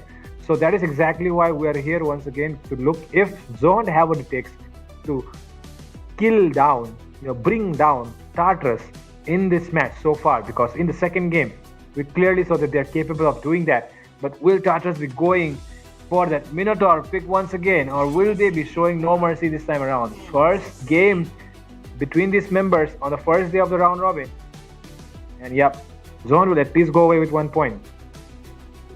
Let's see how this game works around, right? Fanny last time around really not worked out, despite the fact that Joseph's Fanny is a really massive threat. But definitely the Faden with the Foramis plays us a match of fought, but can can they again go in for the Faramis, or will Tartarus decide to do something else entirely? Because I mean, you cannot pick Faramis early, right? Because the Valentina is going to be coming in immediately. So do you ban it out? Do you wait for Faden to be picking it up? Do you have a different strategy? Because I definitely think Tartarus was not prepared to see the pocket pick, the Faramis coming into the play at all. Yep, and not just that, right? If you think about it, the Melissa was also quite a good pick, even though it was picked up early. They knew if Fanny was open, Joseph would probably go for it. And what else, better than a Melissa to go up against a Fanny, because your Fanny cannot really enter your domain expansion, like you said. And that is exactly why the draft was really good coming in from the side of Zohunt. But in the second match, though, it seems like Tartarus would also step up their game, right? They definitely don't want to go home taking away just 1 point on the first day. They want to go away with 2. And that is what they've come here to do. But right now, Zohunt stands in their way. Will they be rising up to the challenge? That is going to be the question here. But first pick from the side of Zohunt, what will they be prioritizing? What are your thoughts? Zohunt. First pick around, don't have the Joy, do have the Suyo. Dusty Mizo does like to go in for the fighters, but okay, that is going to be really interesting. They go in for the Lucas first pick.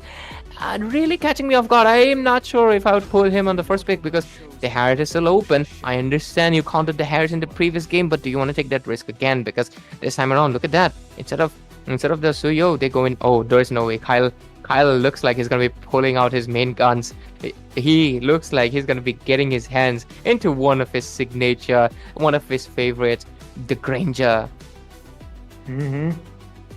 And when you think about Granger, I mean, Kyle is the first guy that pops into your mind because this guy has been the go-to guy for everyone in India to watch when you want to learn how to play the Go lane, right? But he will be skipping that and betraying Ray and Fredo, and Kimi will be picking up the Hylos here. I mean, Hylos, I don't think you really need to prioritize a Hylos, right?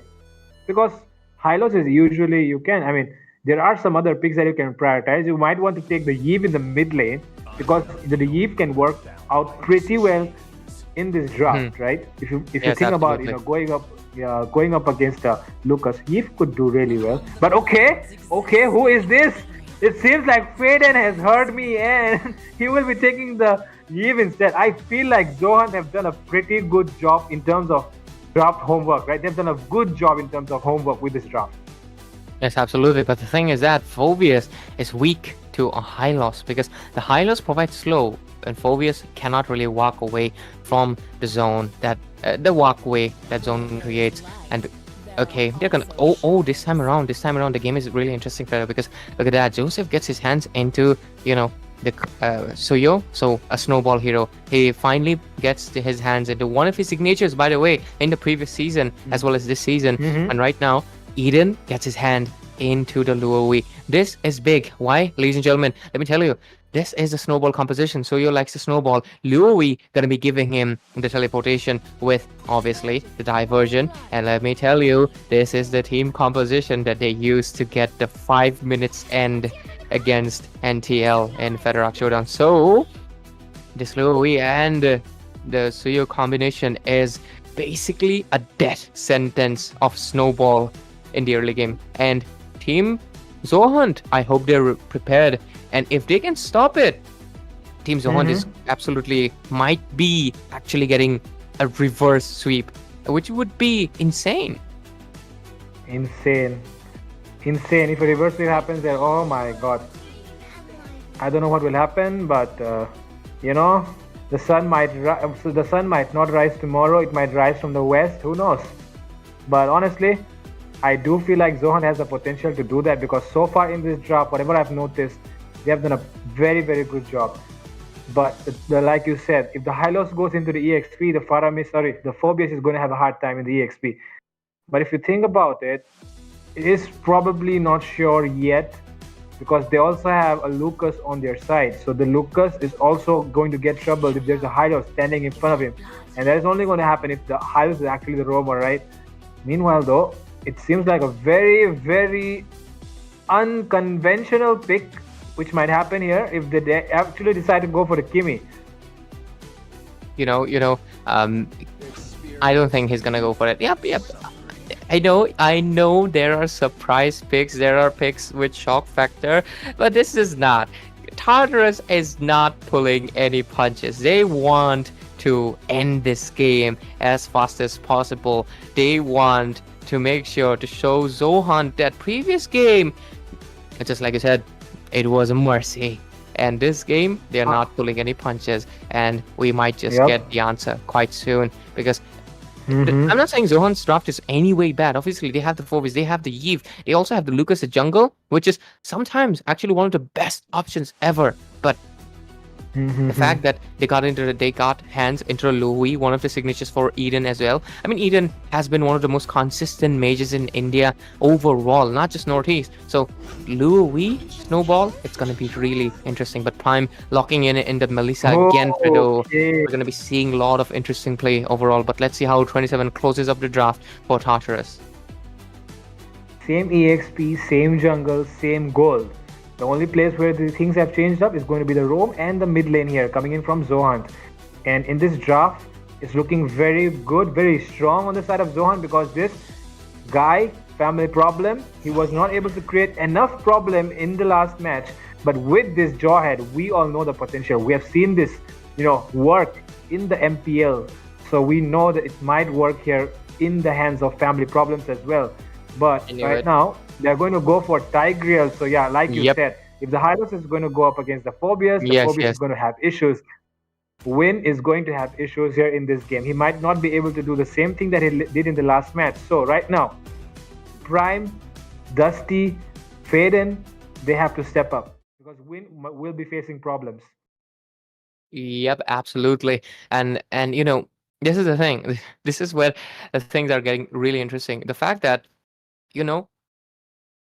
they have kind of understood the potential of Win, that they cannot really underestimate him, and because of it, they picked up the high loss, one of the counters for the. So it's really showing that Zohunt is leaving an impact. Maybe Zohunt will not get the win tonight, but they have definitely created an intimidation factor, which speaks a lot of volume, and I'm glad it is. I'm glad it's the fact, and I hope Zohunt can only climb higher from here because to instill fear into the team of Tartarus, it's a feat indeed. But ladies and gentlemen, we're into the land of Dawn. Fredo, take it away. Yep, definitely. Ladies and gentlemen, we are here in the land of Dawn. It's going to be the third match between Zohunt and Tartarus. The score is 1-1. And the one who gets the victory here will take 2 points away tonight for the round of Robin series, which is going on right now. League stage, as we call it. And there is a high chance that Zohunt might be able to pull it off once again because they do have, similar picks to same as the last game, and it did work out well for them. Yes, absolutely. The score is 1-1, but there is no 1-1 in the game. Sadly, it's going to be Melissa versus the Granger. Let's see how this game plays out. But it's only a few seconds more before Joseph gets to level 4, and that's when the real fun will begin because Joseph on the Suyo, he absolutely loves to go in for the snowball, and this might just be the right time because look at them. They are getting ready. Wow. Look at Prime, right? He did provide a good amount of vision there, just with that one doll throw. And one thing, Ray, that I would like to say here, and it's not even about the game, right? It's just that if Zohunt wins tonight, they will get a lot of confidence boost. They will get a huge amount of confidence boost, and we all know that dethroning the top team is always good for the development of talent because we all know the confidence boost and we all know that, India is not stopping here, right? We're proceeding further if someone wins as well. Northeast is not stopping here either, and so is Tartarus and Zohunt as they compete neck to neck. Game number 3, match number 3 of the night on North East Underdogs Tournament, ladies and gentlemen. First turtle of the game. This is where the pace matters. Joseph, let's see already action. Win into the backlines. There comes the glorious pathway as well. Look at the way. No way. Damage. Even though Dusty Mizo will be able to get 2 there. Eden walks away. Kimi walks away. Entire zone control into the hands of Zohunt. And it seems like whatever I mentioned might be coming true here tonight. If it does, this is a big thing. Zohunt will be making history for Northeast and overall India as well. Prime is gonna get out, no issues, because no damage just yet. But I was not expecting that. Usually it's Joseph with the first blood because he's playing Suyo. He had Luo Wei with him. He had Tigrel. He had 27. Still, despite having such tanky boys in front, obviously the Lucas, the damage, the flash-to-flash combo, the damage is so much. The crowd control was too much for Joseph to handle. And this time around, let's just see what happens. Okay, there is a retribution for that little wanderer. And family problems towards the far side. And will he be able to get that ejector play happen in this match? I mean, we have not really seen an ejector play yet. But if that happens, family problems, another jawhead player out there to watch out for. Absolutely. And look at them. Tartarus being a little cheeky. Dustimizo finds them. My goodness, the awareness that they had there. They knew that the enemy was in the bush and they went in heavily on that. Into the backline. Look at the connection coming in from Prime as well. But finally they get disconnected. Dustimizo still wants to go in heavily. Nobody dies in that fight. But that definitely burned out a lot of resources from both sides. And it seems like Joseph wants to go in heavily. Family problems coming in with that unstoppable force. And Joseph will get taken down. A heavy mistake by Joseph. And two members once again going into the hands of Zohunt. Yep, and things are not looking good. How is Tartarus losing the early game snowball to Zohunt? Oh History my God. is changing completely. I know there's poking. Yep. 4-0, Yeah. Zohunt. What did you drink today? Is it Prime Energy drink? Please sponsor us.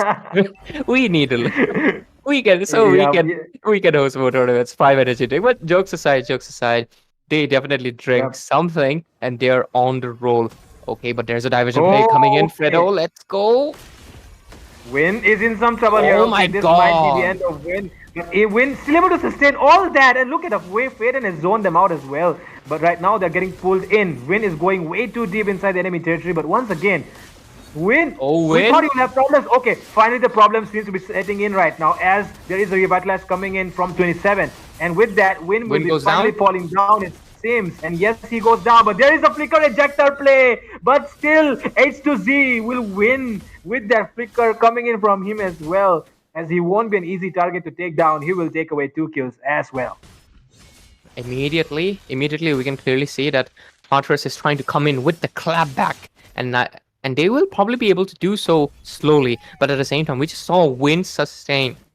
And honestly, that's mostly because of the fact that there's no dominance ice just yet. But once Hylos gets it, I think they will have a little bit upper hand over Win, especially with the sustain. So I think that's the right moment that Tartarus really needs to kick back their game. But 27 also getting poked quite a bit. He's getting slowed himself. So it's a slow versus slow, but family problem coming from behind. Kyle.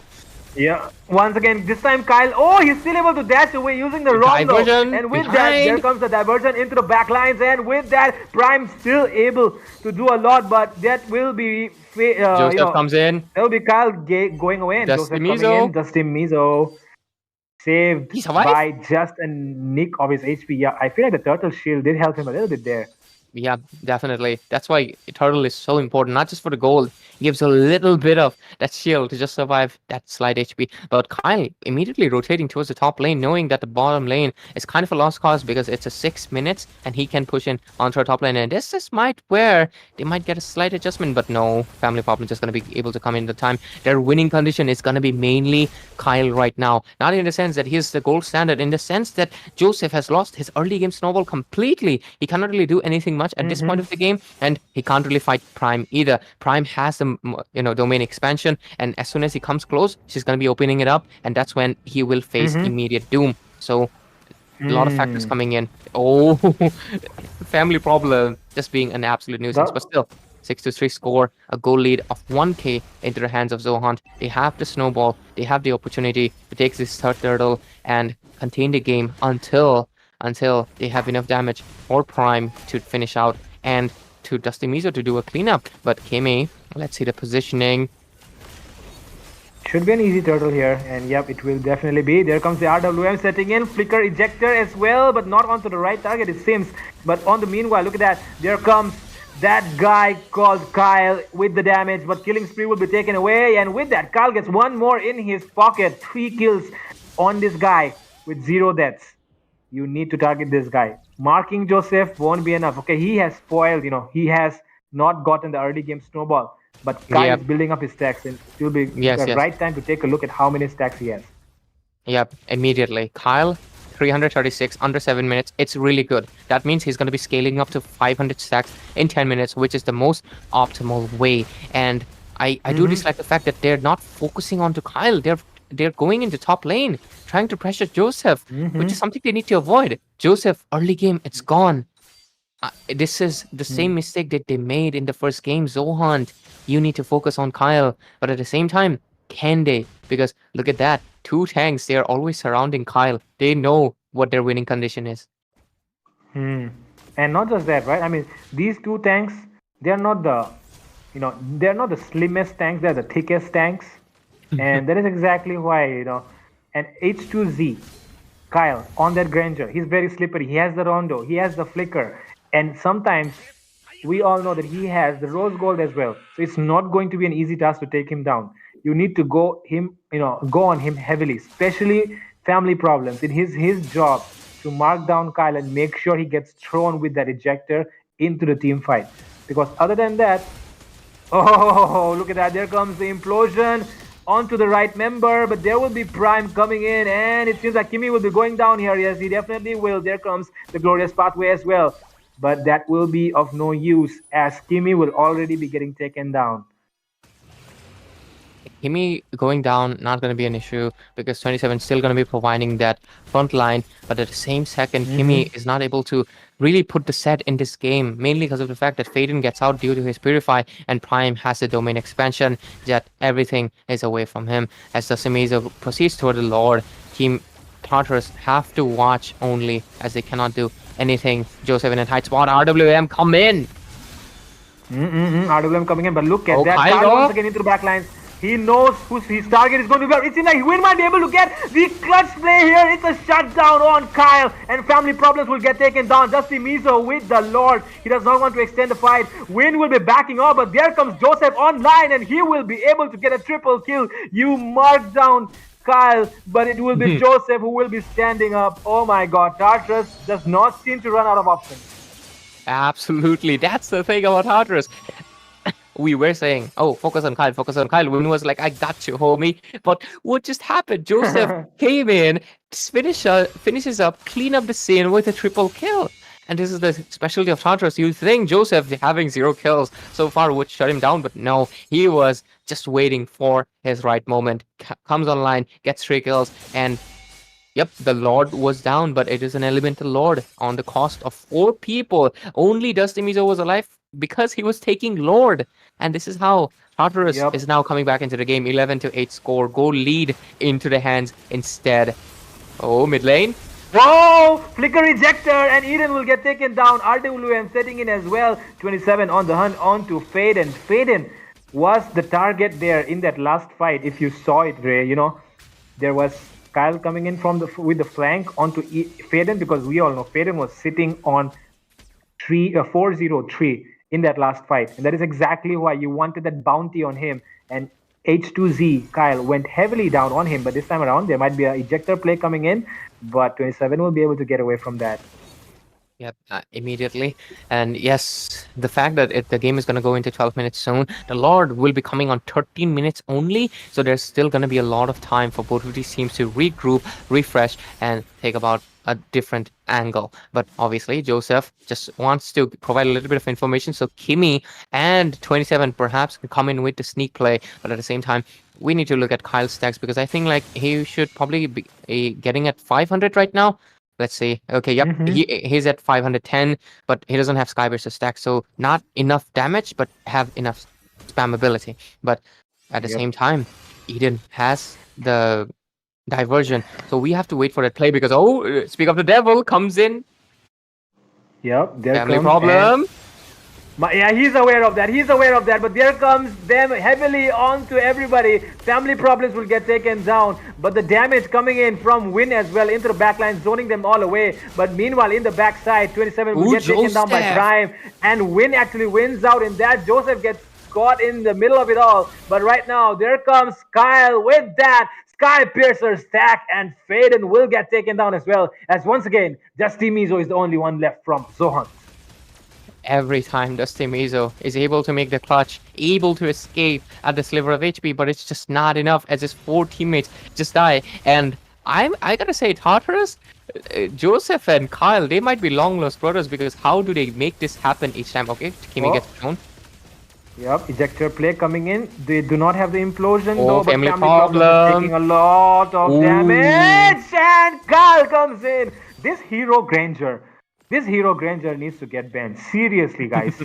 Honestly, Ray. I mean, this hero right here has taken 4 maniacs and 2 savages in this tournament so far, and this is the only hero that has been able to do that.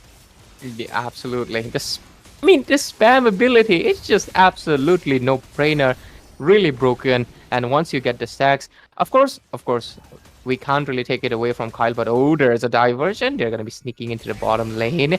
But still, basically what I was saying, if Kyle gets taken down, Joseph comes in for the cleanup. Joseph got taken down, Kyle comes in for the cleanup. They are long lost brothers, definitely for sure. And they have found their synergy. But Kimi comes in with the emote, showing the obviously knowing the Lord's gonna march in down. Joseph trying to sing the lanes. Let's see what happens. Definitely implosion play. Where is it, Fredo? Yo, it might be coming in any time because look at those green lights. All the green lights there on the screen, but they will be dealing with the Lord only. They won't be trying to defend those inhibitors. Yep, 80% HP still, and Tartarus will not be greedy. They will be happy with taking down 2 inhibitors. They know they still have it in their pockets, as long as they don't commit a huge mistake, and especially as long as they protect Kyle. Yep. And the thing is that the score is 15-4, but the goal lead is 5k into the hands of Tartarus. On the early game, Zohunt was the one leading so massively, but right now things have completely changed. But oh, what is that diversion? Oh, they go in Kimi from the back line. Yeah, there comes that implosion play, but it actually works there and into the backlines. But Dusty Mizo with a flash combo, and that will be the mistake that they have made so heavily. As look at the damage coming in from Dusty Mizo. Kyle almost gets taken down, but there might be one Death Sonata to connect. They might be going down as well. But flicker ejector. Kyle wins that outplay, and there comes Joseph once again. He wants to go in for more, but it seems like Prime does not have enough HP. Joseph still wants to go in looking for an angle, will not find it, will decide to back off. But the base is naked. You know, it was kind of worth it. They do lose 2 bodies, 2 of their frontliners, but their damage dealers are still alive, and they get all the inhibitor turrets, and the base is completely exposed. Just like I mentioned, in 50 seconds, the next Lord's going to be coming in, a Luminous Lord that's going to be stacking up on around 60,000 HP, and that's going to be scaling up even more as it comes. So that's something that Zohunt will have to deal with no inhibitors, no turrets, only their base left to defend. At the same time, gotta give it out to Kyle, of course, but family problem, 100%. This man has turned up his chakra. Like, he has his 6th sense open. He has been looking out for Kimi every second, knowing that there's an implosion flicker or the conceal play teleport from behind. This man was able to sense it, and he threw Kimi behind, and that's the only reason Team Tartarus was not able to do a full wipeout. Family problem is actually giving Kimi a little bit of competition in getting the best roamer in Northeast. Yep, no doubt about that. The fact that he was aware of that bush play as well, right? Those teleportations might be coming in any time. Diversion, 4 people! Mizo needs to get away, and there comes the RWM sitting in as well. Prime is in the right position to deal out a lot of damage, but it seems like they focus their domain is gone. Right onto him. Domain is gone, like you said, but it will be enough for him to get away with that single dash. But man, explosion! Kimi, the monster, has risen to the occasion. And with that, there comes the Rhapsody. There comes the Death Sonata. It's a double kill with Kyle. They are going in for the base, it seems. There comes the recall. There comes the immortality. They don't care anymore. They're locking down the base. 2 members won't be enough to defend as Tartarus take away the victory. Only Kimi! I just challenged him. Family problem challenged him for the roamer title. Kimi was like, watch this. Watch this. As he came in with the 4-man implosion, the moment he saw Melissa doesn't have the domain, he got the green light that he was looking for. The last 16 minutes. This man caught 4 Mm-hmm. people, full on wiped out Oh my his god. team. This man, Yep. this man, Kimmy, proving himself why he's Oh my god. basically the best of the best in Northeast, and one of Apex is considered best Indian roamer, but Kimmy stands tall against him. And in Once Northeast, this again, guy is a beast. What was that? what That was was a that? key boy. Absolutely right. That was a Yep. key boy moment. No, bro, no, bro. That was not a keyboard moment. Let's not give away Yeah, let's not give away what Kimi did away, the that credit was a to Kimmy Keyboy, right? moment. Yeah, that was Keyboy a who? We Kimmy should ask. moment. Yeah. We should ask Keyboy who? Yep. Keyboy who? It's not Keyboy. It's not Keyboy moment anymore. It's Kimi moment from now on. Look at that guy. Like you said, right? Waiting for 16 minutes.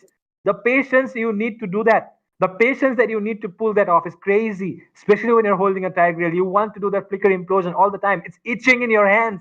It's itching in your hands to do that, but you don't do that because you know that if you do that, your entire team might get wiped out. You need to keep that sacred hammer ready. You need to keep that flicker. You need to keep that conceal. You need to keep every single skill ready for that right engage. And he waited for Prime for the domain expansion to end, and that's when he went in. My goodness, Ray, you pointed it out right. Kimi is on par to be called as one of the top roamers in India, if He not the best. is. He He is. I'm gonna be honest. In Northeast, this man is number one, and Doom is following up, and Family Problem is Mhm. following up as well. All of them are great roamers, Mhm. but Kimi, he's on the next level. I don't think Zohunt was Just prepared. We weren't prepared. How was Zohunt supposed to be prepared? definitely. I mean, yeah, like we are not. We expected it, but the thing is, he has been so inactive so far. It has like all the time he have been, trying to do implosions. It did not really connect well, but in that last one, my goodness, that was so impressive from him. Four man. I mean, four man. How many times do you see that in the end moments of a tournament? Not too often. Not too Yep, often. And yep, definitely. in high stakes situations when you perform, that is the true quality of a top player. Yep, We have to give the absolutely. credit. Credit Definitely, where it's definitely, due. Fredo. No Definitely, more Fredo. It keyboard was an moment. exciting match. It was Yep. definitely a very exciting match, and it was really nice to see. Team Zohunt really put up a really good competition. They gave Tartarus value for their money. They came in here Hmm. for seeing their competition, and they got it, forced a game number 3, but obviously they were able to come out on top with a lot of plays. And it's going to be really interesting how this tournament moves on forward on Wardrum Games. Ladies and gentlemen, this is the North East Underdogs Tournament. The underdog registration is still open. So if you think you can go against toe to toe, please do register. We'll be here for you to cast. But of course, let's just see how there are more round robins to come. And of course, there's still one last match left. IGN versus MAAF. So if you're here for those two teams, you'll be here tuned And as well. I mean, we got a lot of moments, right? So Fredo, you can yep. take it away. Yep. And with that being said, Ray has mentioned everything. Underdogs, right? Underdogs registration is still open. The tournament is going to happen. One more match is left for today, so don't go anywhere, guys. We'll be right back with after a short break. And good night from Ray. Good night from Fredo. Hello players, are you from Northeast? If yes, we have a very exciting news for you. Wardrum Games is hosting the North East Underdog Tournament where the top invited teams are going to be playing against the biggest underdogs. And the best part, Guys, it's a tournament format. Why? Because it's starting in a separate bracket and you get to fight with only the underdogs all the way to the finals. by participating in this tournament, you have the chance to win a share of the prize pool, which is 60,000 Indian rupees. So what are you waiting for, guys? Go and register ASAP because the slots are filling up really fast and you're gonna run out of slot if you don't register ASAP. For registration, you can check the link in the description of the Instagram bio of Wardrum Games. So do follow them and yeah, see you in the tournament and I will be casting too.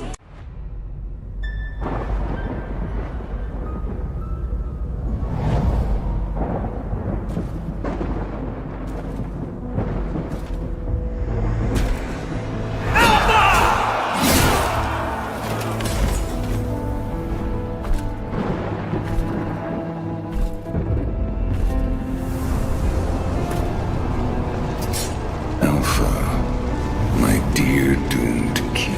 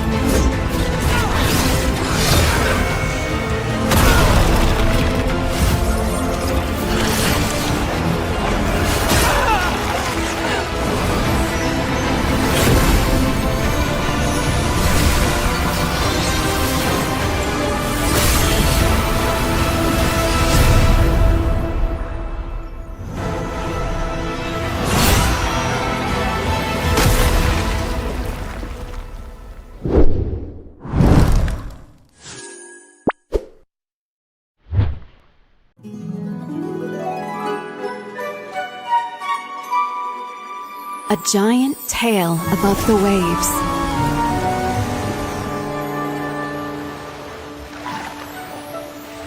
Is it a sea monster?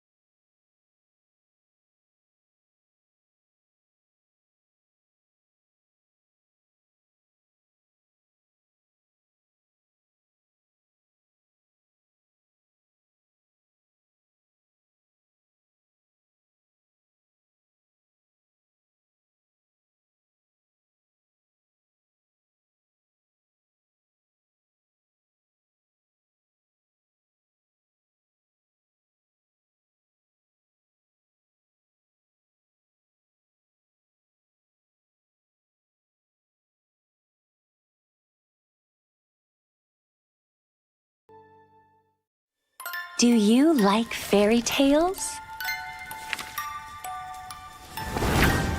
Who deserves to live happily ever after?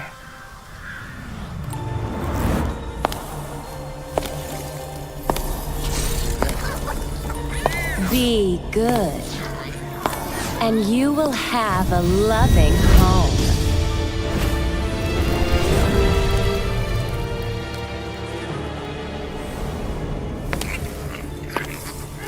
Be kind, and you will be shown kindness.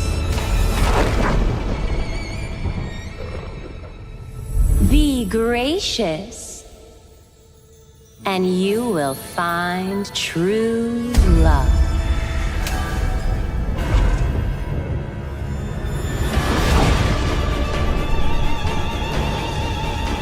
It's all your fault! I was just having some fun. Your mother died because of you!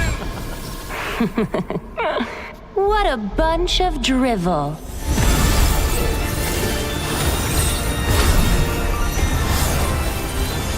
Break those chains!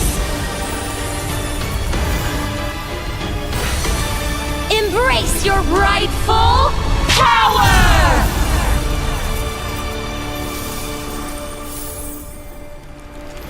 I really love a good fairy tale.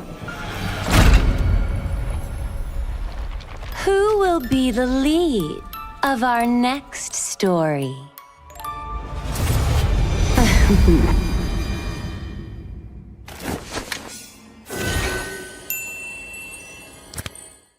Hello players, are you from Northeast? If yes, we have a very exciting news for you. Wardrum Games is hosting the Northeast Underdog Tournament, where the top invited teams are going to be playing against the biggest underdogs. And the best part, Guys, it's a tournament format. Why? Because it's starting in a separate bracket and you get to fight with only the underdogs all the way to the finals. by participating in this tournament, you have the chance to win a share of the prize pool, which is 60,000 Indian rupees. So what are you waiting for, guys? Go and register ASAP because the slots are filling up really fast and you're gonna run out of slot if you don't register ASAP. For registration, you can check the link in the description of the Instagram bio of Wardrum Games. So do follow them and yeah, see you in the tournament and I will be casting too.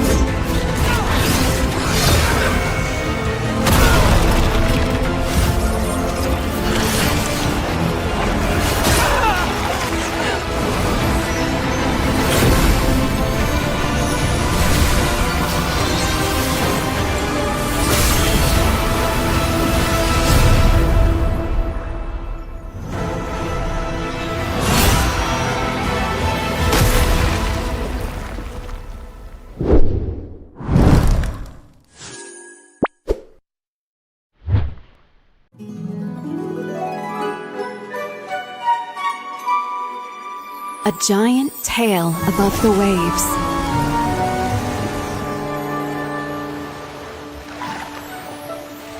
Is it a sea monster?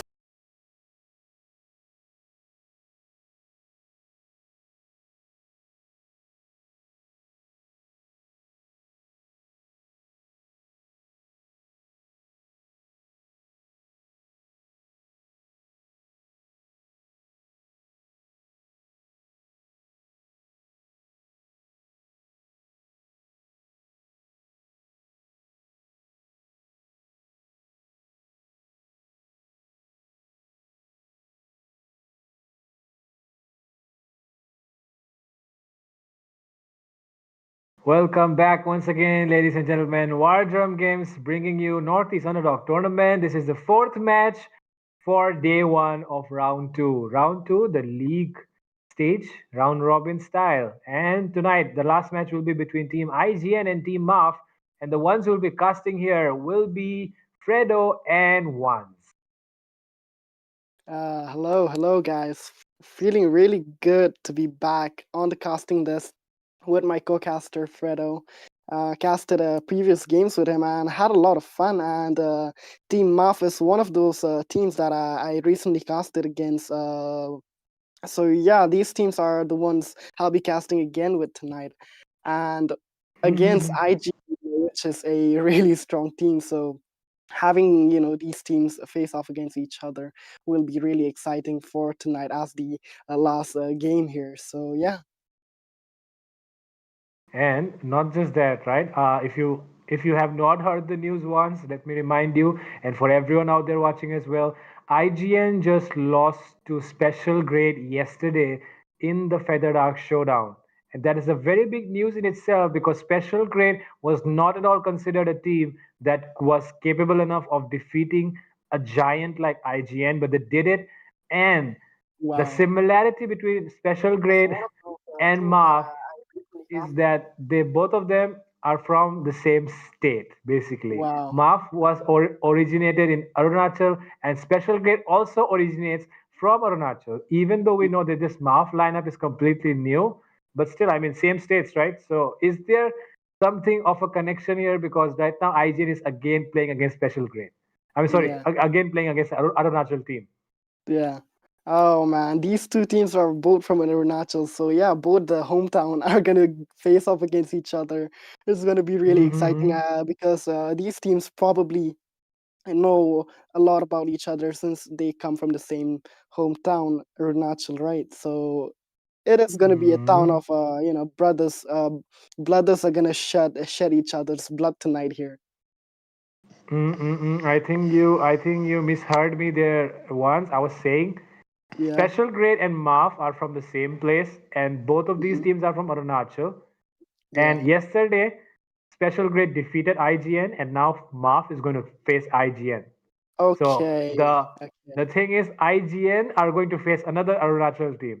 Oh And the my question God. here is, Yeah. do you think IGN will be defeated once again? Is there a problem with Arunachal? Is IGN weak against Arunachal team? That is the question. Okay, so you're saying that they're facing against another Arunachal team, which they defeated in the FAS. So, talking about a IGN, I don't think that they are a weak team because they are one of those teams that is out there in the esport, in the community, in the Indian community. They have shown a lot of potential, and they have definitely proven themselves even in the past. In the past tournaments that has been going on all around the Northeast. They've participated. They've shown a lot of potential. So I wouldn't say that they are a weak team. I would say they are a pretty solid team and one of the tops, I would say. Yep. And even though we know that even though we know that IGN is very strong, the fact that they lost yesterday, it seems to have raised questions about them, especially among the people who watch the tournaments, who follow the tournaments, especially the fans of IGN have been affected quite a lot, right? I mean, if you follow a team, if you love them, if you support them as a fan, you get quite nervous. It breaks your heart to see your team lose. And we all know IGN is one of those squads. I mean, the oldest squad in India, right? Yeah. So for that reason, they have the most number of loyal fans as well. some of their fans actually date back to like 2000. I mean, before the COVID era, and that in itself is a long. Mhm. I mean, it's a very old thing to say, especially in terms of the internet age, right? Yeah. So 5 years back was when COVID happened, and Yep. the people who were supporting IGN were before COVID. So I mean, it's been a long time. So Mhm. this squad has some really loyal followers. But will those loyal followers still stay, loyal to this team even after that crushing defeat that they faced yesterday? That is the Yeah. question tonight. But let's see if they rise up to the occasion once again. MAAF is on the other side. Yeah. MAAF, they've definitely shown that they have a lot of potential because the last time I casted, they were facing off against Team Celsius and they managed to pull off a win against them. So they have a lot of potential as well because these two teams, they are pretty solid at tonight, I would say. And yeah, and so far into the draft, looking at the draft here, coming off from the side of IGN, we see that they are aware of the first pick that Team MAAF is getting. So they're basically going to pick off those annoying heroes such as the Fusion and Matilda. So they're not going to be having those guiding winds and the lantern flare to deal against with. And on the side of on the side of Mafia, they're basically going off against with the typical meta bans such as the Grandeur and the Badang, because obviously these two heroes are in the meta really dominant. Badang with his fist crack, fist break, and man, just way too annoying to deal with. And stacking those Thunderback still, Thunderbelt, it's too easy on the Badang with his fist win. So yeah. And look at the ban, Fredo, coming off from the side of Team MAAF. They're even banning away the Fanny, denying IGN of a Fanny pick. We all know what IGN likes to play. They like to go for the assassin-oriented lineup, and that is exactly why MAAF will be taking out this assassin that annoys every single damage dealer, especially the mage and the gold laner. That is exactly why the Fanny will get banned out, but okay, Julie will get their hands on this Suyo, which is an early game hero. If you want to get that snowball going, it gets really easy for you, right? So this pick is really great, but if you take one, you give away two. And right now, look at that IGN picking up the phobias already, going to cause some problem, for this Suyo. Yeah, I mean the Suyo is a solid pick, but as you said, if you're gonna take one, you're gonna give away two. So right now we see that IGN, they're more focused on the side lanes. We have Mirio on the Phobius as well as Aaron the Creator on that Harrod. And man, Aaron the Creator, he is such a solid gold lane, I would say, because he has shown a lot of potential with his Harrod and the Grandeur in the gold lane. He's really dominant. So giving away that Harrod to Aaron, it's quite a I would say quite a risk to go off against with, because the Harrod deals a lot of burst damage right off the bat once he hit that level 4 with the Zaman Force and the Chroma Dashes. Yep. Once you hit that level 4 with the Harriet, you are something that you have a potential basically, because you get those cooldowns coming, you get those dashes, and you get that basic attacks right. And that is exactly what you want to do with the Harriet. Adam the Creator trying to take that early game advantage by picking up that Harriet into the gold lane. Win. Chun Chun Maru is basically Witch, and Troya is basically Respect. And with that, Chun Chun Maru, which, as we all know, is going to pick up one of his controlling mages, a mage that likes to control the game. The name itself, is the real word manipulation, right? So yeah, he wants to manipulate the game by itself, and that will be Witch on that Eve right now. Yeah, and talking about Witch, on that Eve, his counterpart, the Sicilian. Man, the Sicilian is such a hassle to deal with the Bad Impact, the Sanguine Claw, and the Bad Feast. And not to mention that, obviously, he gets stronger as you're progressing into the late game with his stacks. The more you stack up, you're just getting stronger and stronger with each passing second. So not if they're gonna drag the game towards the late game, they will be having a lot of trouble facing off against the Sicilian, because sustaining that bad impact in the late game will be really tough, because it deals a lot of damage. Merely at 250 to 300 stacks, his his bad impact alone, it deals above 1500 damage. So yeah, having that in mind, they need to take something that can pick off the Sicilian in the early game, especially where he will be short-lifted off those stacks. So having a hero, which can go into the backline and delete him out of the picture, they would be really wise, because at the moment we see that IGN did not pick the jungler just yet, even the roamer. So there are two main cards that they've not shown till now. Even from the side of MAAF, they've not shown their goal lane as well as their, I would say, a EXP laner as of now. So these two cards are still remaining and yet to be revealed. Yep, they still have not picked up those two, and their cards remain yet to be revealed. But like you were saying, they need someone to pick off the Sicilian, and for pickoffs, there is the Jawhead, and MAAF will ban out the Jawhead, but right now it just still leaves the option for picking up the Chow that you can definitely go for. But instead, they go for Kozin on that Tigreal. You know this guy wants to create those setups. Last game we saw Kimi did the 4-man setup. And right now Kozin is another one who wants to show that who is Kimi. Kozin is here. I am also capable of doing some crazy implosion plays. And one thing that I want to point out here was, you know that the Gatot Kacha counters the Yves, right? Yeah, yes. I mean, he can basically dive in, with the AOG, but then again, we have Tigreal that can push him away with the Sacred Hammer. So yeah, it's gonna be tough for Team MAAF to pick off Yves and the Harrod, especially with Suyo, since Suyo, he is quite mobile with the Soul Blade, but then again, that alone is not enough to catch them off guard. And especially talking about the Harrod, since the Harrod is really mobile.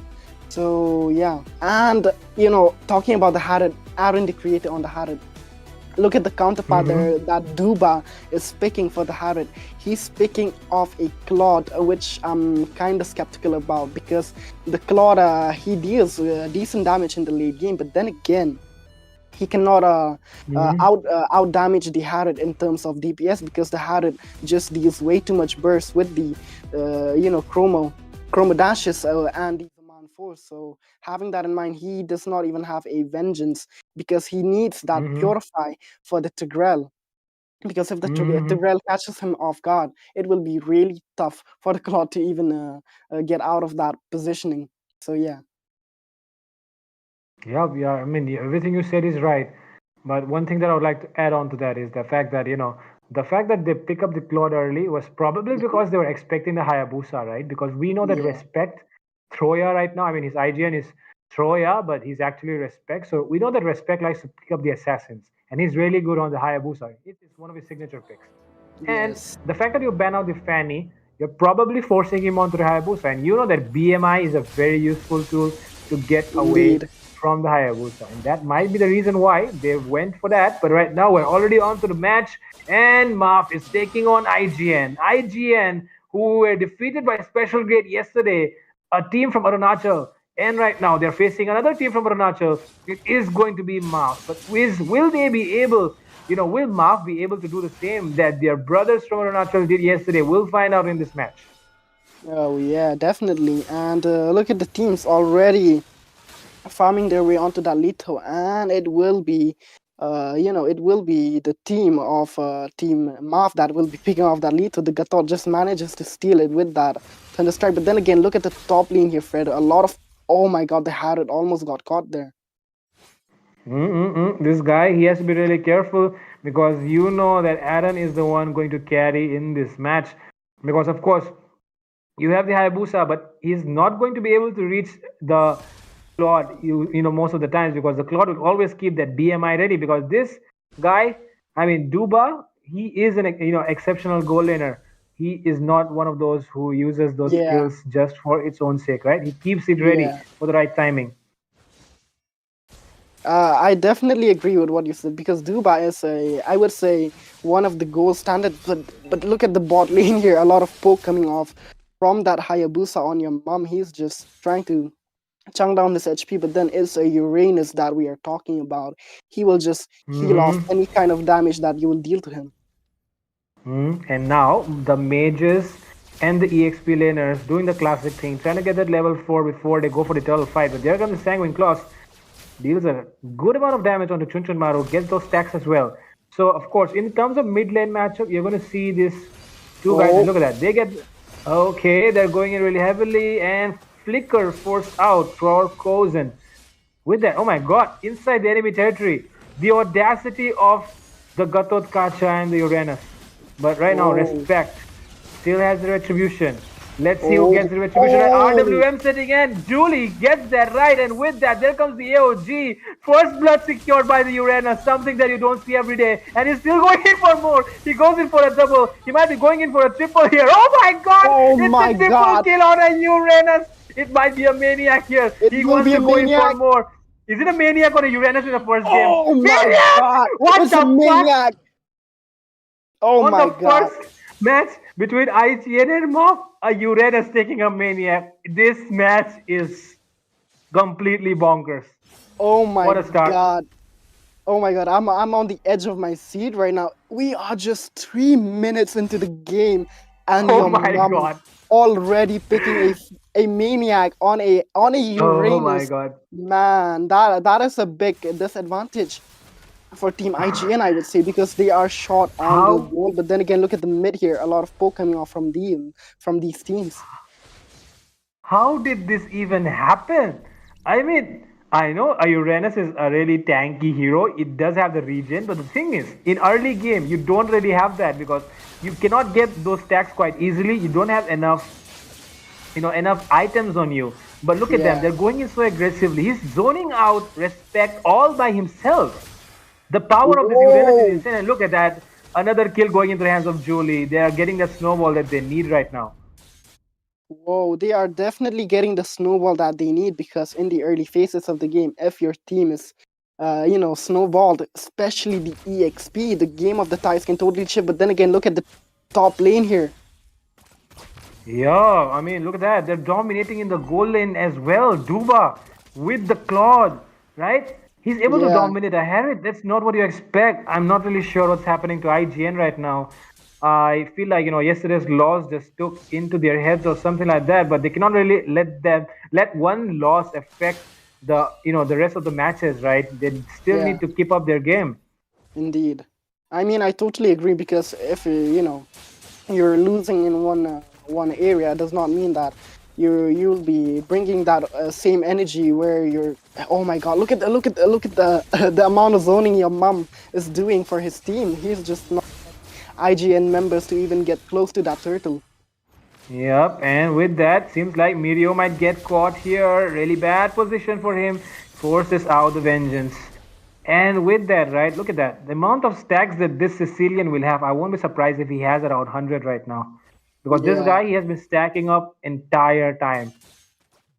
I mean the stacks are just gonna continue stacking, and as you said, almost 100 stacks. He has 93 stacks at the moment, and he's definitely gonna be dealing a lot of damage. Imagine a Sicilian with 200 stacks by a 10-minute mark. That would wreak a chaos into the land of Dawn here. He will just be dealing a lot of insane damage. Oh my God, the way he's just continuously stacking those stacks. But then again, here, Fredo, look at the top lane. Oh my god, this guy, this Uranus has been creating, setting up, whatever you call it. He has been taking down people. He has been setting up as well. He has been every single time, everywhere. And right now, we already know the reason why MAAF has been able to dominate is because of this Uranus. So IGN, they need to focus down right now. They need to take up those anti-heal items. Right now, look at that. Chunchin Maru, which already picks it up. So right now, your mom is going to have a little bit more harder time because there is going to be anti-heal on the side of IGN, and they are going to use it to take this guy down. They know. It's not the Suyu, it's not the Claude, it's the Uranus. Yeah.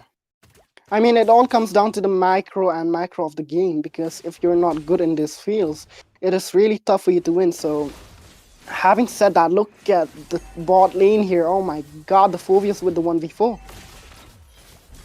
Vengeance being popped out as well. Easy kill here for Rain. No way for that to escape. On the top side though, look Oh at my that. god! The Aaron, the creator. There comes the AOG as well onto Chunchun Maru. Chunchun Maru does not get bothered by it. Still stays still inside the tower. And that was a big price that they paid. They take down Mirio, but they lose two in the process. The goal later and the jungler on the side of IGN was able to get a kill onto Julie, who was defending the top lane side alone.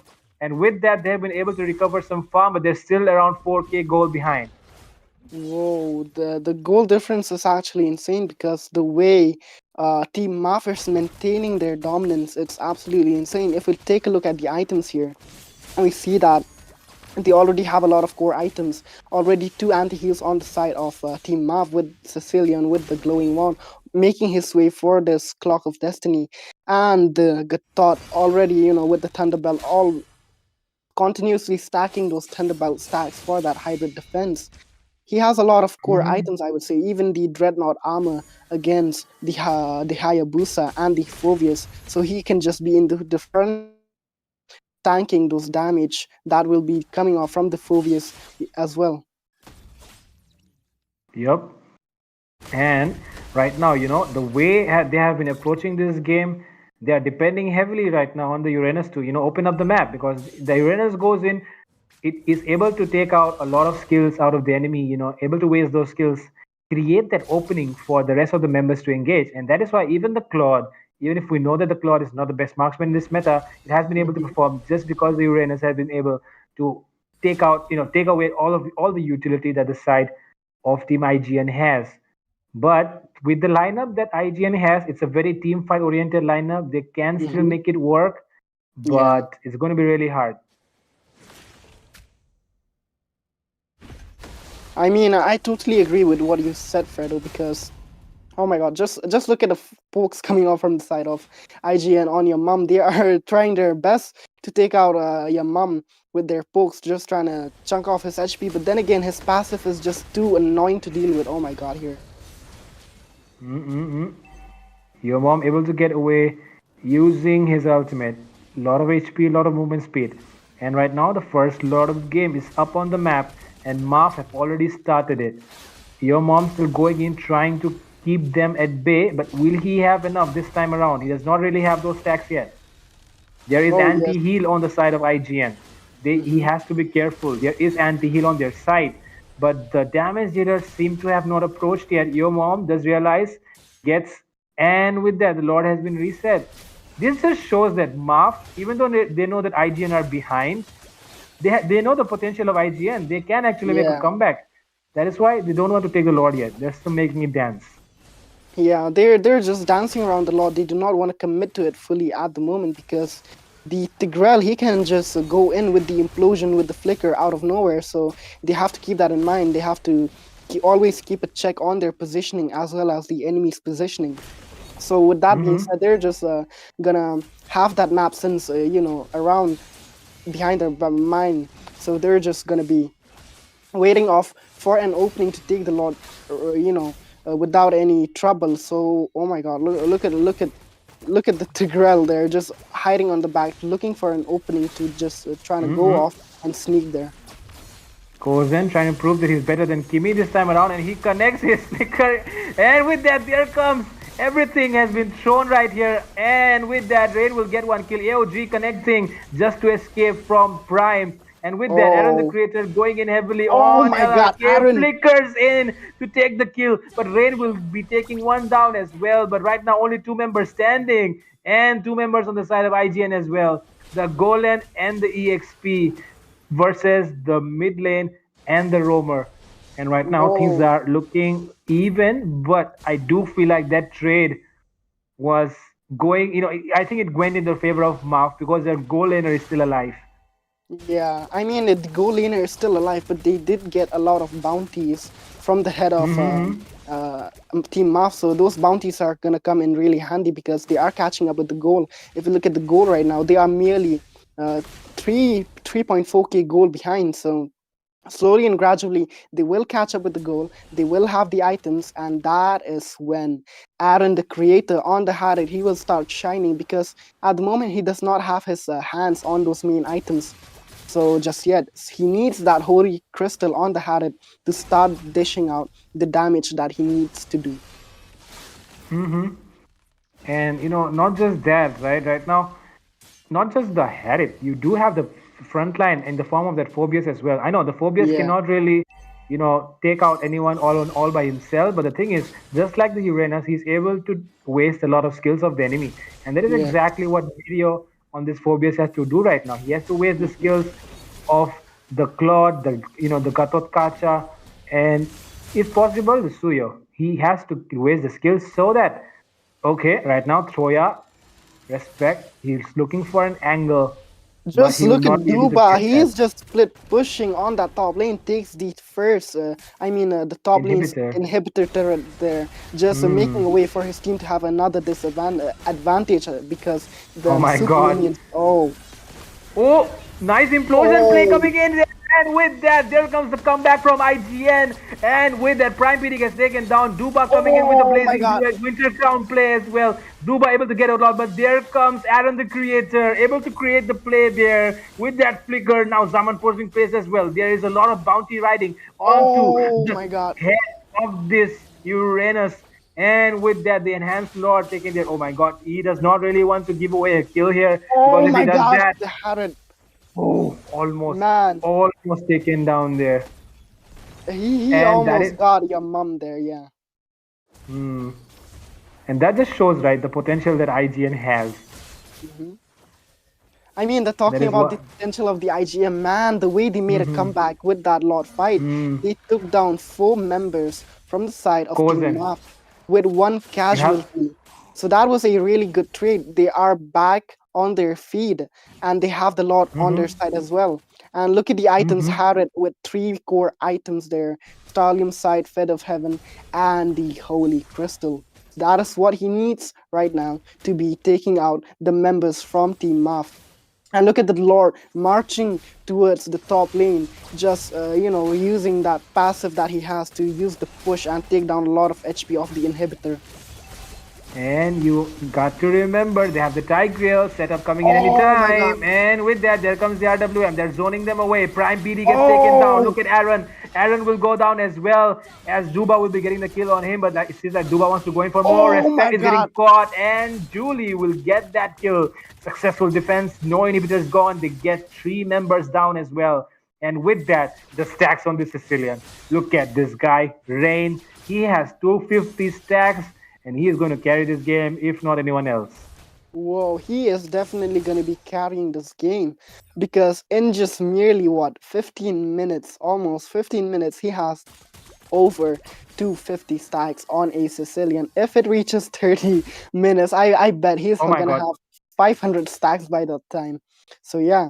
Oh my god. And man, talking about the previous fight though, I think that team IGN, they kind of overextended on that inhibitor push because Mm-hmm. they lost a lot of members despite them making that comeback on that Lord fight which they previously had. Mm-hmm. They kind of threw it off in that inhibitor Lord push. They could have just backed down because there was nothing much they could do. The Claude, with his Mm-hmm. blazing duet doing the Winter Crown play as well. So yeah, taking him down is Yep. not that easy when he has a Winter Crown and he has activated that blazing duet. Yep. And not just that, right? He has a purify as well. So even if you try to Mhm. implosion him, he will be able to get away from that. Yeah, And talking about implosion, you saw that play that Kozen made there. They were all going in heavily onto Mirio and Mirio. Like I said, if Mirio is able to bait out the skills, then there comes Kozen with the implosion. And that is hmm exactly what happened. That is why IGN were able to get that Lord. But like you mentioned, they overextended, or you can say they overcommitted. You yeah, can see that Alan the Creator went in too deep inside the enemy territory when it was supposed to be Mirio and Kozen who do that, while he and respect would have been going in for the towers. Once Yeah. again, they're coming into the Lord Pit, and MAAF, they remember what happened last time. This time, I think they'll be, more careful. Yeah, most definitely, because what happened last fight on that the Lord was totally out of the blue. The, I think this time again it is gonna be Whoa. Killing spree for Julie, and there comes the implosion, and well, okay, Murio into the backlines with the, but Duba will take him down immediately. look at Prime the PD still Gatot. going in heavily, and Chun Maru might be in some trouble here. There comes the AOG, not able to take anyone down, and the Harrod. it will be the Bat Impact taking down that Yves, and Adam the Creator still dashing in and out, but even though everyone has fallen down, it's still Rain who stays alive, and it's a shutdown secured. And with that, didn't I say, if no one carries the game, it will be the Sicilian. And with the Is it an N? entire Is it lineup, an N? yep, I it think is he going to can be the sell his end. items and buy it with Talker or something at this moment Yeah, because Wind there's Talker. no one alive. Oh, this is the end, man. Oh my god. This is the end. I never expected a Sicilian to push down a base, but this is the action that you can catch live on the Northeast Underdogs Tournament. What a game that was, man. I was so impressed by Team Muff. Man, Team MAAF, they actually did really well because their micro and macro off the, right off the early game was really good.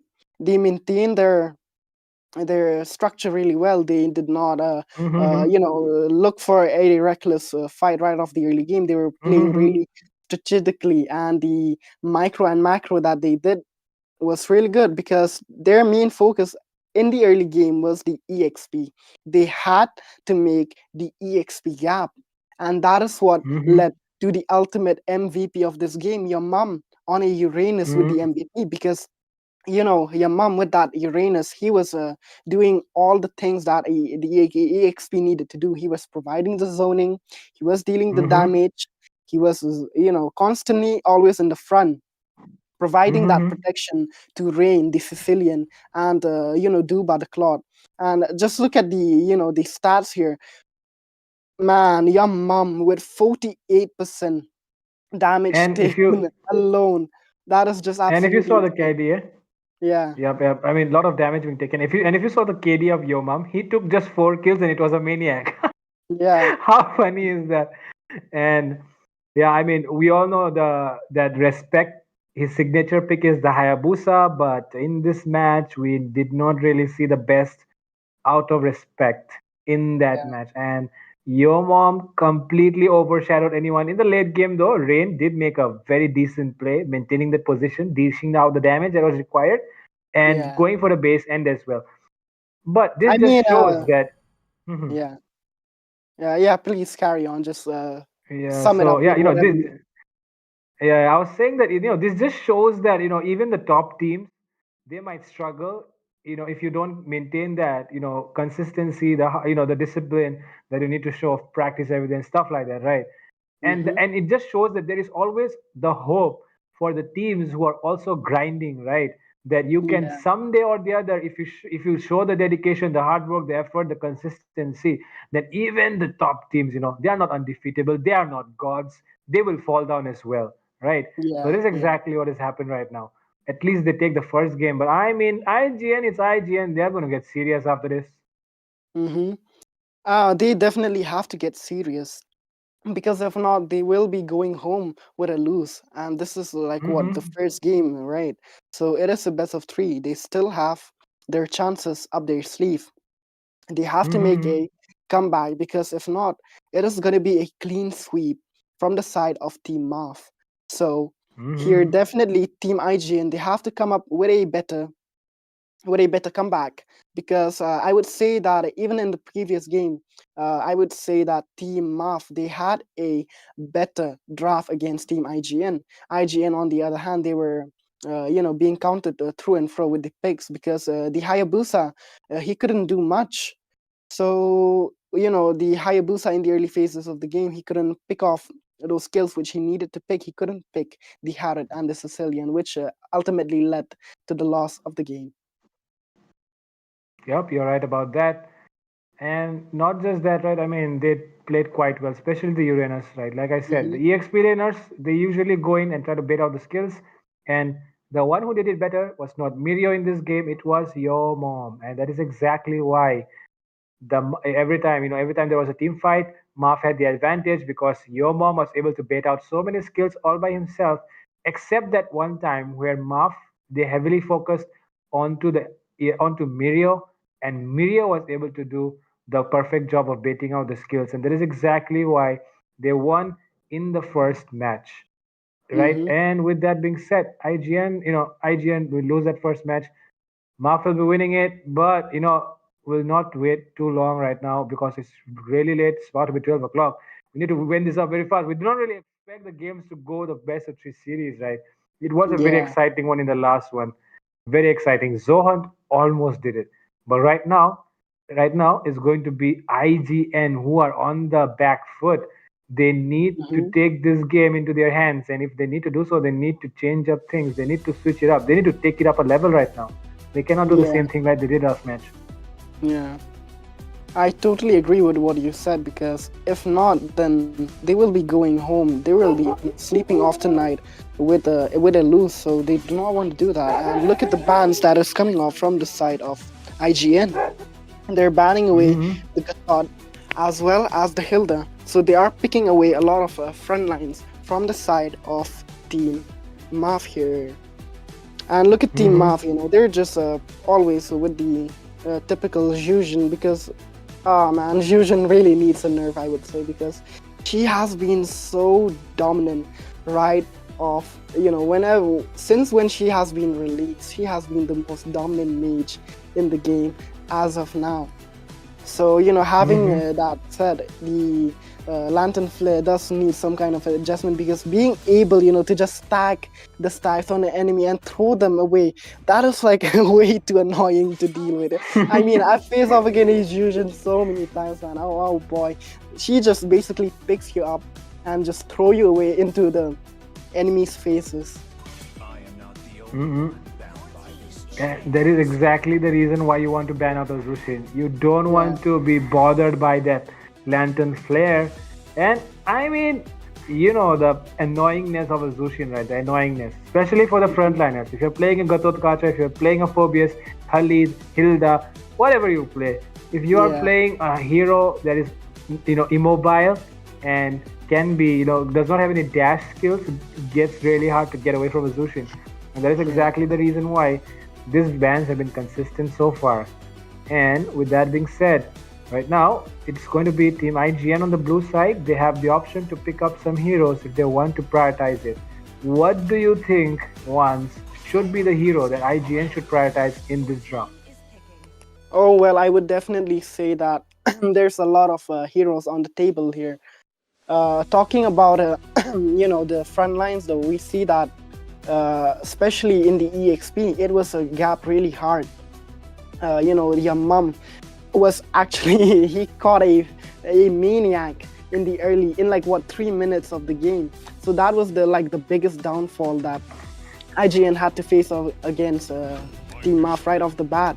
So they must, prioritize EXP laners that are really dominant, because if not, then it is going to be really hard for you to even get your hands on the turtle, because it is always the EXP that mainly helps with the turtle rotation and providing that damage and zoning. So with that being said, we see that IGN already coming up with a really tanky frontline, coming off with a Hylas, and oh boy, look at Troya on the Fanny. Man, Team MAAF, they forgot about the Fanny and they are giving away a Fanny to IGN. And look at the pick coming off from the side of IGN again, a Moskov against that Granger. So it is looking pretty solid in the second draft here, second game for IGN. They have a comfortable picks, I would say, because the heroes that they have at the moment fits pretty well with their play style. So they will be, prioritizing those early games rotation, especially onto the EXP now, as well as the goal lane, because they have a Fanny, and Fanny with the steel cable can easily provide the rotation that both lanes need. And just go to the EXP, use a cable, get a kill, or maybe force the EXP to recall. Then you can recall back to the base and head right to the goal lane. So with that, you can provide a lot of rotation with the Fanny as well. Yep, you can provide a lot of rotation with the Fanny, and if you have a Moscow as well on top of that, you know what you're going to do, right? Right now, Yeah. IGN, they're going to go for those split pushes. They're going to go for those split pushes. It's so obvious. You have a Fanny, you have a Moscow. The mobility is going to be insane. Every single time there will be the SOD available, and Fanny always has those steel cables. If you want to get away from a situation, you can do that. And that is exactly why Aaron and Respect will be here, going down to go for the ultimate strategy that everyone knew when they first played this game, the split push strategy. But will it actually be working out here? That is a question, because of course you can do split pushes all you want, but if the enemy has a hero that also has the same amount of macro potential that a Fanny and a Moskov have, for example, the one that I can think of is the Luo E. So if the enemy decides to go for a Luo E, the Moskov might actually get caught with a diversion play coming in. Oh yes, definitely, I agree with that, because the Luo Yi with the diversion can make plays that will even surprise the enemy, because we do not know where the diversion will land. Any bush that is left unchecked is a danger bush when a Luo Yi is present in the game. So with that, they need something, like a Luo Yi to make the play here, because if they get the hands on a Luo Yi, it can be really good for the side of Team MAAF, because they have a lot of burst heroes on their side. They have a Grandeur with the Rhapsody, that's Nata, and the Capriccio, which he can just stack throughout the game, just like the Sicilian. And CC, man, oh man, with the Yo-Yo Blitz, just so good. Even melts a tank, I would say, with that War Axe when she is on a full stack with that Yo-Yo. Yeah. And for everyone out there who's still wondering who Troya is Respect, and Chun Maro is Witch, and the rest of them have still kept their original names. If people are facing confusion out there, just clearing it out. And with that being said, like you said, the Grandeur is going to be the key to victory here for the side of Team MAAF, because like you said, you're going to have those stacks to build up on. And if once you get those stacks, of course, if you're going up against the Moskov won't be able to do much. But it seems like they're going for that Farsa. Okay, the Yiv did not work. They're trying out that Farsa right now. But in terms of the split push, it seems like MAAF has not decided to go for anything that can actually stop this split push from happening. Oh yeah, definitely, because if we look at their picks here, they do not have the heroes that can, catch up with Moskov and Fanny.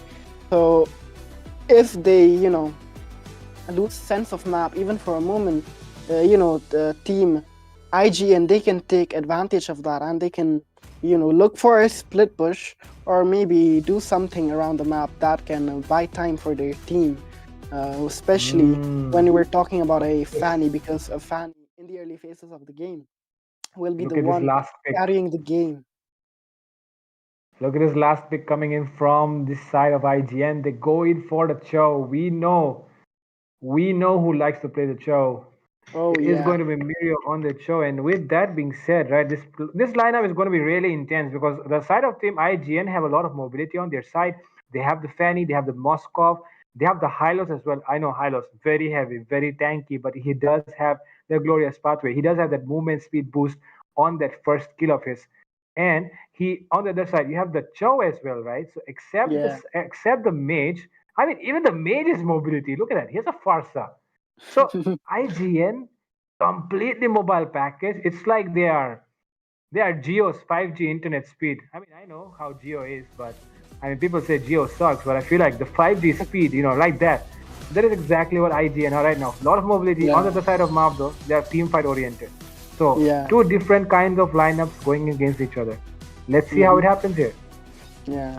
And with that, we are just gonna be heading right into the game. Both the junglers already a level 2 mark, and the Fanny already prioritizing the purple buff. Gonna get it in about a second, and then there will come the rotation from the steel cable, the early phase of the game where the Fanny shines the most.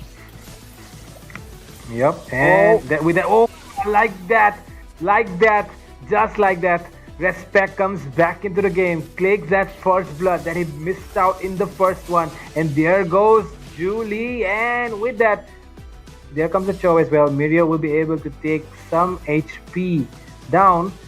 On the other side of the map, though, we see the gold lane matchup happening, Moscow versus a Granger, and we see that the Moscow is actually ahead of the Granger in terms of the EXP, because look at that, it seems like Granger missed out a couple of minions. No, yeah, he definitely did miss out a couple of those minions there. So he lost a few stacks on that Capriccio, which he really needs in the early game. Oh my god, look at Respect there. Hey, sometimes, every time this Fanny shows up on my screen, I'm always wondering if he's going to go for a kill, because if you lose a match, you get serious, right? That is what top mentality is. Oh, he goes in actually, but Duba was able to get away from that, it seems. Yeah. Meanwhile, on the other side of the map, look at that EXP matchup, right? Between both the sides. They're trying to get that level 4 before the turtle fight. And it seems like this time it will be MAAF who will be getting that level 4 first. Oh. The turtle fight is already stirring up, but then again, it looks like the junglers are not ready because they are busy with their buff. They want the retribution to be as strong as possible. They need those creeps to increase the stats of the retribution, so it will be an easier fight for them to take down the turtle to secure it. But then again, look at Team IGN. They have a lot of frontline, a lot of damage here. Whoa. Okay, Troya uses everything there, and with that, there comes the Way of the Dragon onto Julie, and Julie will get taken down there. Implosion has been used as well. Chun Chun Maro there. There comes the SOD connecting, but will not be used for the TP. And with that, 3 kills and a turtle going easily into the hands of MAAF, into the hands of IGN. He's gonna engage that Granger now. Yep. Granger, he has to be really careful here. Does see that the Fanny just decided to look at the Fanny! And with that, Fanny almost gets taken down there. Oh my god, silver of HP. Was not really aware that the Suyu was actually baiting him for that creep. Oh. And with that. Man, the way he was just, casually camping there. Julie with the Suyo just casually camping there waiting for the Fanny and almost getting caught there. Almost got killed with a merely half of even a 1 HP, I'd say. Oh, look at the mid bush though. 3, 4 people on that bush. Oh my lord. Yo, my god, Mirio coming in with the clutch, but Rain will be able to get him down. Wall spam, but there is nobody near that wall. On the other side, the glorious pathway has been placed as well. That fight almost seemed like, it almost seemed like they'll be able to get someone. But, the flicker coming in from Duba was able to save him there. Aaron is in some deep trouble. And there comes the Sacred Hammer. Crowd control immune and still enough to get away from the situation. Oh my god, the sidesteps, crazy sidesteps happening here. Aaron is forced to become the best. He is at the moment. Wow, he definitely is one of the best, I'd say. But then the way he used his abyssal step and the side step. Oh my god, look at the Fanny. Oh my lord, we didn't get to catch that. It was a little off cam there. But the cameraman did try a good job there. W for the cameraman. But with that being said, second turtle into the hands of IGN probably, because there seems to be no contest. They don't have the jungler, and with that, easy second turtle here once again for IGN. Respect is trying to earn back the respect that he just lost just a little bit in the last one. And he can definitely do it this time around because their lineup does favor mobility. Seems like the CC and the Fanny might be engaging in a 1v1. But it won't be happening because the Fanny knows does not really have enough. And with that, there is a Pause being called. Okay, but it will be resumed once again without any time being lost. Yep. And so far IGN has Oh, looked the really bot lane. good. Oh, it seems like an engage is happening in the bottom side. Nothing much though, just regular goal lane things that keep happening. You always want to take down the goal laner. Yeah. Matchup though. Okay, goal taken away there by Witch. I mean, the fact that Prime, he's just babysitting the Granger at the moment, because he knows if the Granger is the one who's on the farm and gap on that Capriccio, it will definitely be a lose for Team MAAF. So they wanna prioritize the Granger, make sure he does not lose to a Moskov and a Fanny there. So they are protecting their precious gem, the one that will be carrying them in the game.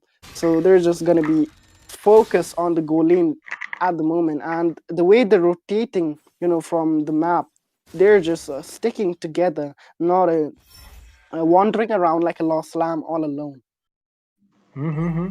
And that is completely opposite of what IGN are doing, right? IGN, look at that. There is Fanny on the top side. Oh my god. There comes the Way of Dragon, and it will connect onto the guy that they were protecting all along. The guy called Duba will be falling down here. And okay, the gold crab, though, it will go into the hands of the Vixana. And with that, there was a 1v1 happening there between the Suyo and the Fanny. But Fanny decides to go back once again to continue the stick push that was happening. Oh, seems like a 1v1 was happening. And the Vixana almost able to get down that Moskov, but Moskov, silver of HP, Aaron, lucky once again.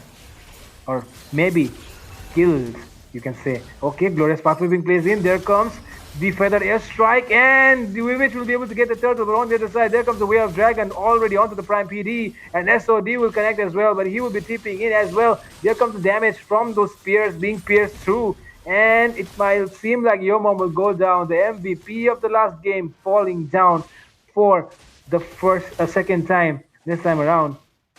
And with that, IGN clearly taking control, 3k gold ahead in this match. Whoa, they are definitely taking control, because look at the scores. It is a 7-1. They have 7 kills on their side, and look at the items. Moskov, Aaron, almost completing with that Trinity, and once that Trinity is completed, he will be the one dishing a lot of damage. Oh, what is going on, Fredo? The goal difference, take a look at the goal difference between the Moskov and the Granger. It's a lot. I mean, 6,400 versus 4,800. That's almost 2k right now. Almost 2k. 1,800 goal difference. Oh, look at the map. Yep. Oh my god. Okay, there comes the flicker. Jit Kundo into the backlash, knocking up 3 people. And with that, they're chasing down Duba. Duba is really low. Respect wants to take down Duba, and Duba will fall down. On the other side, Aaron falls down as well. It's a killing spree for Respect. And Julie will be taken down once again. As we see, it's a 2-for-1 trade in the favor of IGN. Whoa, man, that was a fight that stirred up really fast. The way, oh my god, look at another fight cooking here. Oh. Okay, there comes the Feather Airstrike, dealing a lot of damage, able to take down somebody, it seems. But no, okay, they will not be able to take down anyone, as we will be waiting to see if MAAF will be able to make a comeback or not. But so far, IGN in complete control, because, like I said, a lot of mobility on their side. They clearly have the macro advantage. Oh yeah, they definitely do. Because if we look at IGN, they are, trying their best now, because the way they're maintaining their momentum, the way they are making those decisive plays with the team follow-up, it's actually really remarkable to what they have done in the last game. Because in the last game, I would say there was a little bit of a communication and synergy gap. But then again, oh, look at the bot side. My goodness. Oh, shut down? What? Off-cam kill. Respect just went down. Man. Into the hands of Julie. This might be an opening that MAAF was looking for. Now they can go for the Lord. The enemy does not have the retribution. But are they ready? Because on the other side, look at that, on the far lane side, SOD connecting, does land, TP. might be coming in time. Yes, Keron does decide to CP, and there comes the glorious pathway as well into the Oh backline. my Keron god. will be taking down PD, and with that, the Eternal Guard has fallen down as well. Will there be the retribution coming in? Yes, it does. Julie will be able to get that Lord, and with that, there comes the mistake that IGN were not supposed to make, and MAAF have regained control. Oh But oh God, Julie, why did you decide to go in? And Julie will get taken down. But on the other side, look at that. They will be able to get one more tower. Aaron, oh my God, the damage piercing through that tower. Rain man. takes a lot of it. The fact that the Moskov deals crit damage even when he has a Trinity build is absolutely insane, because if you do not know that the piercing damage that the Moskov has can do crit damage even when there is a Trinity build on the Moskov. But then again, look at the poke coming off from the side of Team MAAF on that Vixana there. I mean the Farsa. Yeah, the Farsa is actually the key here, because the zoning potential you have with that Feather Airstrike is immense, and with that Prime wants to go in for the implosion, connects only onto Kozen. Kozen is not the right target, and with that into the backlines there comes Respect and Chuntimaru. Vivek will be able to get one kill. Aaron the Creator does not want to back off as well. Julie wants to go in. Julie decides to back off, and Mirio seems like he's looking for something out there, but it seems like he wants to back off as well. He's camping in that blue buff area, wants to provide the vision, understands that the enemy will be coming in anytime, and he might be able to pick off the Suyo, but the Suyo is aware that there is trouble. He will not be approaching it. Man, I think Team MAAF are actually slowly throwing the game, because the way they're engaging with the fights, they're not getting better trades. They're losing two members for exchange of a roamer there. So that was a big disadvantage for them. They have to look for trades that are actually worth it, because if they're gonna trade two members for exchange of a roamer, that is not gonna be good for them. Yep, exactly. If you're going to exchange a roamer being traded out for two of your damage dealers, that's not the best trade. And not just that, I mean, the thing there that Respect did, I mean, MAAF was clearly behind, but they got back just a little bit with the help of their Lord. But even then, Julie decided to give away that lead by, like you said, you don't want to, take down a roamer and for your jungler, right? That is exactly what happened. I don't know why Julie decided to go in there. They get the Lord. They could have easily went for the pushes, because right now IGN, they're doing only that. They're just pushing around the map because they know that they have the macro advantage.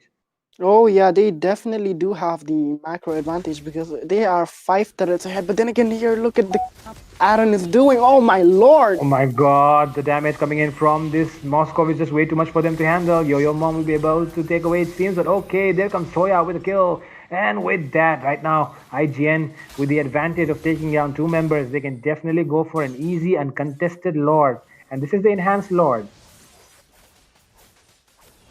Oh yeah, it is definitely the enhanced Lord. And this will be like the thing that they need at the moment to look for a opening to end the game.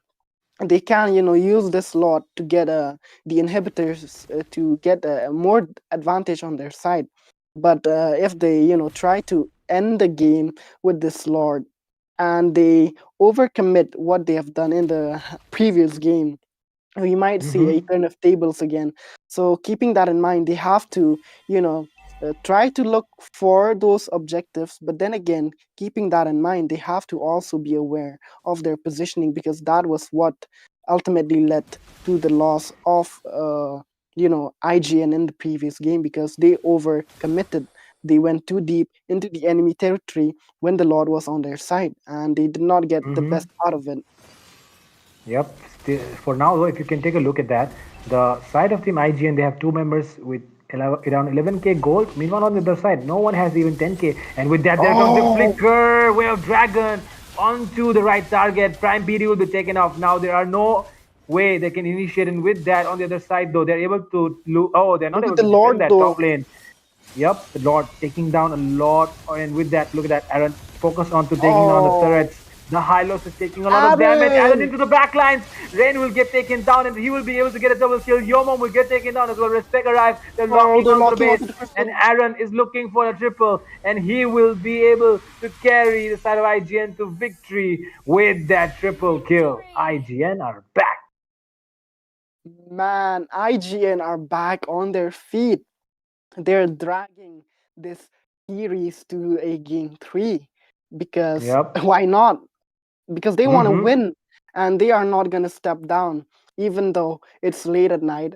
They are tired, they're exhausted, they're hungry probably, but then again they do not care. They just want to go for the win. Man, I just have to say that Aaron is definitely one of the gold standards out there because he is just way too good in the goal, with his game sense in the goal lane. He just knows what to do when he is playing the marksman. He is always after the objectives, and the positioning is always a top-notch positioning. He had a full build in the late game. He was just dishing a lot of damage, and look at the amount of push that he has. A whopping 51% push from the Moskov. Damage dealt the highest. Even the team fight participation is so high. And not just that, right? I mean, if you take a look at the side of Team MAAF, like let's talk about some mistakes that they made there.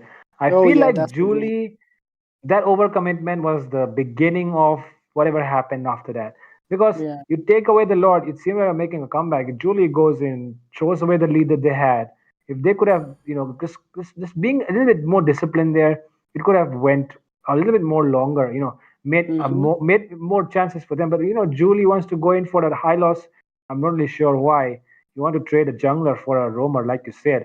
And with that being said, we can definitely take a short break because we have played 2 games back to back. A short break and we'll be right back. Right? Oh, yeah. Yes, let's cut right into the break. Hello players, are you from Northeast? If yes, we have a very, very exciting news for you. Wardrum Games is hosting the North East Underdog Tournament where the top invited teams are going to be playing against the biggest underdogs. And the best part, guys, is the tournament format. Why? Because it's starting in a separate bracket and you get to fight with only the underdogs all the way to the finals. by participating in this tournament, you have the chance to win a share of the prize pool, which is 60,000 Indian rupees.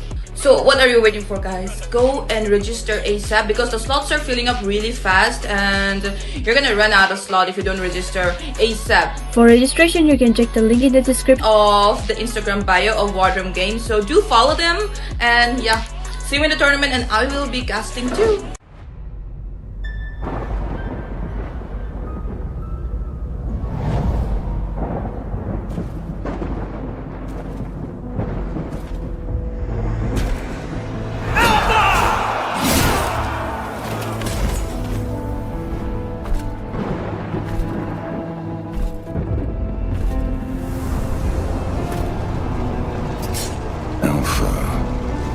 Dear doomed king, the time has come to cast away that frail mortal shell.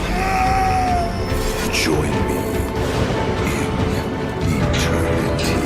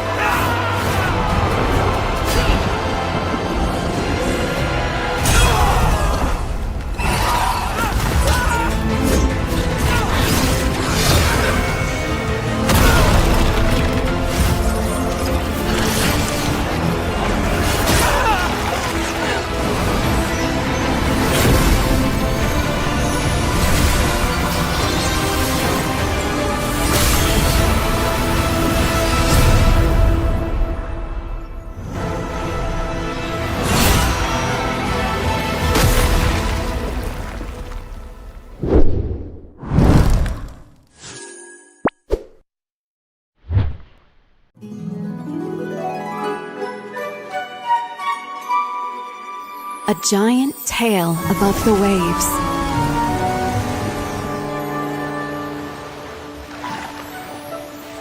Is it a sea monster? Or is it Kalea?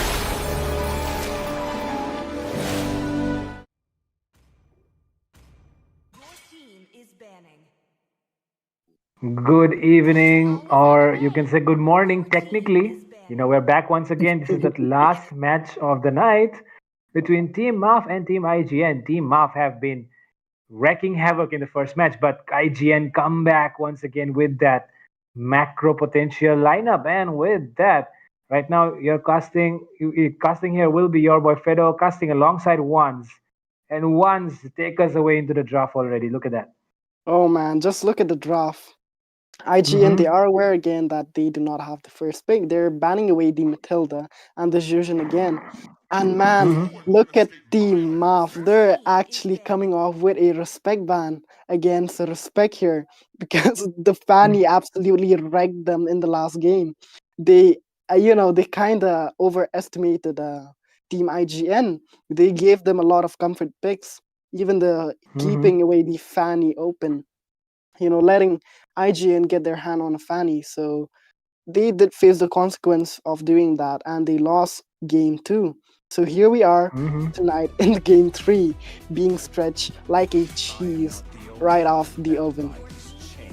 Yep, definitely. The way you spread that cheese onto a pizza, that is exactly what's happening here. They've spread it all over. It's extended into the third game right now, and we all know how we like having third games because both the teams, they're even so far. Only one game to decide who will be the game changer. And so far, let's take a look at the draft once again. Oh, it seems like MAAF have actually missed out on one ban. Oh, whoa! What is going on with Team MAAF? Duba, I think he forgot to do a ban there. I think they were deciding what to ban, but maybe they probably ran out of time and they missed out the draft there. And Prime has taken that Gatotkacha once again into his hands, and actually, Witch has the option to pick up the Eve right now because the and he did, in the first match, but it did not really work out well for him. But in this match, will he be doing that? I'm not really sure though. It was a bad decision on his part, and seems like they're going in for the high loss. High loss too friendly. I don't feel like the high loss is a pick that you should actually go for the first pick because there are a lot more viable options like the Suyu can be picked up. The Suyu can be picked up here. Even if you want, like I said, the Mage called Eve can be picked up. There can be the Valentina as well if you want to force the enemy not to pick any good ultimates, just like the Gatotkacha. A lot of options out there, but they go for the high loss. Oh yeah. I mean, the Hylos is not that bad, He has the glorious path, which can slow down the enemy, provide a movement speed buff for his teams, as well as sustain for himself. So that's a pretty solid ultimate, I'd say. And Hylos with the Ring of Punishment always on the front line, using that Ring of Punishment because Ring of Punishment does have a stack system on it. So the more you stack up, you can you can put the buff on the enemy. So that works really well against fighters such as the Gatot as well. So that's looking really good. But then again, let's not forget Aaron, the creator, the MVP of the last game himself. He has got his hands on a grandeur, and oh boy, we have seen that the amount of plays, the amount of skillful plays that Aaron makes on a grandeur, it's absolutely remarkable to see. He has done a lot of things in the previous games as well with the grandeur, so he has that comfort pick once again. And whenever there's a grandeur, it is always inevitable that you will always find an Irritel, and that is what Team MAAF they're doing here. They're countering the grandeur with the one and only Irritel with the heavy crossbow. And boy, Fredo, look at another Selena pick. We see a lot of Selena picks in this meta since the buff.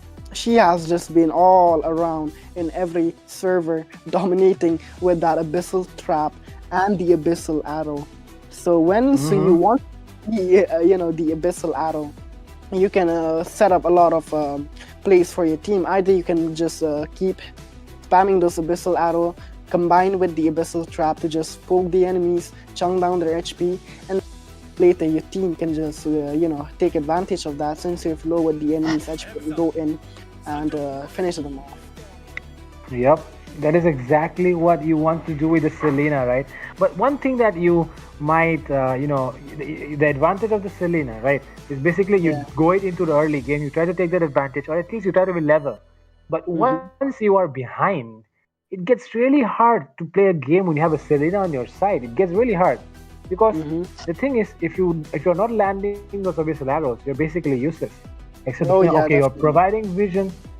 Yep.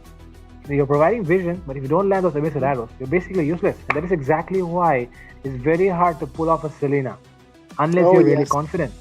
And right now, they're going with the Selena up against Witch, as we all know, who likes to play controlling mages, and the Eve is an option that still remains open. And not just that, he does not really pick up the Sicilian quite often, but I mean, when you force him to go for a Sicilian, he will definitely do that.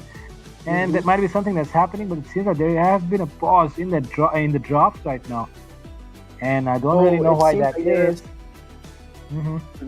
I see. I think like so the pause is actually like the problem from the side of players, because we did see that Duba he did not ban, so I think maybe he had like a connection issue. So maybe he requested the management team to give him some time to work on his connection, maybe, since he even lost a ban from his side. That is probably what could have happened. And of course, right, if something like that happens to you in a match where the stakes are so high, I mean, you're fighting for the top dog spot, right? You're fighting for the top dog spot. If you win this, you know that you are one of the best teams in the region, for sure. And to prove that you're the best team, you're going to be willing to take everything that you can, that you can do to win. And missing out a ban, it might not seem like a big thing to everyone out there, but in matches like these where the stakes are high, a single ban could decide your fate. Oh yeah, definitely. And talking about the draft so far, let's take a moment and analyze the draft, since we have the time to just continue here yapping without having to, look at the draft. And then, so looking at the draft here, Fredo, what do you think, comparatively, who has the better draft so far? Because we did see that both teams here, they have a really solid pick. From the side of MAAF, they have Ertel for the Grandeur countering him, and we have the Good Thought as well on their side. But then again, they have on the side of IGN, they have a Grandeur. So the Capriccio will be something to deal off against in the late game that they have to consider, risking away when they're giving the Grandeur to Team IGN. Especially when Aaron is the one playing the Ranger. Yep, and I mean, you were there casting one of those matches where the Granger actually took a Savage, right? Oh yeah, definitely. So you know the potential that this hero has, and when you give this hero into the hands of someone like Aaron, you know that it's going to create problems for you, and that is exactly why the side of Team MAAF, they pick up the Irritel, the direct counter for a Granger, but will it help them?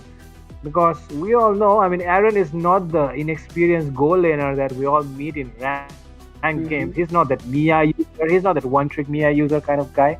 He's a guy that is versatile on all heroes, very skilled, very talented.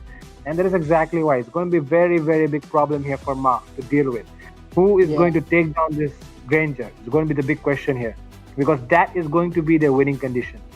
Oh yeah, definitely. Because if we talk about Aaron, he is on a Granger, and Granger he can move while dealing damage with the Rhapsody. Yep. So that is one big disadvantage that Team MAAF they have, because they have a Selena, and Selena has skills which needs high aiming skills. So if you do not land those abyssal arrows on that Granger, it is going to be really hard to take him down, because the Irritel alone solely cannot take down the Granger, because the Granger will obviously have the support of his teammates. And that is exactly why you need someone who can climb on his face, right? Who can climb on top of him and just shut him down altogether, because otherwise I don't really see an option where you can go for taking out the Granger. And like I said, Witch likes to play controlling mages. He does not really opt for something like the Sicilian.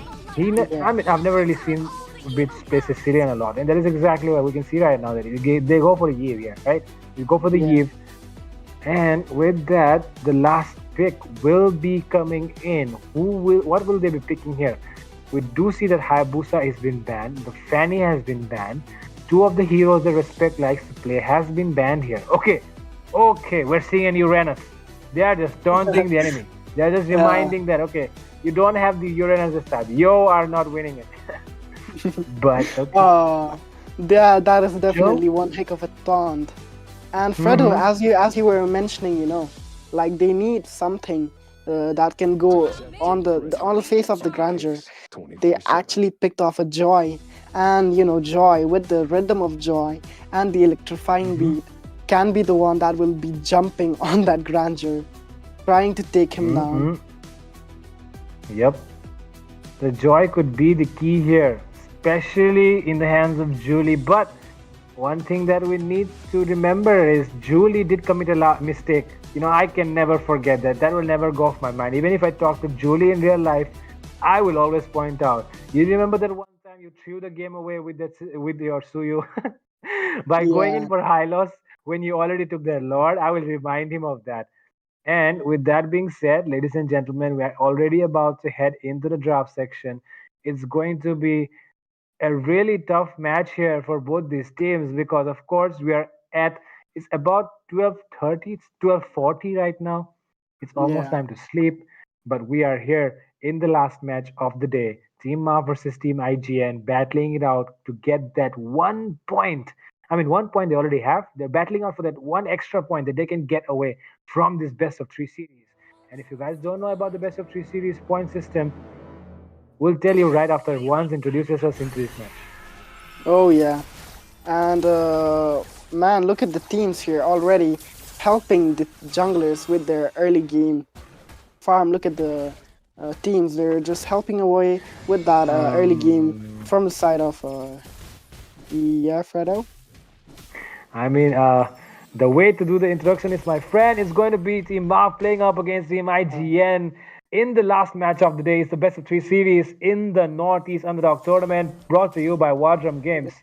And we are witnessing here, seems like the Hilda is going on to the aggro and does not want to get the Joy get the level 4, but it seems like Kozen really low, revitalized to save the day.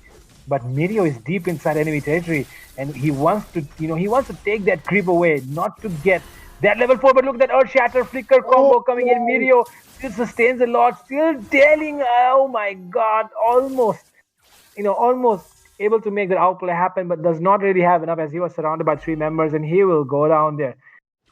And right now it seems like they're approaching onto.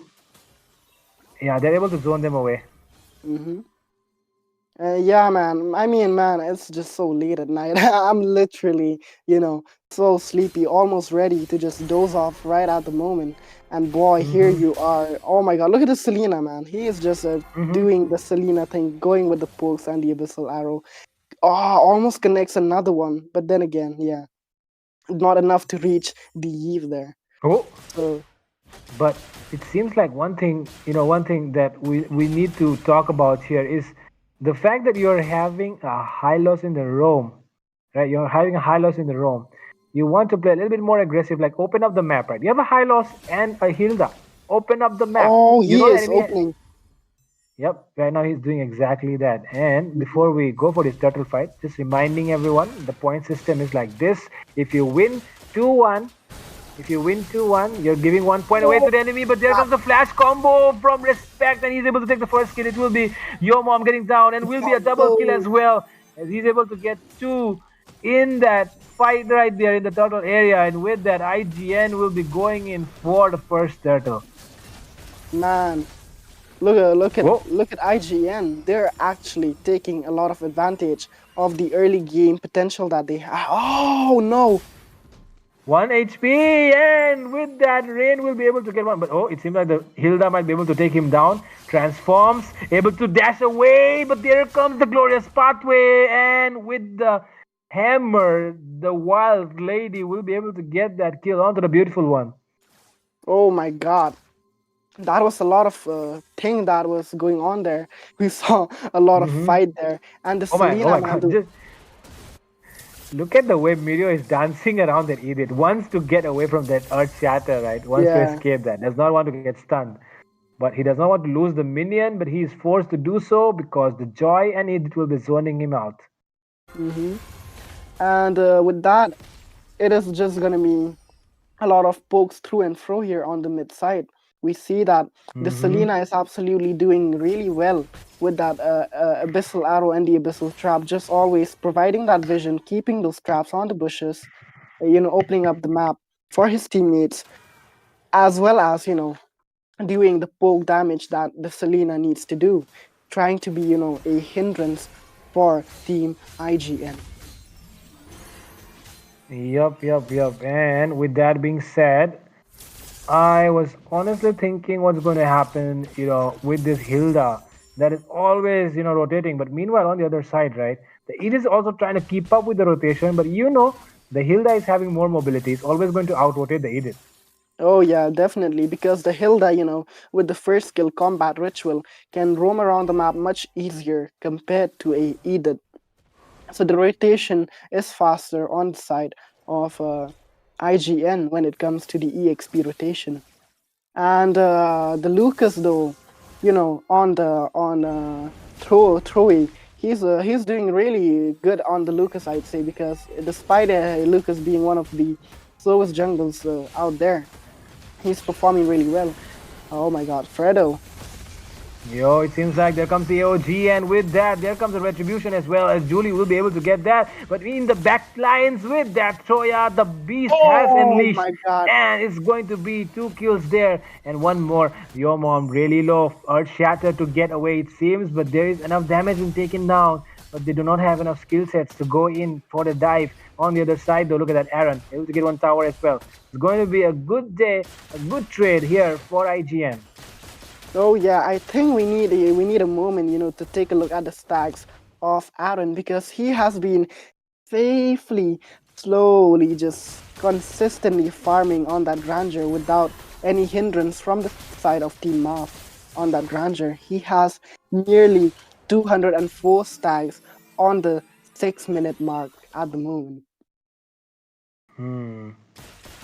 And with that being said, right now we do see that the Granger around 200 stacks right now, 5 minutes into the match. Good enough, decent, I would say, not the best though. Oh, look at that Sozen diving in from the backlines, was Oh, targeting the Selena. Look at the way IGN are zoning them out completely. The EXP laner and the roamer doing the perfect job, right? Flanking mhm, in from behind, zoning them away, not letting them defend. That was very good, very beautiful coming in from IGN. yeah. I think so far, from the side of IGN, they are playing really, really objectively. They have already gotten all the first tier turret from the side of Team MAF. There is literally no first tier turret on top, mid, and bot lane. They are totally, focused on the objective. They're taking down all the turrets as soon as possible and trying to make a way to end the game as quick as possible, not allowing Team MAF to reach to their late game potential, because Irithel is one of those heroes that has a late game Oh, potential. and with that, look at that. Respect is very clever. He saves up that dash to get away from the Joy when he uses the electrifying beats. And with that, Joy right now does not have the ultimate, will not be able to go in for the turtle. And look at that, hmm they're zoning him away. Look at the Hilda right on the face of that Joy. Yeah, he's just IGN is always in a back. stun. Yeah, they are Hmm. definitely back, man. They are definitely back because the way they're playing, they are so serious. They do not want to, go home with a lose. They do not want to lose another match that they've already. Oh, look at the fight there. Oh, the knockoff from the Earth Shatter there, connecting on to 3 members, and with that, it should be that blue buff taken away. But will they actually get that? Yes, it is taken away, and with that, one blue buff taken into their hands, and Not just that, they're taking away towers as well. It seems like Aaron wants to Oh go in my for the boss fight. god. Okay, Duba. The AOG was late and Duba will get taken down. Things are not looking good for Team MAAF. They have angered the beast. The beast Oh, inside they. Respect has unleashed. Oh, And look, with look, that, look, look, Aaron will look, be able to Aaron. dash away Earth Shatter. And finally, Aaron will get taken down there. The win condition was taking down Aaron, and they have exactly done that here. But there comes the wilderness from this. Hilda, not able to take down anybody though. But Respect has arrived onto the scene. And one more red buff taken away. Oh my god, they're denying every sort of jungle possible. And they can't do anything because they have who? They have the Selena. You can't do much with Oh the Selena. no. RWM setting in, 2 members getting immobilized there. But it will not be enough as there is damage coming in from Duba. But Duba does not have enough to take anyone down. And the Abyssal Arrow will not connect. And that's like I said, with the Selena, if you're behind, you can't really do much. Yeah, definitely. And when there is a Selena in the opposing team, your map, since it actually, I would say, it it is enhanced, I would say, because you are always, thinking that, oh, I have to be careful. I have to make sure Mm-hmm. that the Selena does not catches me off guard with a abyssal trap. So when a Selena is in the opposing team, you're always aware that the abyssal traps, they can come at you at any moment, so you're always checking the map, checking around you, whether there's an abyssal arrow or not. Hmm. And that is exactly why we need to be careful when you play when you pick up a Selena. Okay, Abyssal Arrow. Aaron Cricketer very very away from it, and there comes Julie was trying to use the retribution, but it was not able to happen. And with that, 1 member will be sacrificed. Your mom will take the hit, and they should back off here. We have the Irithel. Irithel even using the sprint. Not really sure why. He did maintain a safe distance, but oh, Julie wants to go in for the split pushes. Does want to, relieve some pressure before the Lord comes in. And with Oh, that, oh, look at Julie Aaron. might be going in for an overplay. And with that, Julie able to get a kill onto Aaron. Aaron really bad position there. Julie able to make the outplay. Aaron taken down once again. This is not that we usually see Aaron do, right? Yeah, I think Aaron was just way too sure, when entering that bush. Like, nah, it's Mm-hmm. safe. No one's gonna be there. But then again, here comes Julie with the joy, just surprising Aaron out of Mm-hmm. the blue, catching him off guard. So, keeping that in mind, I think Aaron needs to prioritize Hero's goal, because the joy is the one dealing immense damage to him at the moment. Oh, look at the Mm-hmm. bot side. Oh, it seems like there might be Oh my AOG gosh. coming in. Yes, it does. But this time, Julie trying to make an outplay happen. It seems that okay, Rich might be able to zone them away. Yo Mount still taking a lot of damage, and Prime PD as well. They will be zoned on the top side though. There's a Lord marching down, and it seems that the Abyssal Arrow will be missed once again. And that is exactly what happens when you use a Selena. If you don't connect the Abyssal Arrows, you are basically useless. Right now, though, Rain, he's trying once again to connect the Abyssal Arrows, trying his best, but still not able to do enough. But MAAF are able to defend this inhibitors somehow. Oh, they are, holding on to those inhibitors as tight as possible. Because if the inhibitors go down, the super minions are gonna make their way to the base. So they do not want to deal with the super minions, especially when they are behind goal. And talking about goal, look at the goal. They are almost 4K, 4K goal behind team IGN. And items though, so far, Aaron already with 1 2 3 main items on him, has the Sky Piercer, has the Malefic, as well as the Hunter Strike. So a lot of mobility for him, because the Hunter Strike provides that extra movement speed as well. And look at him already completing with the Rose Goal as well. He just needs one more item, and he is good to go, dish out all the damage that he needs to do. Yep. And right now we can take a look at the stacks that this guy has. He has 468 stacks. And now he has 474. And that just speaks for itself that this guy, once we all know, when Grandeur reaches the 500 mark, is going to be very, very good. Right? He's going to be able to spam a little bit. And when he reaches 700, he's going to be he's going to be able to spam a little bit more.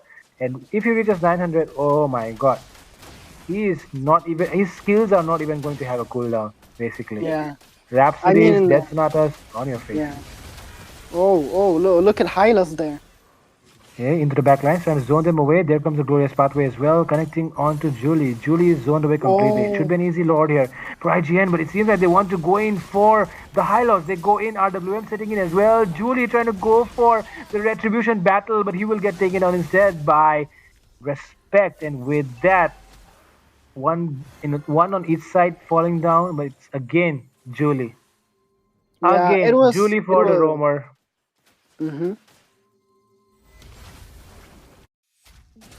Mm, with that, Lord marching on the top side. Minions are getting synced as well. Will Oh, Marth be able to Lord. defend? Oh, look at the fight here on the bot side. The poke coming off from that Aaron is crazy. Hmm? Aaron wants to go in heavily for that Gatotkacha. Gatotkacha knows he has to back off right at that time. Yes, he does. Inhibitor getting taken down, top and bottom. Mid lane is still surviving though. They're dealing with the Lord right now. MAAF does want to maintain the position that they're holding. But will they be? Do they have enough to defend this mid lane? That is the question. AOG connecting, zoning them away. Does not want to commit yet, but there goes into the backline. Julie going in heavily for Aaron the Oh, Creator. One more, and yes, he goes. He is going for Aaron. He gets that one down. And with that, Julie. But will Julie be able to escape? Oh, it might be a double kill for Julie. Julie is still surviving, but Julie does not have enough cooldown on his skills yet, and he will be taken down there. But right now, MAAF, not the best time to engage. The minions are still pouring in. But why are they going in? I don't understand. This is overextension from their side. And Prime PD is really low. And with that, Prime PD will get taken down. Duba really low. oh But no okay, no there no no comes no no the no no Earth no. Shattered. This is an overextension from the part of MAAF, and MAAF will get punished for that. And this is the end. This is the end. Man. Overextension from the part of MAAF. Oh, look at the Hilda just chasing down the Selena. Even the Selena alone can't defend this because it is what, 5 members against 1 member. They can Yep. basically rush to the mid, just push the minions in and go for the end. I think this might be the end for Team MAAF. Hmm. But then This again, look could at the be the end. timer. Oh Oh, my God. The joy gets bursted down, and with that, there comes Prime. But how can you defend with a Gatot Kacha and a Selena into the backlines though? Just look at the high lows, zoning out completely. And right now, there comes the okay. With that, this oh, should be the end of it. And with that, RWM sitting in as well. Yo Mom, the only one standing. And with everyone down, MAAF won't be able to defend it as IGN will be able to get the third game into their hands and take 2 points away from this best of 3 series. whoa. IGN, after the first game, they were totally locked in the game. They were so focused, so determined to win the game. And guess what? Hmm. They actually won the game. And the MVP will be none other than Throw, yeah, with that Yep. Lucas Jungle. Man, I have to say, man, Respect. definitely respect for respect because the way he played Mm, that Lucas was on point. He was always marked onto those squishy targets with that Lucas. And boy, mm-hmm. let me tell you, the way he was using that Beast of Light form with that flash combo was absolutely beautiful. He was even zoning away the Irtel in the last defense. He was always in the front while his team was dishing damage from the back. Yep. And just to mention to every single one, we started at 550 subscribers today. We have crossed the 700 mark. Thank you to everyone out there who subscribed to our channel. Thank you for supporting Wardrum. And of course, we talked about the game. We did see the respect played quite well. But one guy who needs to get the credit for all the hard work he has done behind the screen, the guy called Twilight out there, who is our streamer. He has been streaming since 7 p.m. non-stop. We know the casters have kept changing, the players have kept changing, the teams Oh have kept boy. changing. But for 5 hours, not five, 6 hours straight, sitting on a single chair, not moving anywhere, coordinating everything that you can see on the screen, from the match results to the caster desk to the draft section to the game, every single thing has been coordinated by one person. His name is Twilight. So I hope all of you out there will give a W Twilight in the chat for our streamer who has been working so hard to bring out the visuals for everyone out there. So yep, that is all that I wanted to say about this one. And of course, Ones as well coming in at the right time for the backup. And we casted this game together. What a nice game it was. The last two games did go into a best of 3 series. And with that being said, I think it's time to say goodnight, guys. But this action is not the end of it. These are the tournaments that we always wanted to happen. And Wardrum is here to bring it for you guys. We'll be having this kind of this kind of matches every single day for the next 7 days. So do show up, share the stream, and keep supporting Wardrum, keep supporting the community. This is how we'll make our Northeast region grow. Hello players, are you from Northeast? If yes, we have a very exciting news for you. Wardrum Games is hosting the Northeast Underdog Tournament, where the top invited teams are going to be playing against the biggest underdogs. And the best part, guys, is the tournament format. Why? Because it's starting in a separate bracket and you get to fight with only the underdogs all the way to the finals. by participating in this tournament, you have the chance to win a share of the prize pool, which is 60,000 Indian rupees. So what are you waiting for, guys? Go and register ASAP because the slots are filling up really fast and you're gonna run out of slot if you don't register ASAP. For registration, you can check the link in the description of the Instagram bio of Wardrum Games. So do follow them and yeah, see you in the tournament and I will be casting too.